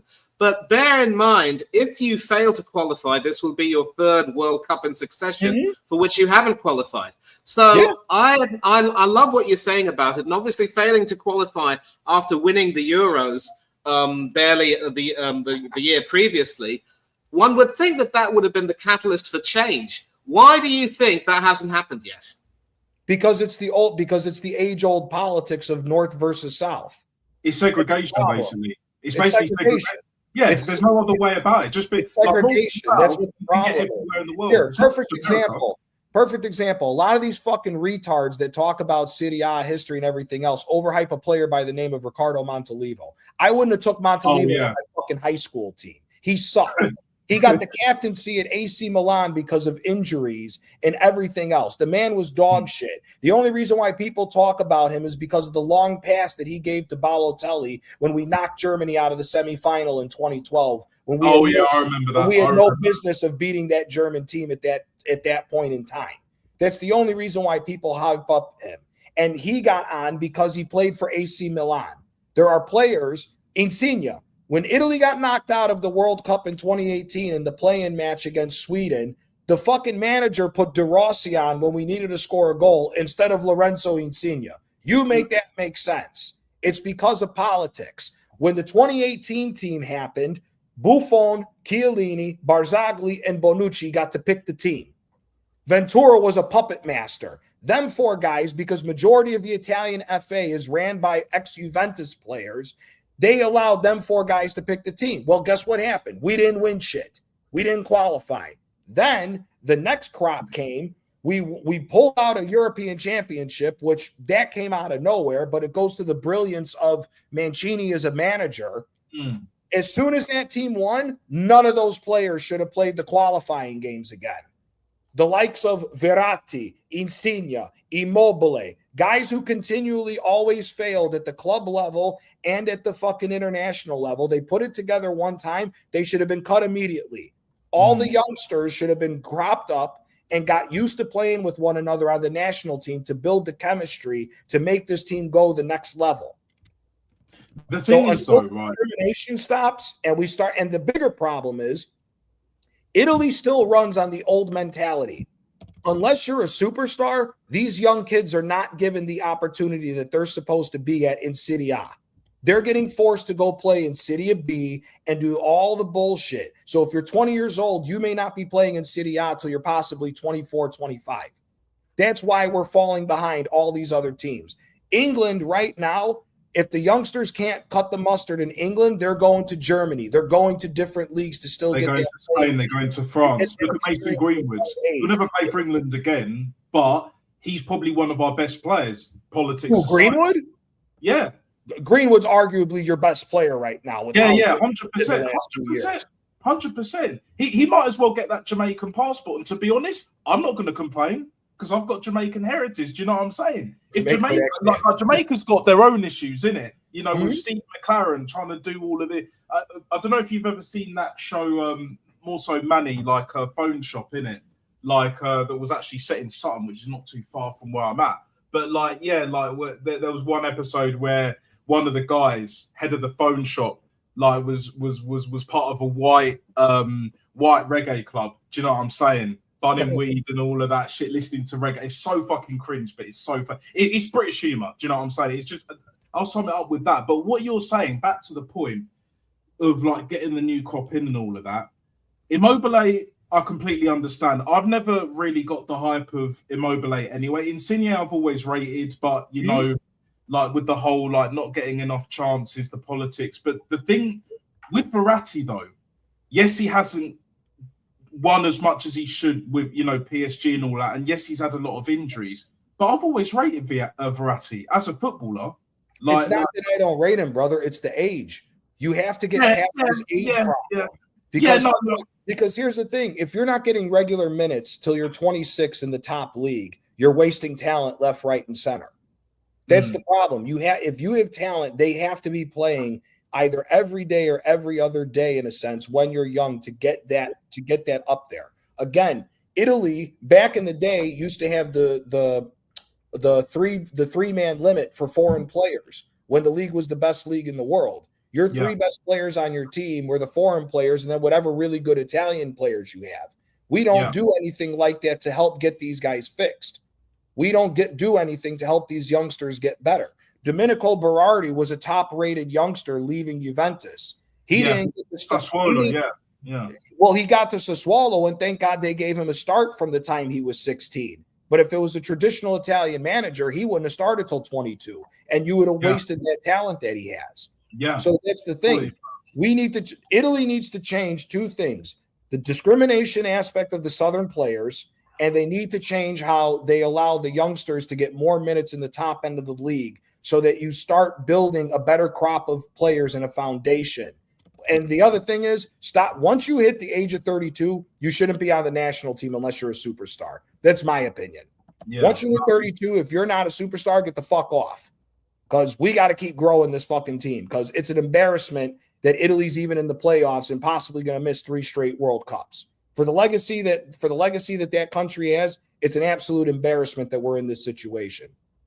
Yeah, I agree with that. The thing is with me, because I haven't seen as much of him as you have, of course, Gianni, but that Politano kid, the very little that I've seen of him. No, not Politano. Sorry, who was the other player? Sorry, I got the name completely wrong. Not Politano. Who was the other guy? Which one? No, because there was a player at Napoli, like a winger, wide player that was balling out. I don't know if he was a wide player or was he Italian? Pardon? Was he Italian? Maybe, I think so. Not recently, right? Recently, it's been Neres. No, it's not him. No. It was it's because you're right, because Politano was the one that was like, he sucks. Yeah, I don't know why. I can't stand him. Fucker. But I thought there was an Italian like attacking player, but again, it just goes to show like Italy are struggling with forwards and wingers and wide players. You know, your midfield's good. The defense is, well, it's not as good as it used to be, but like, and then, you know, you got the goalkeeper with Donnarumma, who's good, but, you know, like, he's not no Gigi Buffon. He's not, you know. Yeah, well, Gigi Buffon's the greatest goalie of all time.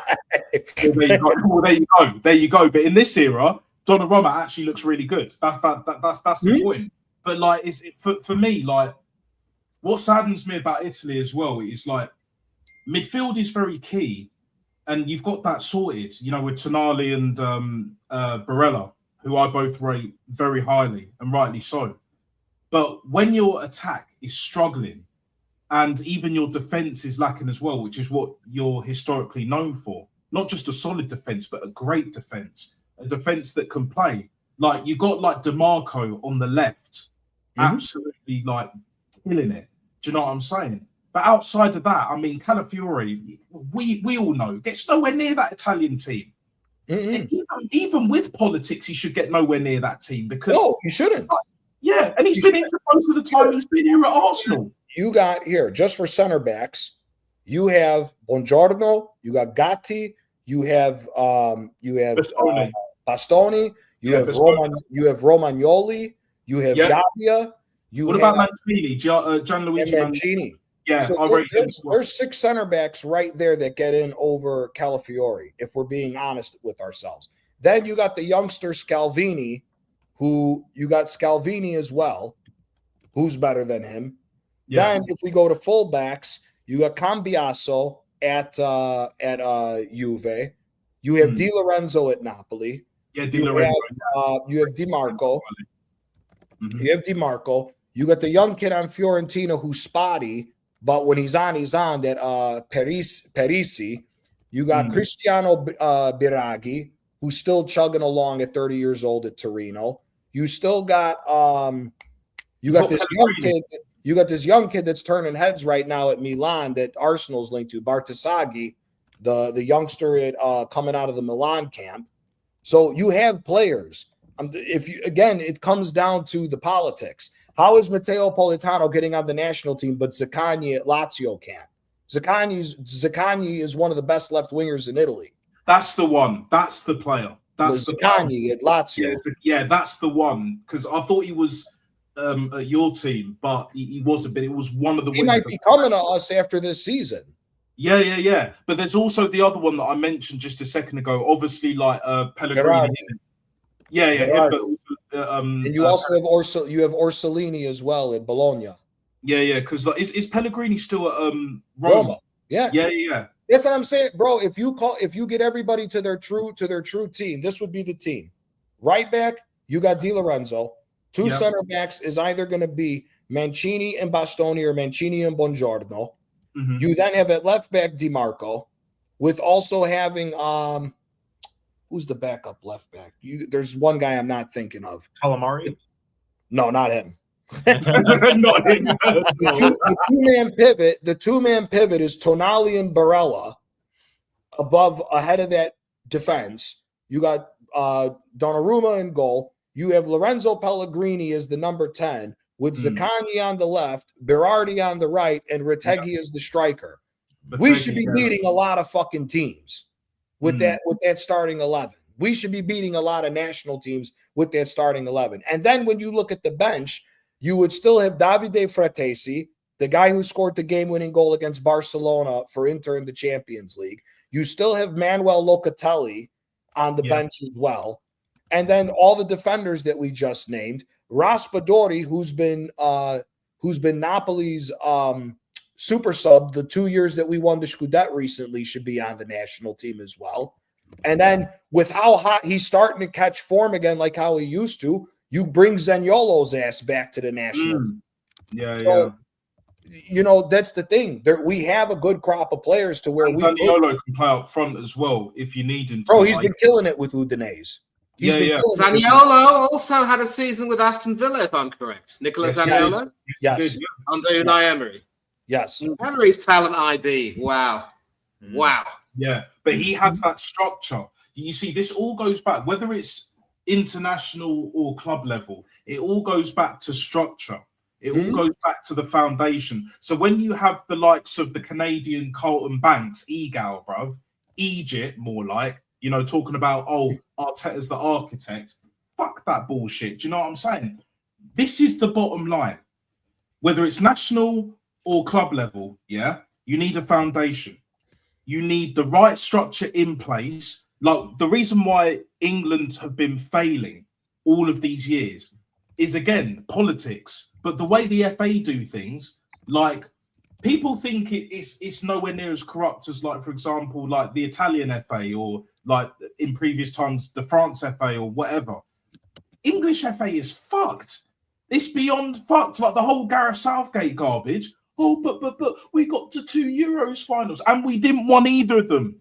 The time that Italy won it, we should have won it. The Spain one, I understand why we didn't win it because here's my question though with that. Is it really that, or is it because of the the ultra part that the media now plays in the Premier League, a lot of your players are overhyped to where they're not as good as everybody thinks they are. I think it's a Because combination. Jude Bellingham is not that good. No, Jude Bellingham is overhyped. I'm No, sorry. no, Your best number no. 10 right now is Morgan Rogers. Oh, Morgan Rogers. If we're going on what England should be doing, if we take the politics out of it, your front line should be Harry Kane as the striker. Your number 10 should have been Eze if we're going off of what he did last year for Crystal Palace. Your left wing should be Morgan Rogers, and your right wing should be Cole Palmer. Because Cole Palmer's Sorry. No, I was also saying, like, honestly, I don't even think Eze even gets into the squad. I don't. not now. No.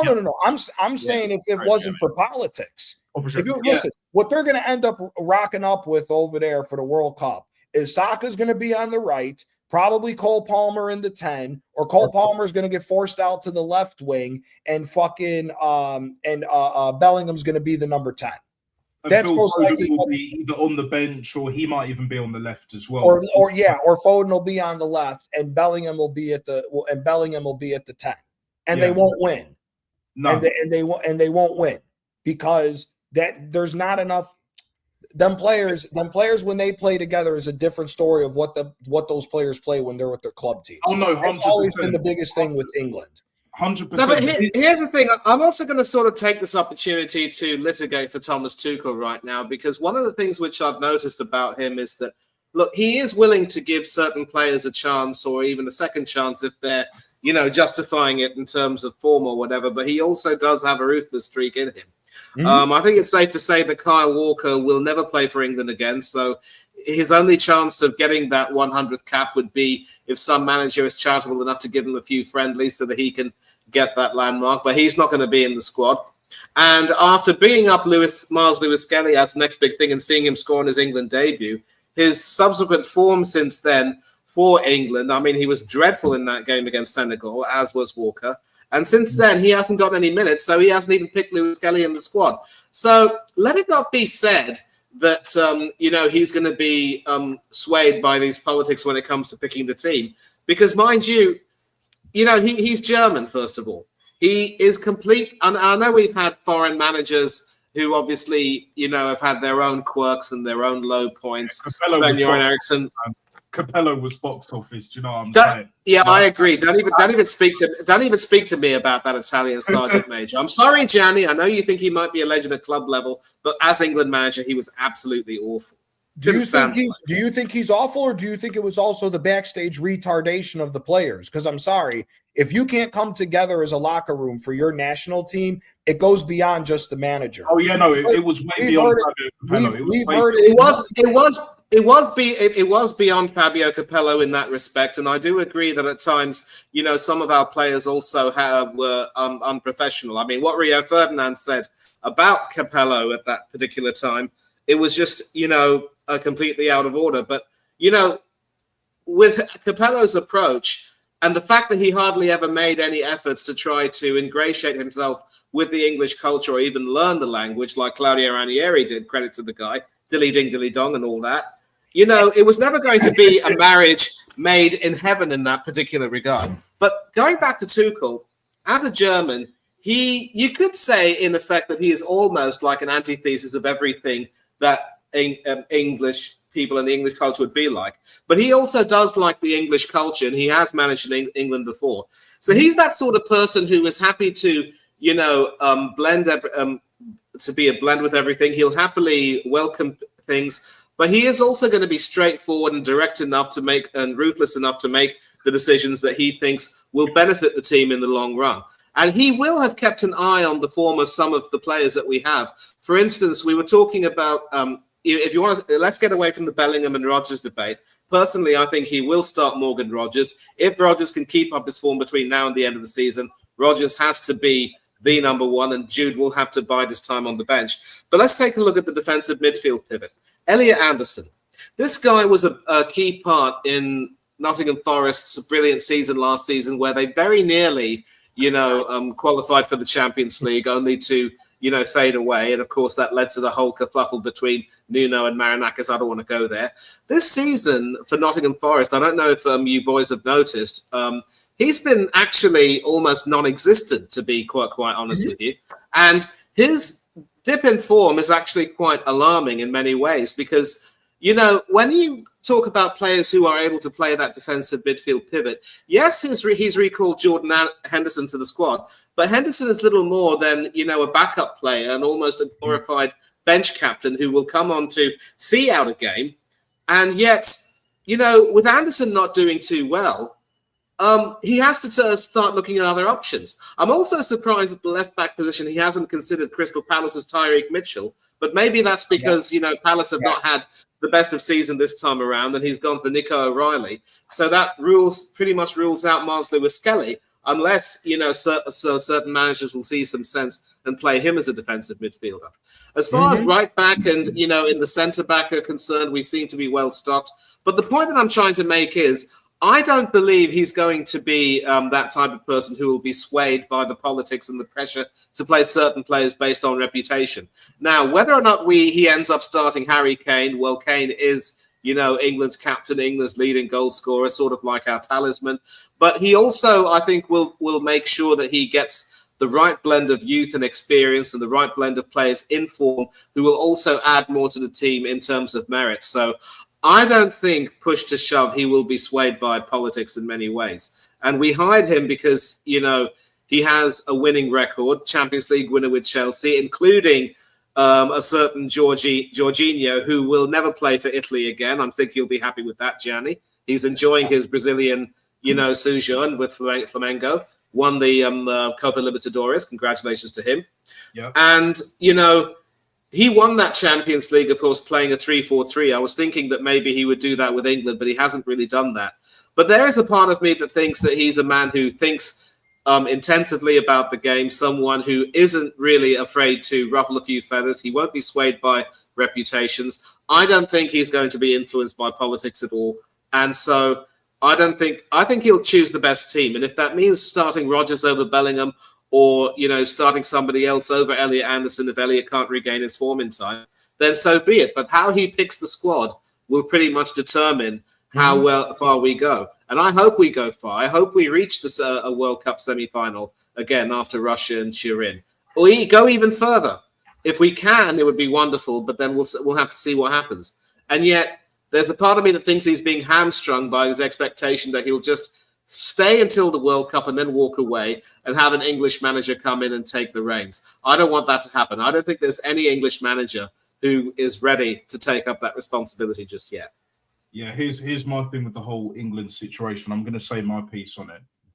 The thing is with England, it's similar to Italy, but at the same time, it's very different, like with all due respect, because with the whole England setup, you got the politics with the FA. We know they're corrupt. We know they're full of shit, blah, blah, blah, blah, blah, right? But then you've also got the English media. Now, the English media, I would argue, have played a massive, vital role in destroying the English national team. And on top of that, the culture. The biggest issue with English football across the board, we've seen this in the Premier League for so many years, right? It's the culture. The whole loser ass mentality, and it's infected the likes of Tottenham, Arsenal, Man United, and more recently Chelsea. But it's been in the national team for years. Plucky loser mentality. Where I agree with Manny, where we have Thomas Tuchel, the fact that he won't be swayed by the media, and Ian Wright's not been a massive fan of him. Do you know what I'm saying? I think it's a good thing because Wrighty has been chatting shit for fucking years. Do you know what I'm saying? Having a Thomas Tuchel, whether you rate him as a manager or not, at international level, and the fact that he's been playing Morgan Rogers more frequently, he's not been playing Bellingham because he knows. Whatever you think of him, he knows ball. He knows football. And he understands that Jude Bellingham, he doesn't care if he's the poster boy. He ain't all that. Bukayo Saka, as much as I rate him, right? Big up, Dr. Seymour. Yeah, I will see you at some point soon. Like, as I was saying, like, even Bukayo Saka, as much as I like him, and I do think he is a very good footballer on his day, he's riddled with injuries now. You know, his hamstring, it's finished him. And even then, being the poster boy of England as well, he's not all that. He's not the answer. You know, he's not a Harry Kane, and he's not even a Cole Palmer, and he's not even a Phil Foden. So Even though for he's me, Arsenal's most capped England player. yeah. But again, Gareth Southgate was playing him to their That was a hilt. joke. You know that Egal said that, right? Oh no, yeah. We all know that. We all know that. I'm having a mare, but this is what you get when you fucking stream for 3 hours plus, man. I'm gonna cut my game. Do you know what I'm saying? But anyway, this is what I'll do. This is what I'll do. Yeah, this is my England team, and I don't think Tommy Tukes will really differ that much, bar a few additions of my own. But if we want to even remotely have a chance of getting to the World Cup final, which I don't think we will, but we do have the players to compete and at least get to that point. We have the same issue. England has the same issue as Arsenal when it comes to getting over the line, clearly. Probably even more so. Do you know what I'm saying? So for me with England, in certain positions, I've always had a big issue. And I'm going to start with goalkeeper. Whether you like it or not, whether you agree or not, Jordan Pickford, yes, he plays better for England than he does for Everton, yeah? But for me, his time's done. He's been good, but he's never been that good to still be here. Do you know what I'm saying? I think we need to start thinking about the future. I think we need to think about what's ahead, you know. And for anyone in the chat, no, I'm not going to pick Haramsdale. Do you know what I'm saying? I'm not going to pick the pigeon watcher. Do you know what I'm saying? No. Even though like he had he won the penalty shootout the other day, cool, yeah. But at the same time, at this point in time, like we're struggling with goalkeepers. See, at least with you, Gianni, you've got Donnarumma, whereas we got like more Nick than Pope. just him. We're fine even if Donnarumma gets hurt. We got Carnesecchi at Atalanta. We're good. We're good on goalkeepers. We got a lot Well, there of you go. Our goalkeeper option is looking Would you- kind of grim. Would you let Henderson start? No, I'd let Nick Pope start. He'd be my number one because for me with Henderson, there are certain elements, there's certain attributes of Henderson as a goalkeeper that I do like. He's got that shithousery, you know, he can do the basics. But my problem is Nick Pope, yes, there's a madness element to him. You could say most keepers have that anyway. But with Nick Pope, I think he has more of a composure and I think he can deal with a bigger situation better. But the problem is because he hasn't really played much for England and not at a major tournament, this is the problem with Jordan Pickford being picked for England so much. Do you know what I'm saying? Because he has that tournament experience and it should have been passed over to a Nick Pope, whereas I think Nick Pope will be more suitable now. And for me, he's the better goalkeeper. But the problem is because he doesn't have the tournament experience, if the defense is lacking, and clearly we don't have the best defense in the world, literally, you know, like Nick Pope will probably get exposed a lot more than he should. But I'd still pick him as number one. But again, we don't have that many better options other than Henderson. And see, to your Ramsdale's barely even third choice. If to that, your point, that's why I was going to say I would take Henderson because your best center back is Gahey. So if your goalkeeper and your center back play on the same team and they know how to communicate one another, and your main center back is quarterbacking the back line, that's why I would go with Henderson. Because for me, you're probably going to play what, a 4-2-3-1 or a 4-3-3 with England. Yeah. Roughly Your back line most likely is going to be Gahey and Konsa with how well Konsa's been playing this year with Aston Villa. Yeah, no, Konsa's been So you'll brilliant. have Gahey and Konsa. Your right back is probably going to be Livramento. And Livermento's number one for me. Yeah, Livermento's awesome, and we're looking to sign him as well. Arsenal apparently. And then would it be the left back from Newcastle, Hall? Oh, what? Lewis Hall. Yeah, I rate Lewis Hall, but for me with Lewis Hall, right? Who would be your left back?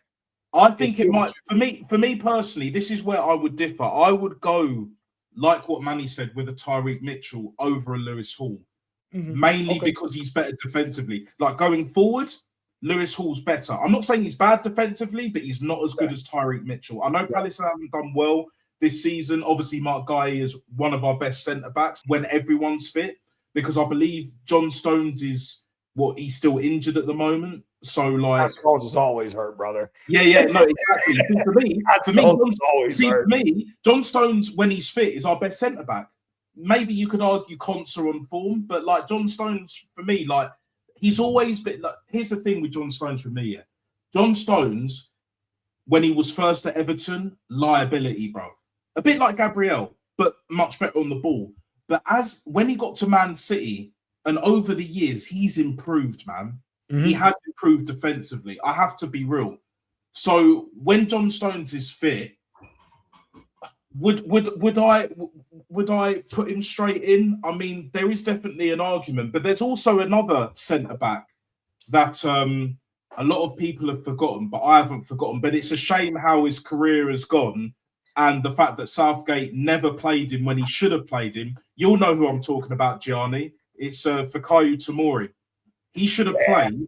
He should have played. Yeah. When Southgate was there last season, the season before, he should have gone to Euro 2024. He was the best defender of that AC Milan that pulled out that Scudetto. 100%. The fact that he hasn't got as many England caps as he has is a disgrace. And again, it's politics, bro. Because I like Mark Guehi, but Tomori's better, bro. For me, he's better. Konsa's better. Like,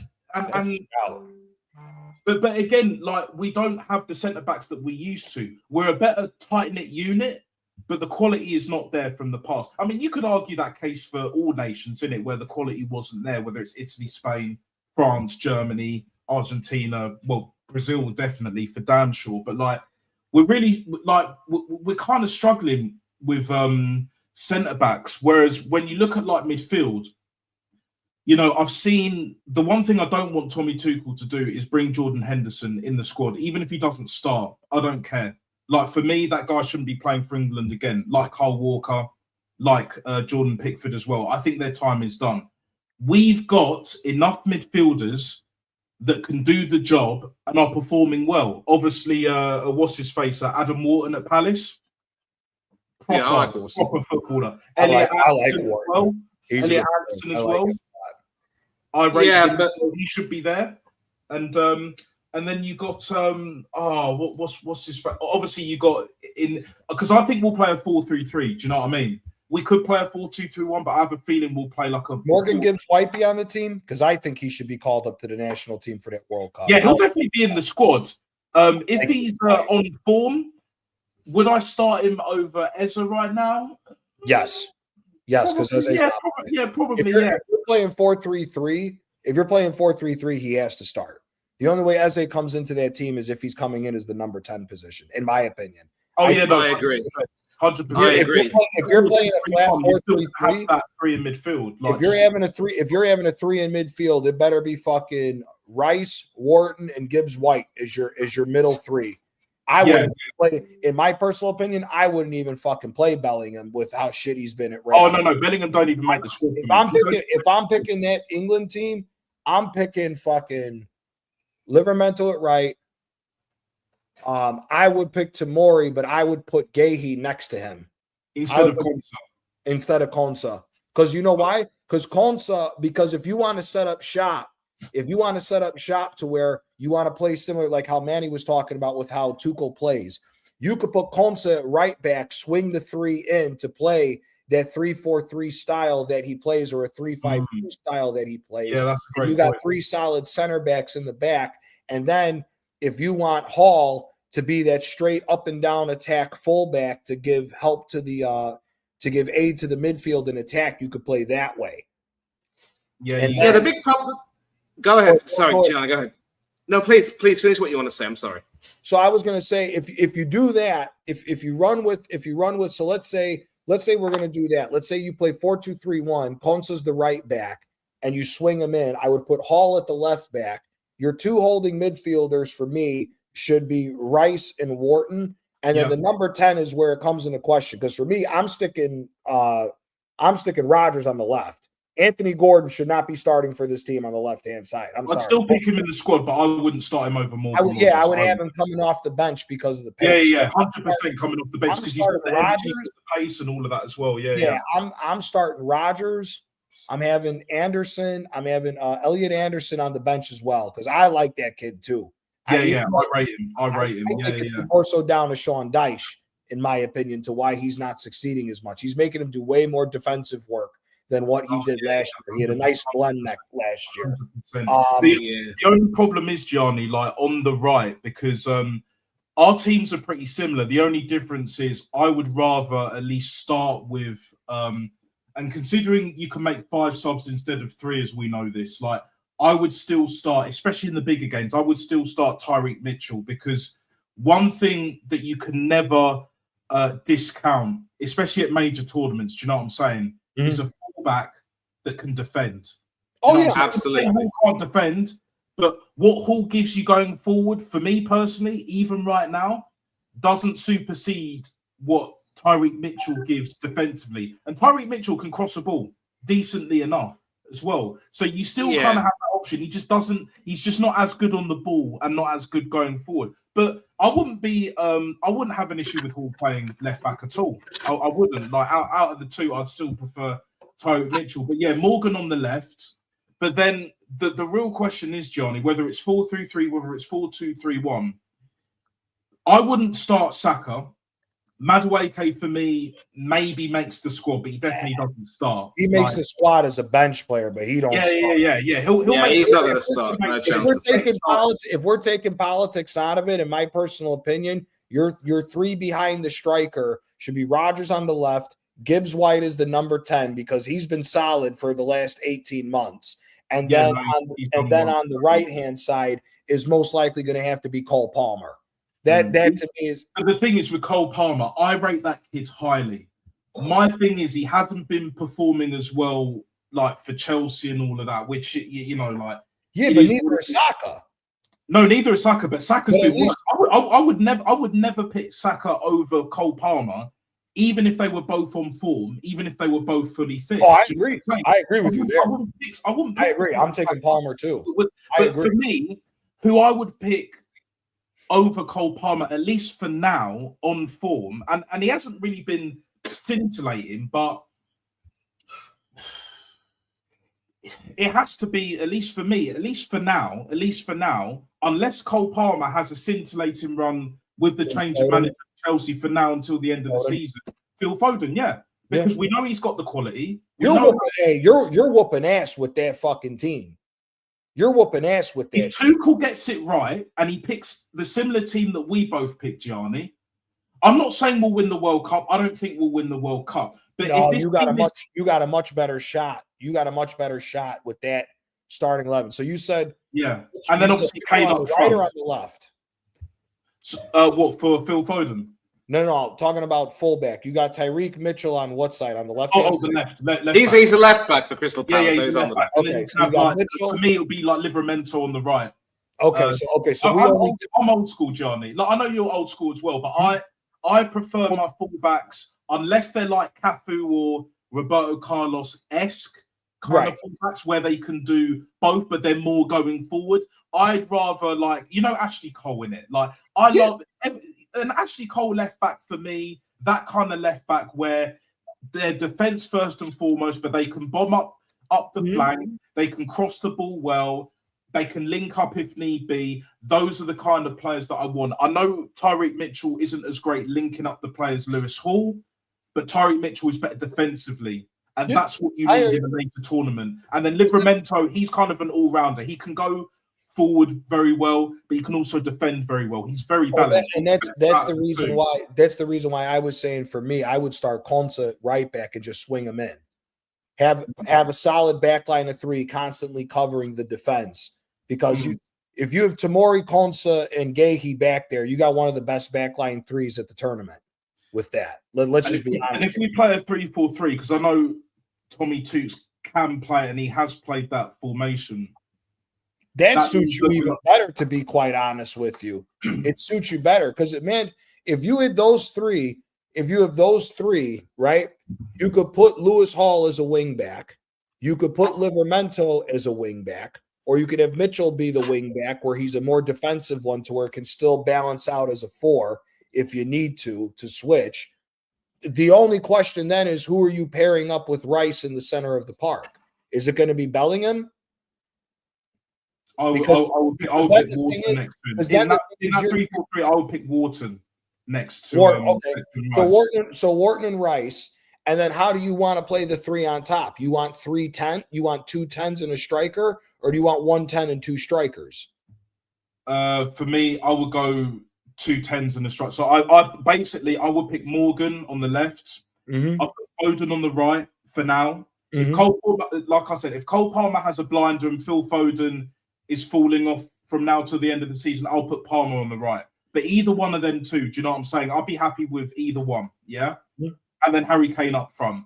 For Yeah, obvious so reasons. that goes regardless. Yeah, because we don't have any better strikers. The only other striker that can come remotely close, even though he's a different type of striker, is Ivan Toney. But again, it's the whole politics because he's way better than fucking Ollie Watkins. Yeah. You know what I'm saying? Like Eddie Nketiah, like gets nowhere near. Do you know what I'm saying? Like, Is I Ollie don't know- Watkins not getting a call up to the national team? Who's that? Sorry. Not Ollie Watkins. Is Tony not getting a call up to the national team because he's in Saudi? I guess so. Yeah. Oh, Like that's bad because Tony's your next best. Tony's your next best striker that you guys got. He's second choice. He's second choice. Yeah. For whatever reason, Kane's injured. He's my number one striker. Yeah, He's 100%. injured. He's number one because Ollie Watkins. I don't even think Ollie Watkins even technically is that bad, but for what he offers, he's not all that. And this Watkins was Watkins 2 years ago when Villa made the 4th place outright. Watkins is makes it a tougher pick. But I would say it's 100%. Tony. But Watkins last year and this year, his fucking shooting boots is fucking terrible. Absolutely. He's like the game against Arsenal. Villa should have been up 3-0 in the first 35-40 minutes in that game. In the game that we had, they should have been beating our ass going into halftime. He couldn't fucking put like the one shot. How are you fucking a striker? You can't even attempt a shot with your left foot. The shot where the ball came to him, he trapped it, shot it with his right, and there's no angle. You go near post with your right foot, there's no angle on it. Like he's so out of form. I wouldn't even risk him, to be honest with you. Yeah. But that's the thing. Like if you don't pick Ollie Watkins and you don't pick then it doesn't look like for political reasons. Of course, they're not picking Ivan Toney. Like who else are you going to pick? Dominic Calvert-Lewin, since he's on fire at Leeds. To be honest, I'd rather pick Calvert-Lewin than Eddie Nketiah for damn sure any day of the week. Oh yeah, no. I like the Calvert-Lewin. I like the Calvert-Lewin shout. Now I'm actually going to sort of air my 2 pence here. With regard to the goalkeeping issue that you mentioned, Natster, I think you're spot on there. But the problem is, we all know that Pickford is a lot more tried and trusted. We had the similar situation back in the day when Peter Shilton was playing all of those tournaments. Even at Italia 90, which was his international swan song, I believe in the qualifiers, he was outstanding, didn't concede a single goal. He also made some really good saves in the tournament. But in that penalty shootout against Germany, he should have been substituted by Bobby Robson, Lord rest his soul, for Chris Woods, who was, I think, with Ray. I don't know if he was with Rangers or Sheffield Wednesday at the time, but Shilton just couldn't get those penalties. And then when he retired, and obviously, when Shilton retired, we had Chris Woods and David Seaman sort of ruling the roost, and even David Seaman ended up, saying goodbye. So we've, ever since David Seaman retired, we had goalkeeping issues with some goalkeepers promising a great deal. I had a lot of hopes for Joe Hart, especially with his titles with Manchester City. But I think when Pirlo did that Panenka against him, I think that sort of started his decline in a way. And I get what you're saying about Pickford. In the terms of ability, he hasn't been all that. But he has been dependable. He's never let England down. And I think there is a part of me that thinks that he knows that this World Cup will be his swan song. So I think he will play. I like your idea of starting with Nick Pope instead of Pickford, but many of us know that Pickford is simply not at all good with his feet compared to the other keepers that we have to offer. But I don't rate Ramsdale at all. There is a reason why I call him Ramsdale. And as for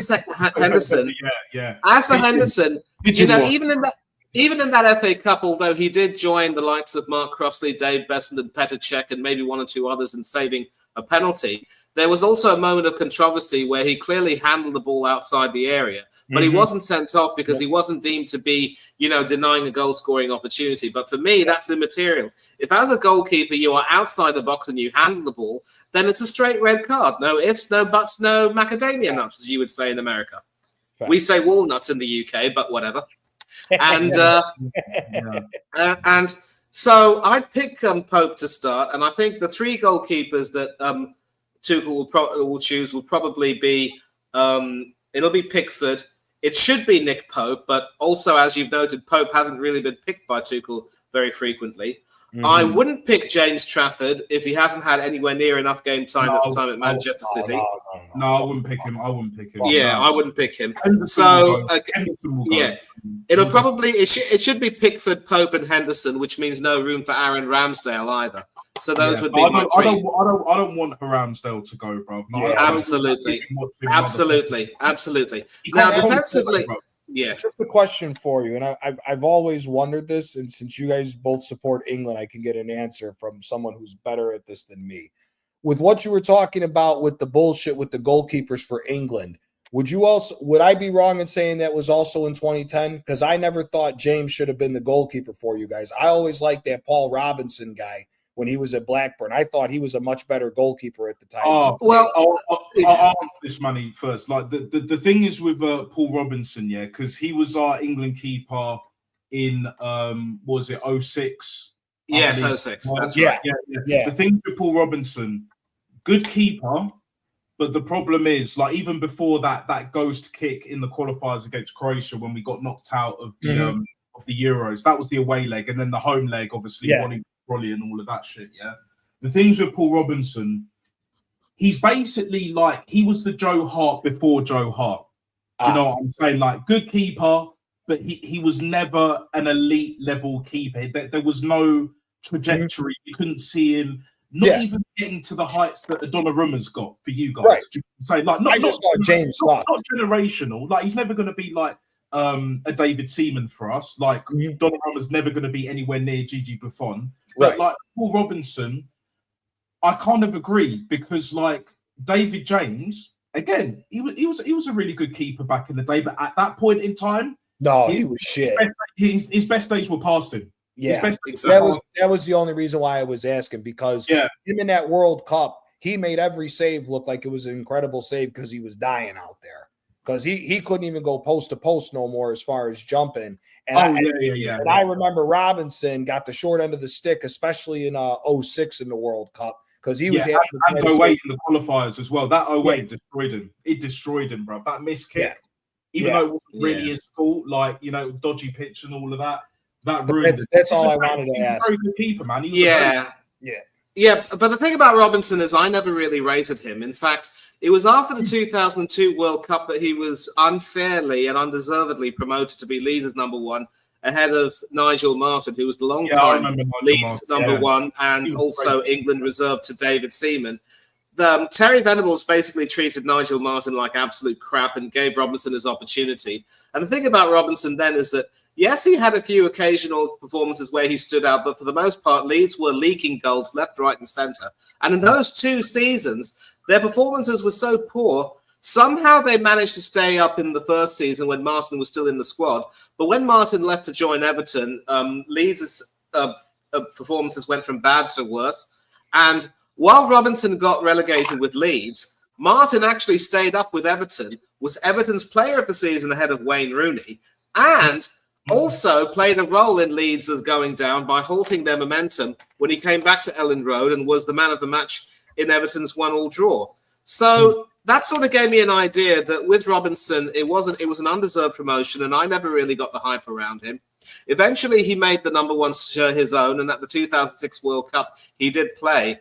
But against Trinidad and Tobago, that particular game, he was flapping at corners. He was absolutely dreadful. So even before that whole bubble against Croatia, I never really rated him. He did resurrect his career, but by that time he had fallen so far down the England pecking order that he wasn't going to be considered. And actually, what Nasta forgets to mention is that when we played Croatia at home, before the game, he actually had a shocker of a training session when Steve McLaren was coach. And so McLaren, the Wally with the Brolly, made the decision that he couldn't play him. So Scott Carson got pushed in, and Carson ended up having an even bigger shocker that game. So So to answer your question, I never rated Robinson. I didn't think he was going to be that good. We didn't call David James calamity for nothing, but for what it's worth, he was even at the age of 39, he was nowhere near his best, but still somehow better than the keepers we had.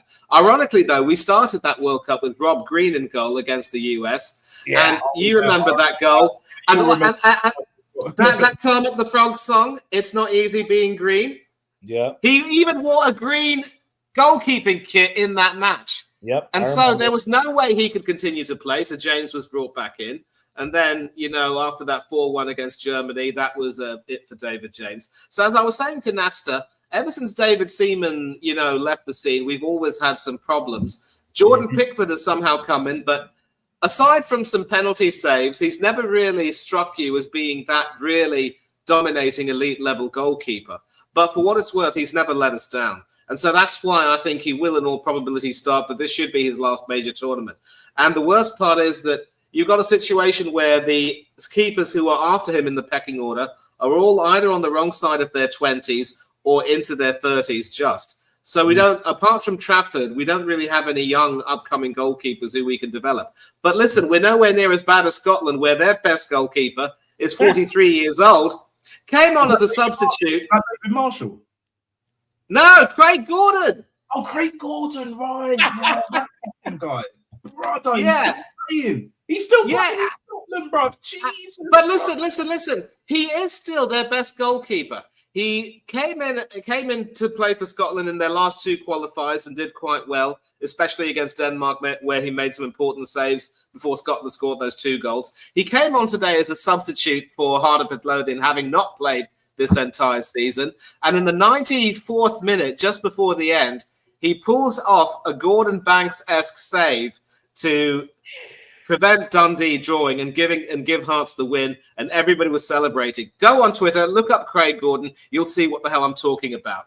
So we're not as bad as Scotland are, and if they start a 43-year-old, well, Scotland aren't expected to win the whole thing, but maybe they'll go to the knockout stages. But anyway, I think it'll be Pickford, Pope, and Henderson who'll go. That means no Ramsdale. And Pope probably should be ahead of Henderson to be second choice, but we'll see what happens. Now, defensively, if you recall, we actually did try a 3-4-3 in the Euros under Southgate, where I believe it was Trent Alexander-Arnold who was actually playing on the right wing.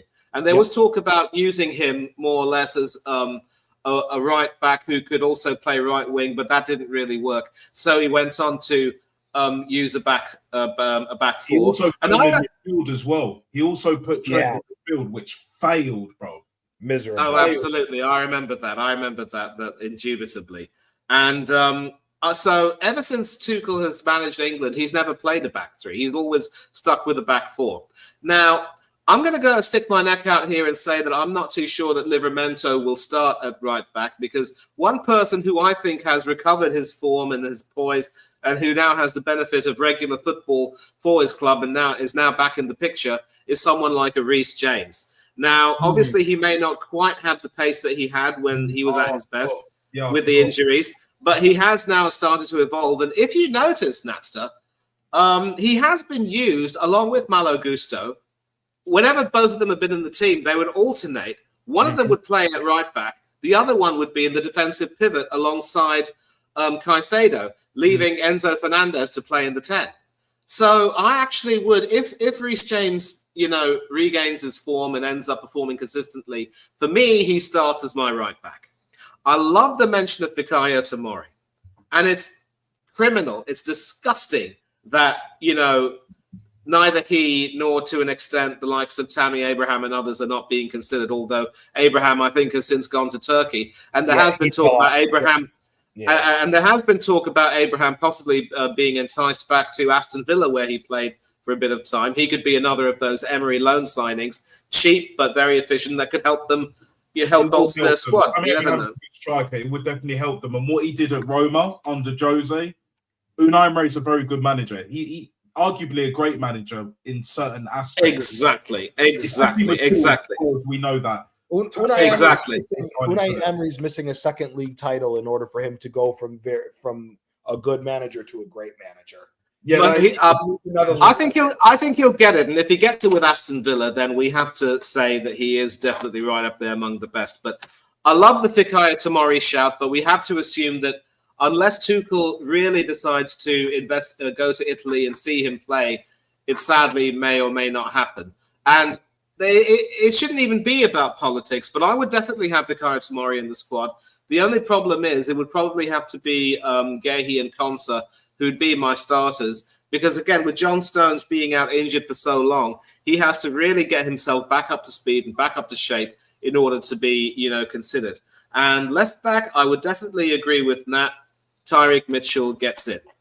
As for who plays in the defensive pivot, I've listened to a lot of what you've been saying about, the midfielders we have. But the problem is, of all of the young midfielders of the correct age that we currently have now playing in that position, I think only Adam Wharton has been in consistent form.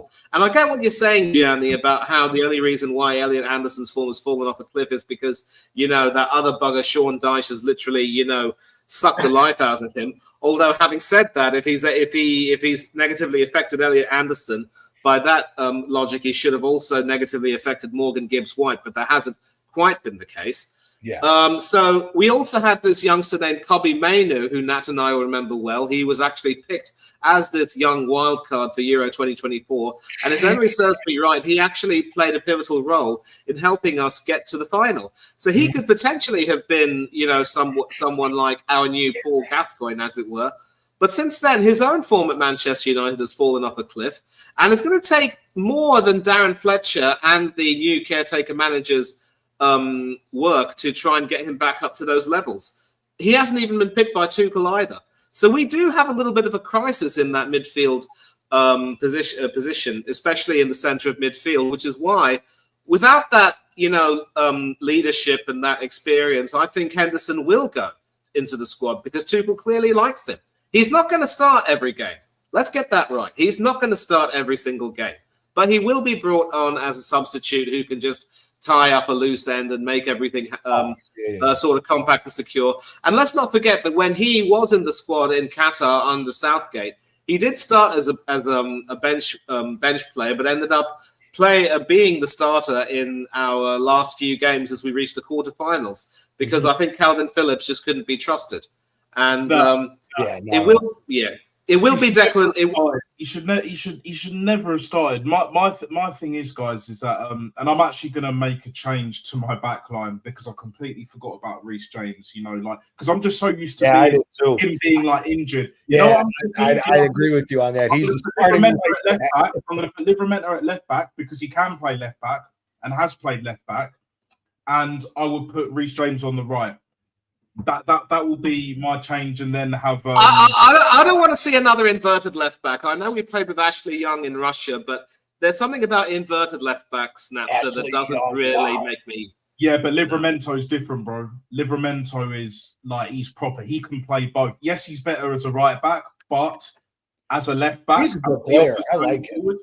Yeah, and as a player going forward, as well as his defensive capabilities, for me. Yeah. Bring him in the squad. Another good squad option. Someone like maybe Jed Spence, but he's also starting to be a little bit iffy now on the Thomas Frank. He needs a resurgence in form. Yeah, but now, Frank sucks. Frank sucks. He sucks. He sucks eggs. He sucks eggs. Was it on Aaron's call-in show at the beginning of the season, Nat? When we first met, I think you and me both. Was it just me or was it you too when we said I know for a fact I did. I said Frank's not lasting the whole year. I don't know why they hired his ass. That just shows you how stupid of a fucking club that brother. Listen, I didn't think he. It's not that he's just another He's another Graham Potter, and let's leave it at that. So obviously Rice goes. There's no doubt about that. One name which hasn't been discussed is Trent Alexander-Arnold. I don't quite know how he's. I think his remove to Real Madrid has been nothing short of a disaster, and I don't think he'll make it. But Declan Rice will be there, and so yes. Listen, I would say So I would say that we should have Declan Rice. Elliot Anderson should go, but he needs to get his form up to speed immediately. Adam Wharton definitely has to be on the plane. There's no question about that. Would I take Kobbie Mainoo? Not the way things are going, not unless he has a resurgence in form. And say whatever you want about Jordan Henderson. He has been a big part in Brentford's improvement this season. They are currently 5th. They won't qualify for Europe, but a lot of people have predicted that Brentford would end up struggling to stay in the league and they'd be relegated. But no, they are doing well under Keith Andrews, even after Thomas Frank has left. So Henderson has played his role in that. And that's why I think Henderson will be in the squad, but again, he won't start. And so it'll be Anderson or someone else. If there is a way to convince people that Lewis Skelly has a future as a defensive midfielder, instead of playing at left back, I'd even have Miles Lewis Skelly in the squad and bring him into the defensive midfield pivot. But people just aren't willing to listen to reason. And that's why it's because we have a stupid manager who likes to do things his way, play players out of position, and suck the talent out of them. Yeah. Seriously, that guy can go to hell. I think wingers. Manager's ruined him, to be honest, Miles Lewis Skelly. I think already Miles Lewis Skelly ain't even 20 yet, and this manager's already damn near destroyed him by playing him out. Dude, imagine if we don't win this year. If we don't win this year, imagine the long-term damage he's done to the entire squad with the injuries. Fuck just Miles Lewis Skelly. If he doesn't pull off an injury this year, we've signed Saka to an extension for £300,000 a week, which is an absolute fucking disgrace because he don't deserve it. I'm sorry. Two seasons of double-digit goals and assists in all competitions does not equal you to be getting that. I'm sorry. That shouldn't be there. So that's number one. You've put one of the best goal scoring strikers in the league in Europe the last 2 years in a terrible fucking slump. Who knows when that's going to end? You've got Gabby Jesus, Odegaard, and Kai Havertz all on 220 plus £1,000 a week. You can't get rid of any of them because no one's going to pay that high of a fucking salary for any of them. So you're going to have to take a loss across the board. Like I'm really interested to see where Arsenal's going to be at the end of this year. If we don't win, I want to see where we're going to be with our rating with PSR, because PSR has got to be coming to hit us soon with the amount of money that we've spent with no money coming in really compared to the amount of money that we've spent. What was it? I had a picture here that I took a picture of. I think it's only fucking, is it Chelsea or is Arsenal number one? No. Man United is the only team with a worse net spend than Arsenal the last 10 years. Man United's got 1.5 billion spent in the last 10 years. Arsenal's at just under 1.1. Over 10 years, that's the net spend is negative 1.5 for United, and we're worse than Chelsea. Yeah. If we don't win this year, dude, we're going to have some serious issues coming forward with PSR and financial problems with the way that this whole situation's been handled. And that's why Bert has been brought in to kind of clean up this mess, to try and get rid of the dead wood, which is becoming damn near an impossible task. I wanted to ask you this question, Johnny, as well. Going back to what was it, the 2010 World Cup, the Jabulani ball and all of that, a lot of players struggled, obviously Frank Lampard and then the goal that he should have scored that didn't, and obviously later down the line we got goal line technology in that. Diego Forlan mastered that shit. Gio Van Bronckhorst, obviously ex-Arsenal, we know that, scored basically the goal of the tournament. It was a humdinger, chicken zinger of a hit, bruv. Do you know what I'm saying?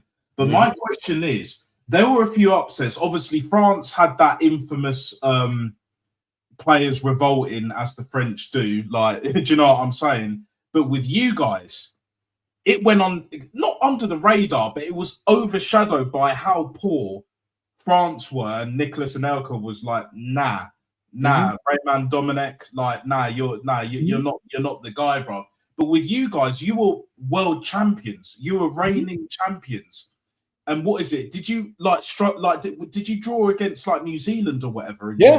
We beat. It was a howler, bro. You had Cannavaro, you had the lot. We Like, and drew. it's- We drew. We didn't have the lot. We didn't have the lot. That's the thing. maybe not the lot. Maybe not the lot. but 2010 is the perfect example of why the politics with the Italian national team has been such bullshit to why it's held us back as a nation of winning more trophies. Okay. 2010, Cassano gets left off. Cassano is balling out with Sampdoria at this current point in time when he came back to Italy after the situation at Real Madrid. He gets left off the team. Instead, they chose Vincenzo Iaquinta's bum ass at Juventus. my Here's what happened. Juventus finished in 7th place that year, 2009, 2010 in Serie A. We brought Marcello Lippi back as the manager because Donadoni was the coach in Euro 2008 when we lost to Spain in the first round of the knockouts on penalties.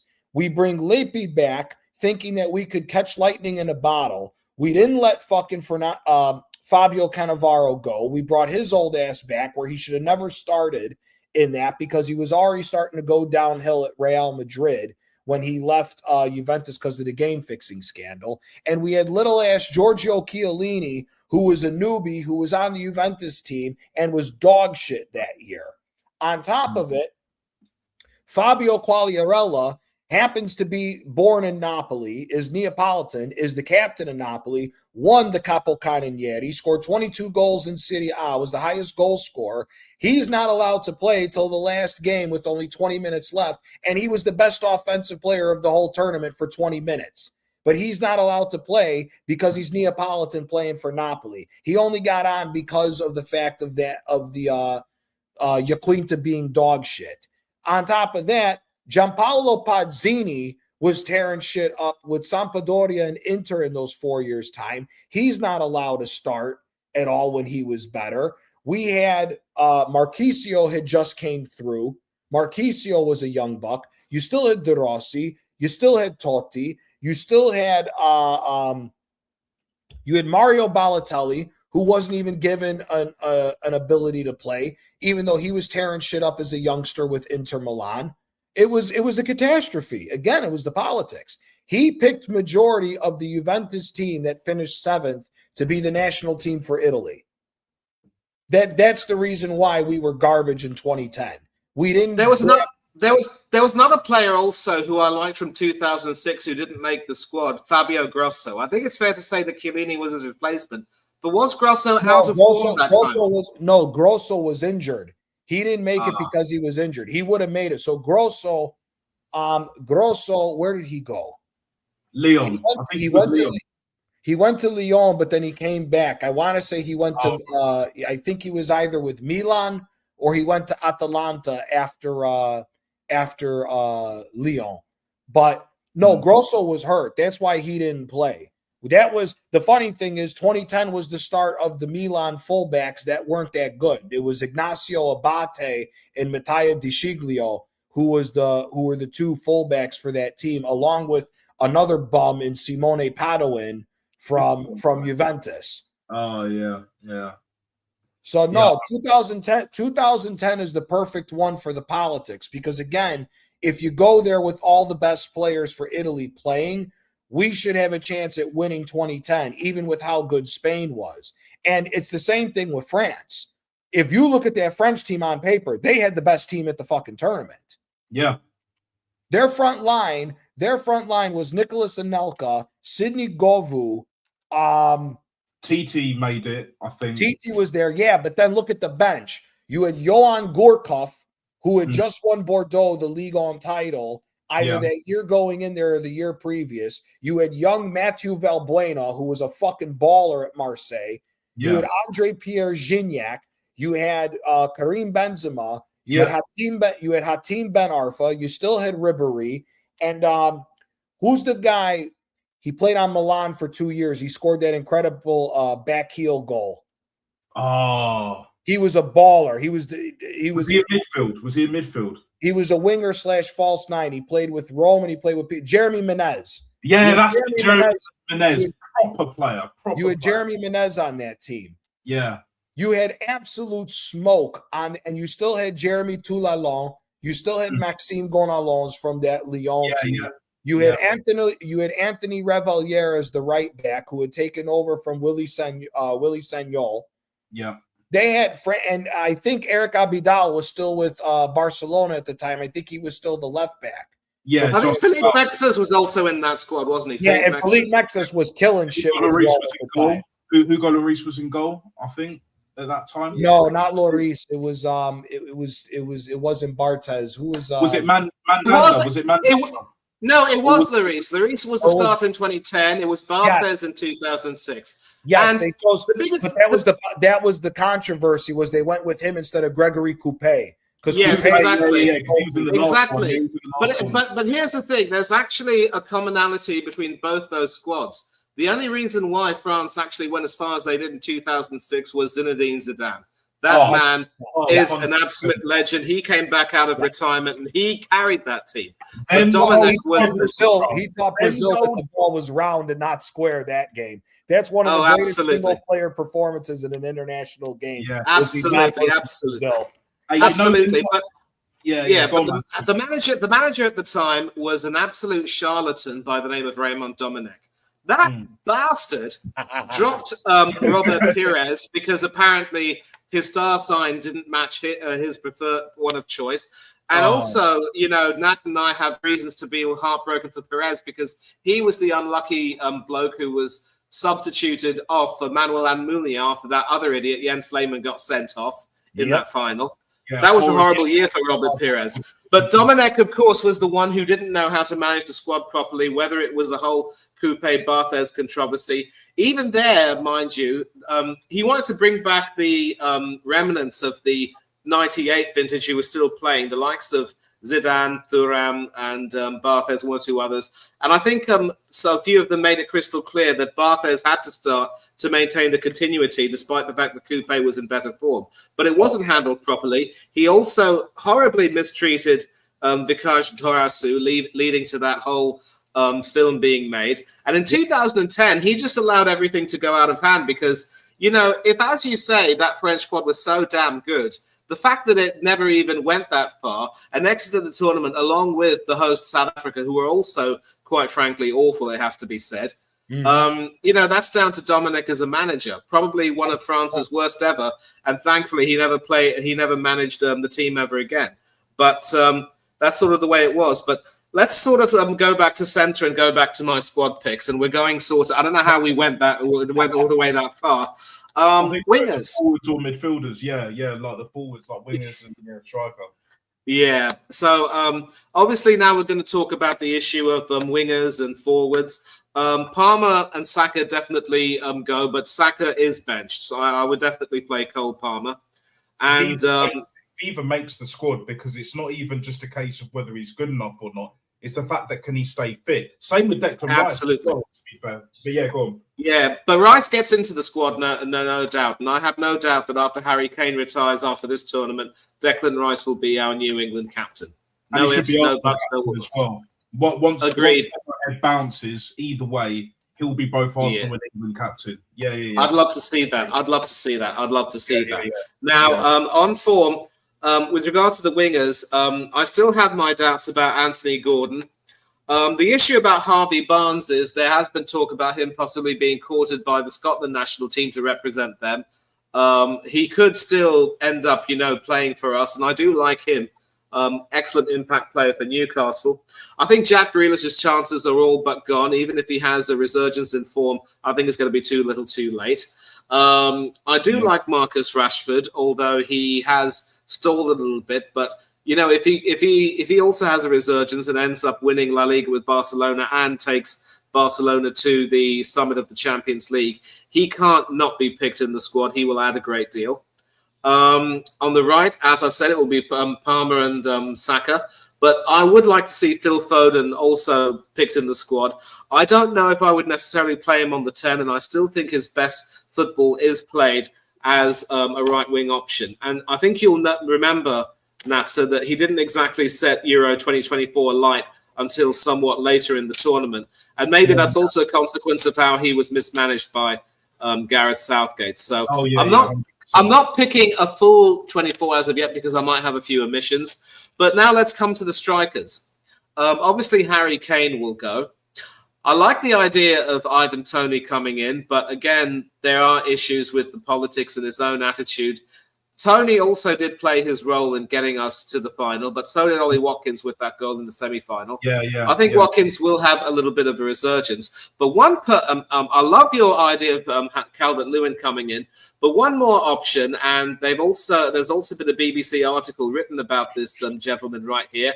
And with your permission, I'd like to share this article. A certain Danny Welbeck. Oh yeah, of course, Danny Welbeck. Yeah, I take it. To be honest, at this point, he's performing better than Ollie Watkins. I don't know if the article's gonna hang on. Yep, I got it. Yeah. So this is it.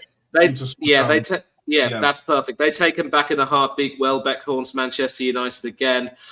Supposed to be a day about Darren Fletcher, but Darren Fletcher's teammate ended up getting the headlines. But Welbeck waxed lyrical about Fletcher, saying he helped him as a youngster. Struggled under Louis van Gaal, wasn't the same after Fergie left, but still takes Ferguson's calls. Phil Jones talking about him. A role model still growing strong at 35. A great goal scorer. He's there in the right moment. Good goal scorers never give up. They're always ready. Capped 42 times by England. He says he knew where the defenders were. He was like, he had to get a touch, and the second touch has to be a shot on goal. That's it. Just don't overthink it. Just go ahead and do it. And then Phil Jones saying he handles himself well, carries himself well. He lives his life correctly, dedicates himself to football, model professional, a role model for any young child watching. Although he turned 35 in November, but this goal was his 9th for Brighton this season. The 11 he scored in the previous season was the most since his breakout year at Old Trafford when he netted 12. And when you think that he wasn't even as prolific, but still getting picked for England, you have to consider him that maybe he could necessarily be an option.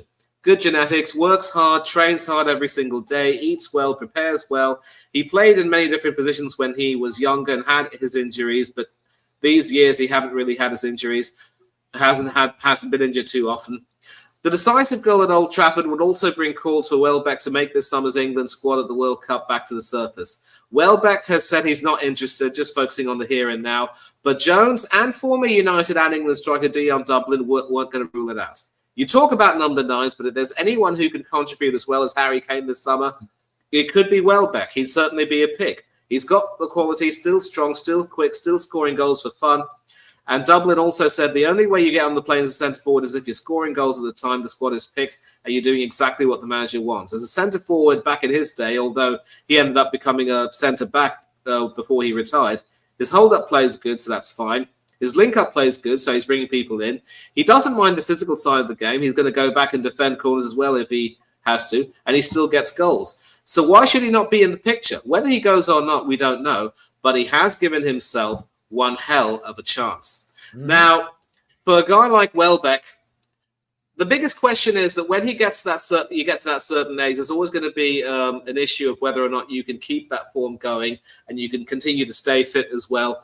But if he does, and Brighton end up finishing very high this season, and I do actually believe that under Hurtzler, with Fabian Gross coming back to the club, they could actually have a pretty good second half to the season.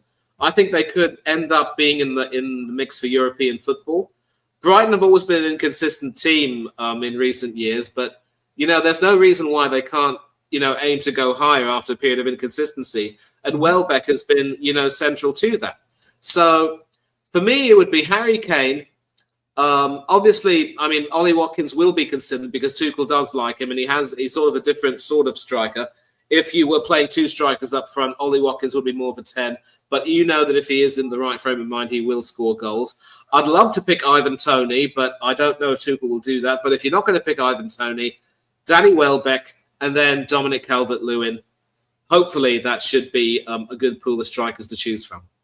Yeah, no, I hear it. Because one thing I'll say, would you take Grealish with you? Grealish chances have gone in the squad, but I wouldn't start him because he hasn't he started out great, but then he just kind of it. But back to the sort of the Welbeck thing, you said he was on 11 goals so far. I think he'll break that 12 goal buck because we're in January and he's already scoring 11. He's definitely scoring more than that. The way 11 was last season. This season he has 9. Okay, this season he has. Oh, Yeah, yeah. no, even then, no, but even then, I still think he'll break it because, like, even though like he still needs an extra chance or two to score, it's still better than most strikers in the league. You know, there's not many strikers that are that, other than Haaland, of course, that are that clinical. I mean, Dominic Calvert-Lewin's been brilliant for Leeds, and I said at the start of the season Leeds would stay up. I said Leeds would stay up. Yeah. You know, and fair play to Daniel Farke because he's part of that Norwich side that went down. But you see what he does with a better squad now, with a bit of backing, and the way that he's playing, and the fact that he's matured a bit more as a manager. He knows how to survive more. Like, he has that experience. Whereas, like, for example, we're dealing with a manager who doesn't have experience at the other end, getting over the line, winning the league, even though he's been close, but again, not close enough. And I'll end it on this, and then I'm gonna wrap it up because we've been going for like 4 fucking hours, and yeah, like it's like marathon. Congratulations. It was going to be a long one. I said it was going to be a long one. I said it would be 3. It's actually been 4 and 4:10 exactly, pretty much now. So it is what it is. This is what we're doing right now. Do you know what I'm saying? But yeah, I will say to end it on this, right? Ultimately, the bottom line, with the fact that we've had Andrea Berta here for a year, we brought Michele in from Napoli, and Josh Kroenke clearly didn't have to make that decision, because if he wanted to keep the same top 4 bollocks going, he wouldn't have brought them in. He would have stuck with Edu, would have stuck with Tim Lewis, and Vino would still be here as well. So for me, that Kroenke has made it more clearer in my mind that we don't win the league, Arteta's going. His ass is out of here. Mm-hmm. You know, and the only way he stays in my mind is if we win the Champions League. I think it was Rance saying that we're more suited to Champions League with how we play. I'm not convinced with that personally, because like I don't see us winning it. You know, I said my pick is Barca, and we all know why. And the thing is just like this manager has very clearly shown and displayed that he's not willing to change. He's not willing to let the handbrake go. He's still playing players out of position. He still thinks he's a fucking genius. And ultimately, when push comes to shove, we will fall, not even at the final hurdle this time. And we barely did that last season as well. And, you know, the season before that, and then the season before that. So ultimately, bottom line, the message still stands. Win the league and or win the Champions League, or you're gone. But in my mind, it's the Champions League or you're gone. Because for me, if Arteta wins the league, somehow gets over the line, it will probably be, for me, and some would say this is controversial for me to say, but it will be the first time that any team has won the league, at least in modern history anyway, where the league has been that bad that we've just kind of hobbled over the line. Like a marathon, like whoever wins the marathon and they just about win it because everyone else has faltered kind of settings. So for me, you guys know my thoughts and feelings on that. I'm not convinced. Players have been run into the ground. You know, like we had Gabriel playing when he shouldn't have played. We got Chelsea coming up on Wednesday, and I will be doing a stream for that. And to be honest, if we don't put in a solid performance against Chelsea, a 90-minute performance, we don't win that game. Arteta, you're going to see Arteta fully fucking stressed. Best believe that. Do you know what I'm saying? I'm right here, right now, Fatboy Slim settings. You know, like the time is nigh, people. I've been saying this for the longest. The time is nigh, but we are going to wrap it up. Finally, thank you everyone that's tuned in. Dr. Seymour Butts, Static earlier that came on. Big up Manny, big up Johnny. Manny, I will start with you. Plug your socials. Any final thoughts and all of that? Say your piece. Yeah, listen, I'm going to start with my socials. You can catch me on Instagram, where Nat and I are already connected. It is Manny Pangatherai 1981. That's my full name. You see on the bottom left-hand corner. Add 1981. That's my year of birth. So I've seen a lot of football, let me tell you that. You can also catch me on Twitter at Pangatherai 1981. And my Threads ID and my Instagram ID, obviously, are the same. You can also find me on Facebook if you want to just connect there. I'm not really well connected too much with people on Facebook, but I do use it every now and then. And my final thoughts are, first of all, once again, congratulations to the man, Natster, on his 100. I'm really sorry as well for having spoken a mile a minute and not having given Dr. Seymour and Static their chance to say their final words before they left. I really am sorry.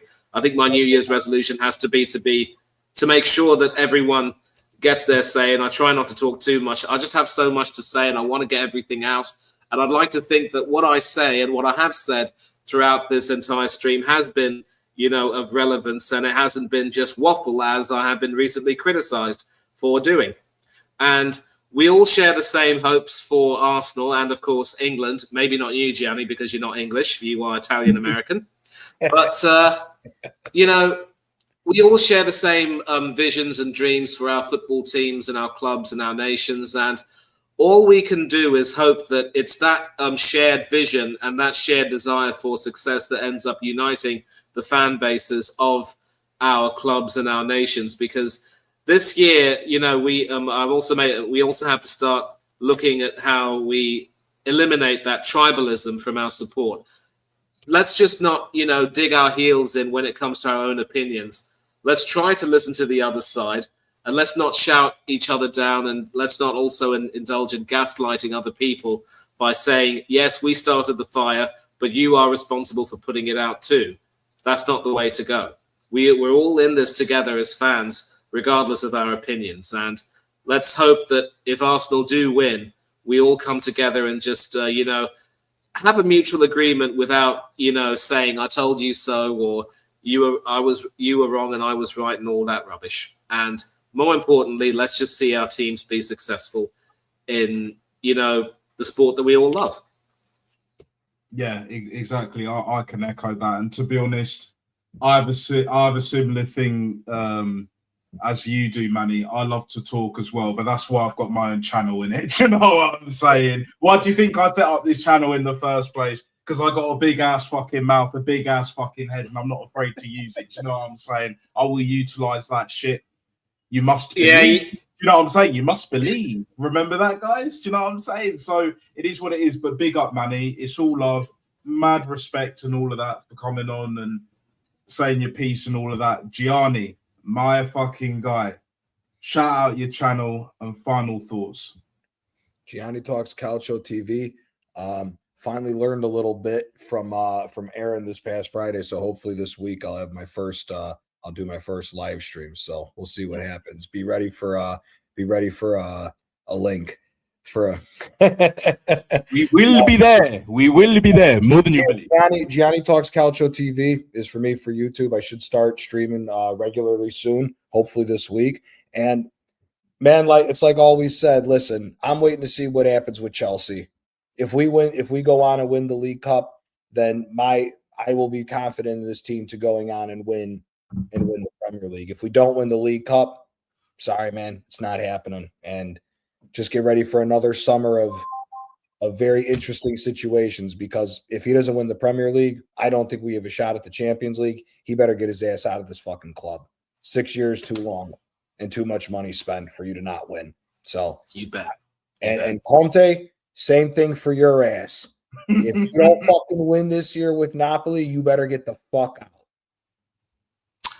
Past glories count for nothing. I love that mentality. Yeah, no, exactly, man. And we will leave it at that, people. Like and subscribe to each and every one of these guys, including myself, of course, with the socials as well. Obviously, all in the bottom left-hand corner. That's official on YouTube and Instagram. You know what to do, people. You know where it is. You know where it's at and all of that good shit.